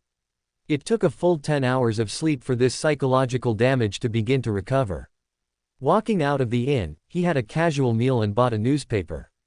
After confirming that today was Sunday, July 1st, Li Meng finally felt at ease and returned to the Black Fish Inn to begin his research. Taking out the bottle of blood obtained from the listener, Li Meng found that it had stopped squirming and had become quiet and clear, like a bottle of aged red wine. After a moment's thought, Li Meng put the glove on his right hand and grasped the bottle of red blood. A bluish-black mist swirled around the glass bottle as a flood of information rushed into his mind. This flowed from the body of a rose bishop. Because it has been away from its owner's body for too long, even the most depraved and filthy blood has lost its original power and can only be used as auxiliary material for certain rituals. This rose bishop received some kind of blessing or curse similar to the crimson moon. The blood will begin to stir at night. If directly exposed to the light of the crimson moon, it can briefly regain its original power, injecting depravity and filth into any life it touches. Anyone carrying it will be subtly influenced by the corruption of the true Creator. The blood and flesh of a rose bishop are both a gift and a curse from the Creator, serving as the best materials for spreading the true Creator's corruption. Li Meng observed it for a while and discovered that this blood could actually be used as a kind of sealed artifact. On a night when the red moon hung high, splashing it on someone would cause them to be taken away on the spot by the true Creator, unless they were of the barred pathway or a Beander who possessed purify abilities. Thinking of this, he couldn't help but be thankful for his foresight in putting on the HLKT necklace beforehand, otherwise, he might have woken up as a believer of the true Creator. According to the feedback from No. 4, the corruption of Amon's avatars by the true Creator frequently occurred in the forsaken land of the gods. However, the Amons were skilled in deception and theft, and those angel-level avatars could easily steal away the corruption. But outside the forsaken land of the gods, the true Creator's corruption would become powerful and bizarre, making it difficult to purify and even directly causing the avatar's corruption to be unstealable, leaving no choice but for it to be purged. Avatar number 4 had once given a precise explanation regarding this. We are the enemies of the true Creator, while everyone in the land of betrayal is a nemesis of the true Creator. Besides the blood, there were also many strange bones and biological tissues in the listener's black robe, all of which Li Meng burned away. What remained that was truly usable was only 249 pounds, 19 sols, and 11 pennies in loan banknotes, 7 one-pound gold coins, and a dozen or so scattered copper pennies. That listener seemed to have no interest in cleanliness. The items he used were all stained with various bloody handprints and filth, emitting a foul, fishy smell that made one feel they weren't money, but a pile of trash. Looking at the banknotes covered in bloody handprints, Li Meng thought for a long time. Eventually, risking their destruction, he asked the inn's waiter for a basin of clean water and soaked the filthy banknotes in it. Right pointing arrow. Fortunately, Lowen's banknotes were not only strong in value but also in quality. Under Li Meng's gentle scrubbing, except for a few scattered pennies that fell apart under the strain, most of the pounds and soles became cleaner and tidier through the washing. Even the portraits of Henry Augustus I and William I on the banknotes became much more amiable and charming. After washing, Li Meng laid the banknotes out neatly on the table, with the side bearing the king's portrait facing up. Then, as if remembering something, he also put the gold coins into the water to wash them, lining them up on the back of a high-backed chair in the inn. Having done all this, Li Meng took out the glove, put it on his right hand, and pinched a wet banknote with his index and middle fingers to feel its structure and water content. Putting down the banknote, Li Meng raised both hands, striking the pose of an eternal blazing sun believer in devout prayer. Between his hands, a small orb of light appeared, like a miniature sun. This orb of light, manipulated by an invisible thread, slowly flew over the 7 gold coins on the chair back. A large amount of white mist rose from the coins, the water droplets vanished rapidly, and the gold coins became shiny and bright once more. The light orb lingered briefly above the gold coins before moving slowly and steadily toward the table covered with banknotes. Beads of sweat the size of beans broke out on Li Meng's forehead as he manipulated the little sun to move slowly over the banknotes, gently rising and falling. The warm sunlight shone on the damp paper, emitting wisps of white mist. The mist gathered more and more until it filled the entire room, turning it into something like a fairyland on Earth. As the mist grew denser, Li Meng felt it becoming increasingly difficult. Extraordinary power was usually a matter of brute force creating miracles. Last night, when he used the notary's ability several times, it was all for destroying evidence. If he overburned, no one would get up to complain, and if he didn't burn it well enough, he could try again. At that time, Li Meng had no psychological pressure, succeeding in one go and completely incinerating everything. Just as Li Meng was slightly distracted, the ball of sunlight suddenly dipped, and a burnt smell reached his nostrils. The sunlight was instantly dispersed as Li Meng lunged toward the table, only to find that the beard of William I on a 10-pound note had been singed. By the time Li Meng used his hands to press out the fire, the entire portrait of William I on the banknote had turned pitch black, and a light touch of the hand turned it into a large hole. Li Meng clutched the ruined banknote to his chest, unable to catch his breath for a long while. Spending money didn't hurt, and losing money wasn't scary, only having money vanish right before your eyes could cause such heart-wrenching pain. After a long time, Li Meng finally put the glove back on, pinched the still undried banknotes with his fingers to adjust their positions, and raised the little sun once again. By the time the sky was completely dark, Li Meng had finally completed this arduous project. The dried banknotes were like bread fresh out of the oven, emitting a charming fragrance that made one want to kiss and use them. The banknotes were collected one by one according to their denomination and condition, then placed into a wallet Li Meng had recently purchased. Carrying the entire wallet, Li Meng felt as if he owned the world, finally feeling the meaning of his transmigration. Finally, he cast his gaze upon the burnt William I, speaking as if to himself. Today, my mastery of the notary's ability has become more refined. This is a necessary price. Chapter 27, The Acting Method. The nights in Tiana were still filled with the familiar silence. This busy yet impoverished island had never evolved a proper entertainment industry. Even the casinos and taverns could barely survive on just a few of the most central streets. Li Meng packed his things and took a rental carriage, leaving the hotel on Octopus Street in the suburbs to head to 78 Salmon Street. There, he found the hotel where he had previously stayed and retrieved his stylish fish skin bag and some miscellaneous items. The scrawny hotel owner watched Li Meng leave with quite some reluctance, even pulling Li Meng aside to gesticulate wildly as he described his mysterious neighbor once more. Walking out of the hotel entrance, Li Meng quietly pulled £200 from his wallet and placed them in the owner's previous hiding spot, a worn-out shoebox. That shoebox was hidden very well, even covered in a thick layer of dust. If not for Li Meng's unique decryption and theft abilities, no one would have been able to find it. It didn't contain the £10,000 the owner boasted about either, only £500. It seems the hotel owner hasn't noticed the missing money. Had I known, I wouldn't have changed hotels. It was already late at night when he returned to the hotel on Octopus Street in the suburbs. The linen clothes Li Meng wore out of the forsaken land of the gods were now tattered beyond recognition. They were originally garments brought by the Amon family when they relocated to the forsaken land of the gods at the end of the fourth epoch. Deceived by number 4, they were given to the lurker leaving the forsaken land of the gods. While crossing the forsaken land of the gods, this deception began to gradually fail. By now, the authority of deception had completely vanished, and the entire garment had weathered so much that it would crumble at a touch. An ancient relic thus vanished into history. July 2, Monday. Due to his inverted sleep schedule, Li Meng reluctantly got out of bed only at 11 a.m. He had originally wanted to sleep early and wake up early to continue working hard the next day, but his body was always unwilling to comply with such an arrangement. When Li Meng lay in bed, his eyes resolutely refused to close.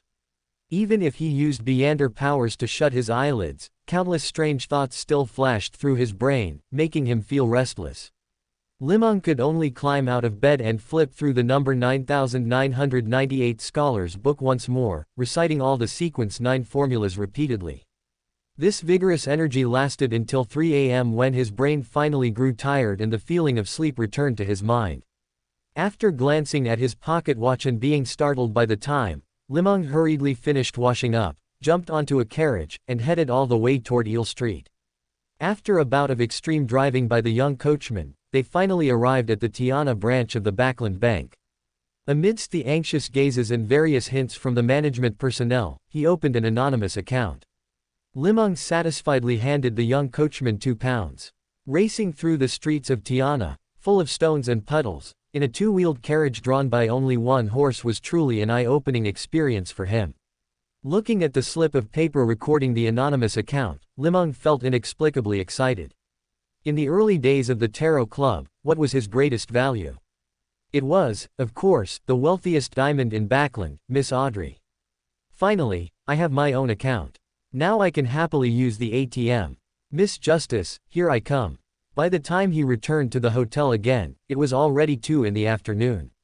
Li Meng did some calculations and ultimately decided to wait until after the Tarot Club meeting ended before consuming the listener potion. What if the meeting started just as he took a sip? He couldn't exactly pour it back like boiled water. No. 2 Narcissus Street, Tingen City. Klein silently recited the account he had opened at the Tingen branch of the Backland Bank a few times. He then cleared his throat and practiced speaking to the air a few times in a casual, indifferent tone. Once satisfied, he closed the book in his hand, capped his fountain pen, and drew the curtains. Immediately after, he locked the bedroom door, activated spirit vision to inspect the room, checked the time on his pocket watch, and finally took 4 steps counterclockwise to enter the space above the gray fog, reaching out toward those 2 familiar stars. Li Meng sat quietly in front of the mirror, watching as the crimson light surged out of thin air like a tide, submerging him instantly. When he opened his eyes again, he was already above the gray fog, sitting opposite Miss Justice, Audrey. Li Meng did not look around, nor did he activate spirit vision. He even maintained the exact same sitting posture as he had in the hotel. Audrey impatiently began the routine greetings, while Klein activated spirit vision to peek at them one by one. Li Meng pretended to be completely unaware. After greeting like Audrey, he quietly waited for her to speak. As expected, as soon as Mr. Fool announced the start, Audrey looked toward Li Meng. You've already collected those 2 main ingredients, haven't you? Congratulations, you'll soon become a true Beander. Was I that obvious? Since she was sitting directly opposite Li Meng, Audrey finally managed to restrain the small habit of sticking out her tongue. Yes, they were very cheap and easy to collect. So, how should I pay you? Oh, I mean, what are the supplementary ingredients for the spectator potion? The exciting moment had arrived. Thinking of those £600, although Li Meng tried his best to keep his voice light and soft, there was still a slight tremor in it. This is my anonymous account at Backland Bank, XXXXXXX. Can you remember it? Audrey didn't seem to hear anything unusual. She nodded seriously and said, I'm certain you will receive the £600 within a day. Very well. Remember, the supplementary ingredients are 80 milliliters of pure water, plus 5 drops of autumn crocus essence, plus 13 grams of cow-toothed peony powder, plus 7 petals of elf flowers.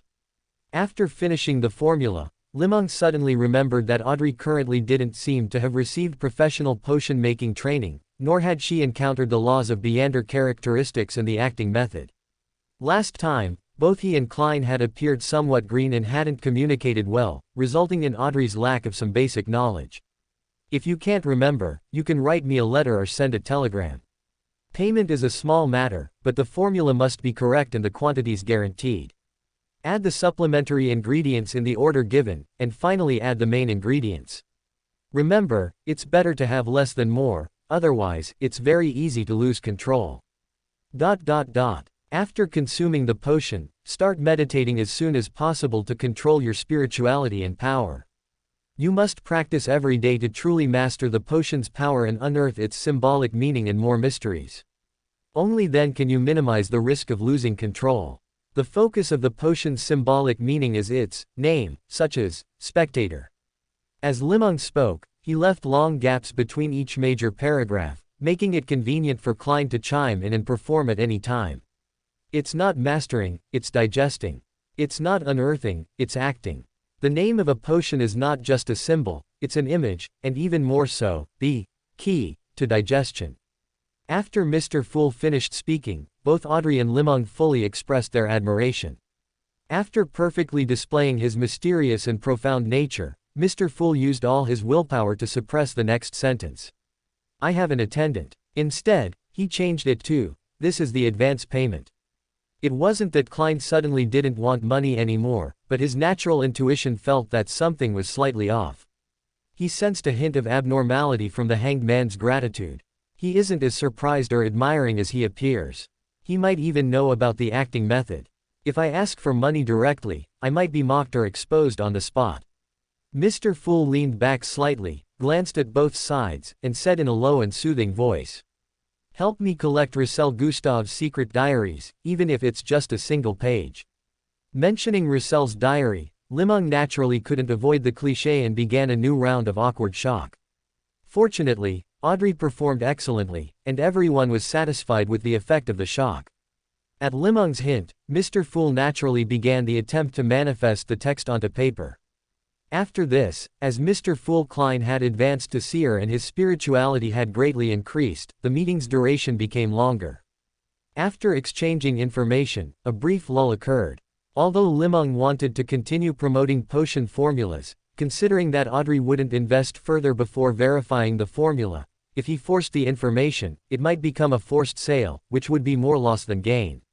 The best way was for him, the senior meeting expert, to open a topic. Maybe we can just chat casually about things happening around us. Perhaps information that seems ordinary to ourselves might be a very important clue for others. Acceptable. Mr. Fool nodded slightly. Then shall we start with you, Mr. Hanged Man? Audrey agreed with great interest. What should I say? I don't remember at all what Alger said back then. Talking about Amon's side would be seeking death. Anything that might expose my identity and location cannot be said. Things involving too small an amount of money would be laughed at by Audrey and shouldn't be said. It's also best not to talk about being a transmigrator for now. Li Meng thought for a long time and suddenly remembered the most crucial thing, saving the world. Before transmigrating, what was the biggest regret when reading the book? Everyone's thoughts were different, but one point was common. That was the Nighthawks squad in Tingen. Their deaths were too unworthy. Their deaths were entirely a public murder, and they didn't know what had happened until they died. Ins Zhangwil manipulated 008, guiding the hidden true creator believers in Tingen City, letting them create the tragedy of the evil god's descent to attack and weaken the Tingen Nighthawks and obtain Saint Selena's ashes. The most terrifying thing was that 008 was a living sealed artifact with a powerful free will, constantly sabotaging Ins Zhangwil's plans in secret. The love-hate relationship between Ins Zhangwil and 008 created one illogical horror story after another. And the Beander teams of the three major churches were contaminated, consumed, and finally killed in their stories time and again.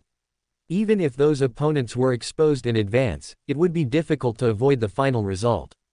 008 would constantly dig up Beanders in Tingen City to fight against the churches, from the Aurora Order, the Hermetic Order, to the Psychology Alchemists, Hermits of Fate, and Theosophy Order. As long as it wanted, it could always find suitable opponents for the Nighthawks. This made things very unpredictable and difficult to guard against, unless 008 and Ins Zhangwil were directly taken out, but that was something only angels and true gods could consider. Low to mid-sequence Beanders were almost unable to resist. Thinking of this, Li Meng spoke in a slightly heavy tone. I was once very interested in the spectator pathway, so I obtained quite a bit of knowledge about the spectator pathway. Meeting the puzzled gazes of Audrey and Klein, Li Meng took a breath and continued. The spectator pathway is held by an ancient organization. They follow the ruins of the earliest mysticism master of humanity, Hermes, from which they obtained endless knowledge and power. I know this, I've even studied the Hermes language. Klein nodded slightly in affirmation, signaling the other to continue. Hermes' theory divides the world into two layers, the conscious mind layer and the subconscious mind layer. At the very bottom of the subconscious mind layer lies the collective subconscious sea, which gathers the consciousness of everyone. The spectator pathway can master this collective subconscious sea through study and advancement. Audrey's eyes sparkled as she listened, not expecting herself to have such good taste as to choose such a powerful pathway. Keep it up, Audrey, you're the best. Audrey couldn't help but pump her fist in her heart to cheer herself on. This hanged man is good in every way, except he always likes to pause at critical moments. Then how powerful is it after mastering the collective subconscious sea? When you consume the spectator potion, you gain the ability to observe and study the conscious mind layer of living beings. As the sequence advances, you will move from the conscious mind layer into the subconscious mind layer. When you advance to a high enough sequence, you can roam the collective subconscious sea, perceiving, modifying, and deleting the subconscious minds of other living beings from within it. Yes, it's just as you imagine, silently changing eras, manipulating fates, leading trends, and creating the future. And all of this, the parties involved are completely unaware and oblivious, at most feeling some coincidences. Countless little stars appeared in Audrey's eyes. Even across a long bronze table in the blurry gray mist, one could feel that joy coming from the deepest part of the soul. Is this true? Will I be this powerful in the future? Of course it's true, dear Miss Justice. But you'll have to pay enough pounds to buy the potion formulas and materials. Of course, you also need a little bit of luck and the protection of the great Mr. Fool. As Li Meng spoke, he looked toward the head of the table, leading the topic to the Mr. Fool, who had remained silent. Audrey also looked toward Mr. Fool, her eyes full of expectation. Honorable Mr. Fool, you will surely protect us, right? I roughly understand what you mean. I feel like I'm that party who is completely unaware, oblivious, and can at most feel some coincidences. I'm in the midst of disaster myself, struggling to protect myself, how can I protect others? Klein complained silently in his heart, but he couldn't just leave those words hanging. Since I have chosen you, I will surely protect you as you walk through that thorn-filled land. Mr. Fool's voice was low and powerful, as if stating an irrefutable truth. Fortunately, I crammed this morning and reviewed the revelation of the night. I hope those two aren't believers of the Evernight goddess. Well, even if they are, few people seriously read the revelation of the night. After all, not everyone studies as seriously as I do. Thinking of this, Klein finally breathed a sigh of relief. Mr. Fool's power is truly unimaginable, but why does that sentence feel a bit familiar?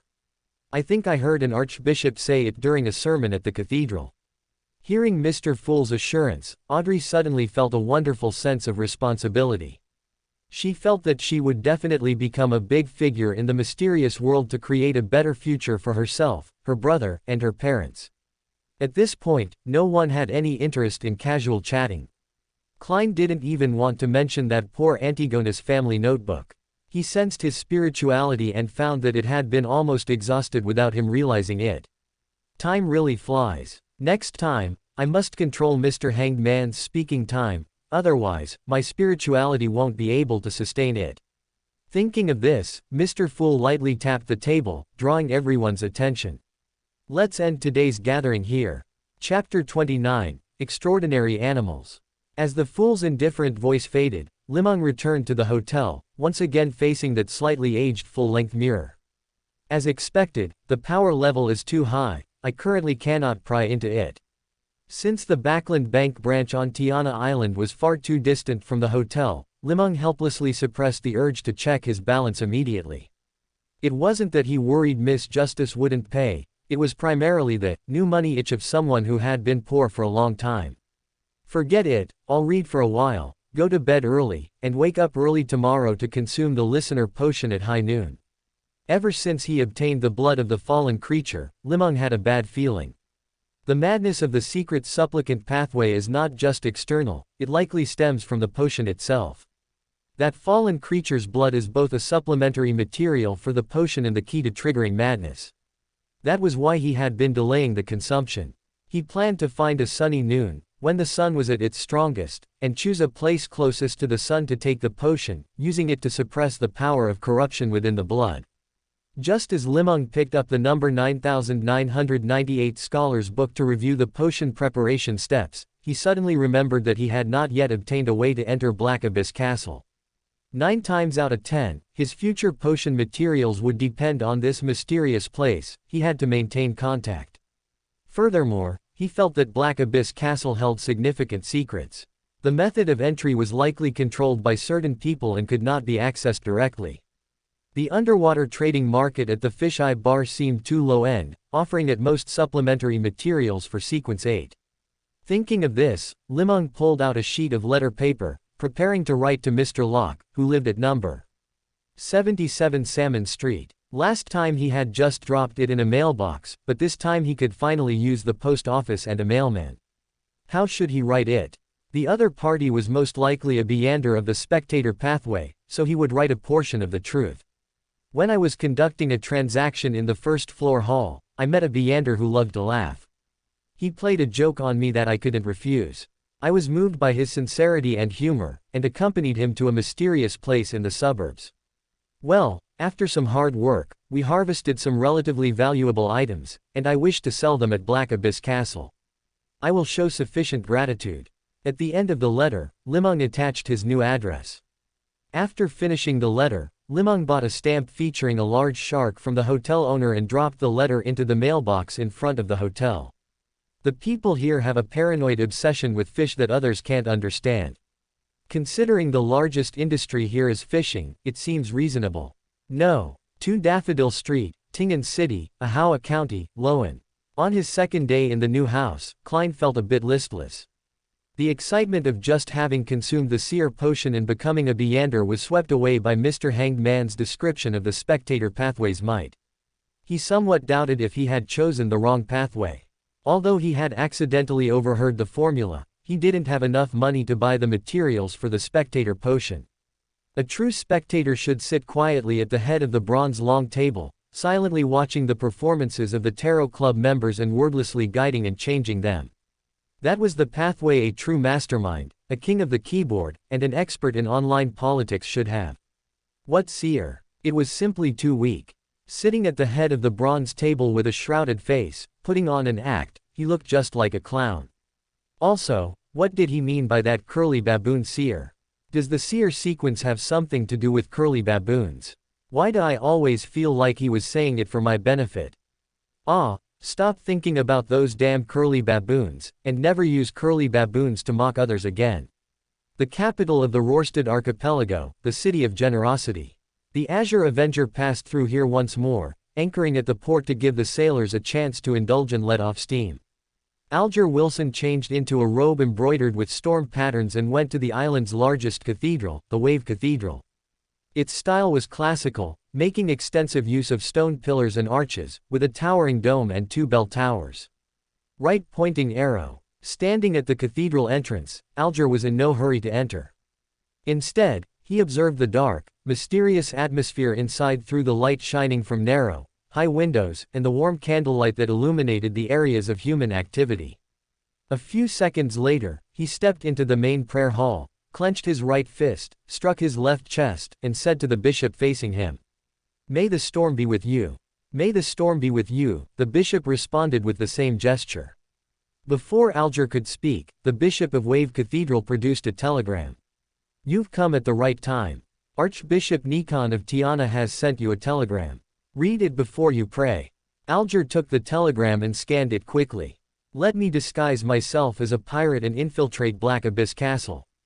"Why me? Didn't I just go there? Archbishop Nikon is very satisfied with your performance and specifically sent me a telegram requesting this.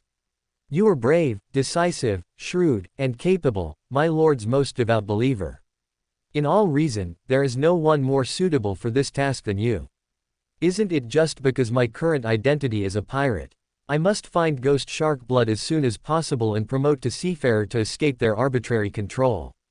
Alger suppressed the anger in his heart and struck his chest with his right hand. "I obey the Lord's will." The bishop showed a satisfied smile and said, "In the future, do not participate in the prayers at the Bayam Cathedral to avoid exposing your identity. Our opponent is an organization extremely skilled at unearthing secrets. The materials you requested have already been prepared by the Lightning Cathedral. Once you complete this mission and confirm there are no issues with your mastery of the potion, you can promote to seafarer. In the Hall family castle in the Backland Queen district." Audrey quickly gathered the supplementary materials for the spectator potion. Well, she just took them directly from the family warehouse. Was there anything faster than that? As she prepared the potion, she recalled the teachings of the Hanged Man and Mr. Fool. According to what Mr. Hanged Man said, potions can be given not only to humans but also to animals to significantly increase their intelligence. However, since animals cannot properly understand or use the acting method, nor control their own desires and actions, it is crucial to choose the corresponding potion based on the animal's species and habits. For example, felines are natural assassins. Consuming an assassin potion will drastically enhance their combat capabilities, making them even more powerful and dangerous than human beyonders created by the same potion. Some canines are natural spectators, they can sit quietly in one posture and watch their owner all day. Others are excellent hunters, with tracking and destructive abilities far exceeding normal beyonders. Baboons are more suited for the seer pathway, especially some curly baboons among them. They are born with a seer's spirituality and can instinctively interpret divination results hidden in nature to avoid danger and find food. In fact, there have always been powerful curly baboon seers who use divination to evade human capture, active in places we are familiar with. Most marine creatures have an adaptability to the sailor pathway and can master the sailor potion without obstacles. Some powerful creatures can even directly master high-sequence Beyonder abilities of the sailor pathway. They are the Lord of Storm's natural believers upon the sea. Spiritual creatures like evil spirits, wraiths, and vengeful souls, along with many creatures that already live in the spirit world, are the darlings of the prisoner pathway. Compared to humans, they are more like natural prisoners. Do not think that Beyonder power is a privilege of humans. In fact, many ancient races mastered and used Beyonder powers long before humans did. It's just that humans started late but arrived first, surpassing them and even turning them into Beyonder materials. Animals are not just companions in life, but also great partners in battle. Audrey thought back to the hanged man's words and felt they were directed at her. Thinking of this, she looked at the large golden retriever sitting quietly by the door and called out in a sweet voice. "Susie, come here." Chapter 30 Listener. July 3, Tuesday noon. On a deserted mountain in Tiana, Li Meng pulled out his fashionable fish skin pocket. One by one, Beyonder materials were taken out and neatly arranged on a flat rock at the mountain peak. The noon sun was particularly intense. Standing at the peak, Li Meng checked the potion ingredients one by one against the sunlight. His shadow huddled into a ball at his feet, and sweat rolled down his forehead. The bottle of rosé bishop's blood, however, seemed to be asleep at this moment, emitting a quiet and charming aura that tempted people to drink it in one gulp. 80 milliliters of pure water, 5 drops of any fallen creature's blood, 7 grams of caustic soda powder, 10 grams of mind-disturbing flower powder, 3 drops of bitter gourd juice. Li Meng flipped through the number 9998 Scholars Book one last time to confirm the potion formula. At that moment, he realized his memory was simply terrible. Just now, he had actually briefly forgotten some of the auxiliary materials, only remembering them after being reminded by the Scholar's Book. The faceless pathway doesn't have a sequence that stably increases memory and intelligence. I'm afraid such problems will become more frequent in the future. I wonder if the sealed artifacts of the Savant pathway have memory-enhancing effects. If I can't remember too many formulas, I won't be able to get more funding for activities from Miss Justice, which would affect the Tarot Club's future development plans. Li Meng picked up the bottle of pure water he had bought from the underground market. Through his cryptologist ability, he confirmed it was a bottle of extremely high-purity water, the kind that could even be used for high-precision chemical experiments. He found a pipette and carefully opened the bottle of rosé bishop's blood, drawing out a single drop. When that drop of blood was drawn up, it let out a human-like struggle, jumping and shaking incessantly as if unwilling to be separated from the collective, while the remaining blood in the bottle also began to grow restless, as if expressing protest and dissatisfaction. When that drop of blood entered the pure water, it showed no intention of merging with it, floating quietly in the water like a red pearl. Li Meng added 4 more drops, and they quickly condensed into a thumb-sized red sphere of liquid in the center of the pure water, bobbing up and down with the slight ripples. With the addition of the caustic soda powder, the pure water began to boil, seemingly trying to fuse the blood sphere with high temperature. The blood sphere showed no weakness, tumbling incessantly with the boiling water without any intention of melting. Why does this formula look a bit off? But the number 9998 Scholars Book doesn't describe specific processing steps, and besides, number 04 has no motivation to tamper with it. Let's just continue for now. When the mind-disturbing flower was added, the blood sphere finally collapsed, exploding instantly on the spot and dyeing the pure water in the bottle blood red. The temperature of the entire bottle rose sharply, as if it would explode the next second. Li Meng gritted his teeth and added the bitter gourd juice. The bottle finally stopped heating up, but it was still scorching to the touch. Forget it, I'll take a gamble. Li Meng dropped in the listener Beander characteristic, that black ear.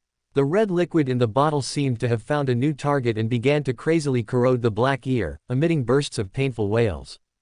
As the black ear quickly disappeared into the red liquid, the temperature of the glass bottle gradually dropped, and the blood-red liquid slowly stopped squirming.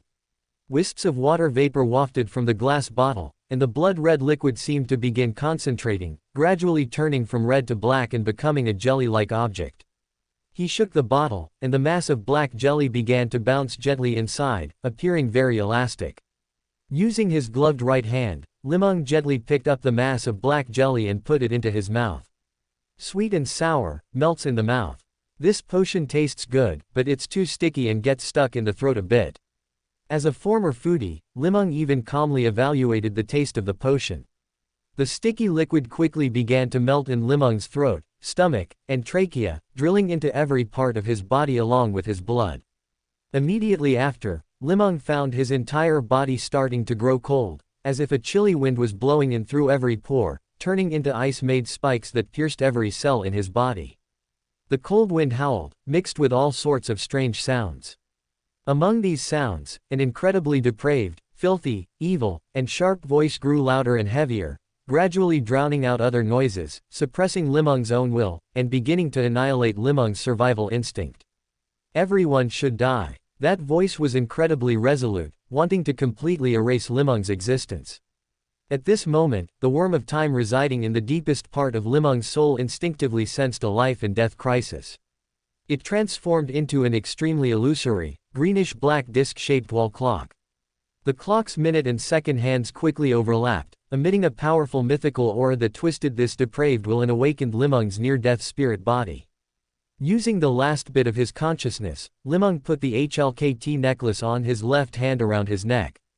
In an instant, all sounds vanished, and Li Meng regained his original consciousness. How terrifying! Regarding that malice, Li Meng knew without thinking that it came from the true creator. Given the current situation, it was probably impossible for him to obtain any knowledge or inheritance from the true creator. This malice made it impossible for Li Meng to speculate. He wasn't even sure if it was because the other party had discovered his identity or simply wanted to kill. He could only feel the other party's resolute malice to kill him. He could not harbor any more wishful thinking in the future, otherwise, it would surely lead to a dead end. Before advancing to a listener, Li Meng had always felt that a listener who had never heard the voice of the true creator was not a true listener, but now he understood that a living listener was the only true listener. As for any mysterious knowledge or rituals, they could all step aside. No one would care what a rampager or a corpse once knew. Touching the HLKT necklace on his chest, he suddenly felt a special sense of closeness, as if he could still smell a milky fragrance from it. Only then did he realize that under the noon sun, he was actually shivering with cold. Cold sweat seeped from his skin in bursts and re-evaporated onto his body, giving even a living person a sour, foul odor.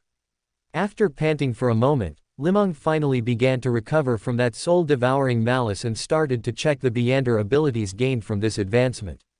It was much as expected. Li Meng's physical flexibility had greatly improved, and his physical fitness began to increase significantly, even to the point where he could withstand a large amount of blood loss and severe internal organ damage.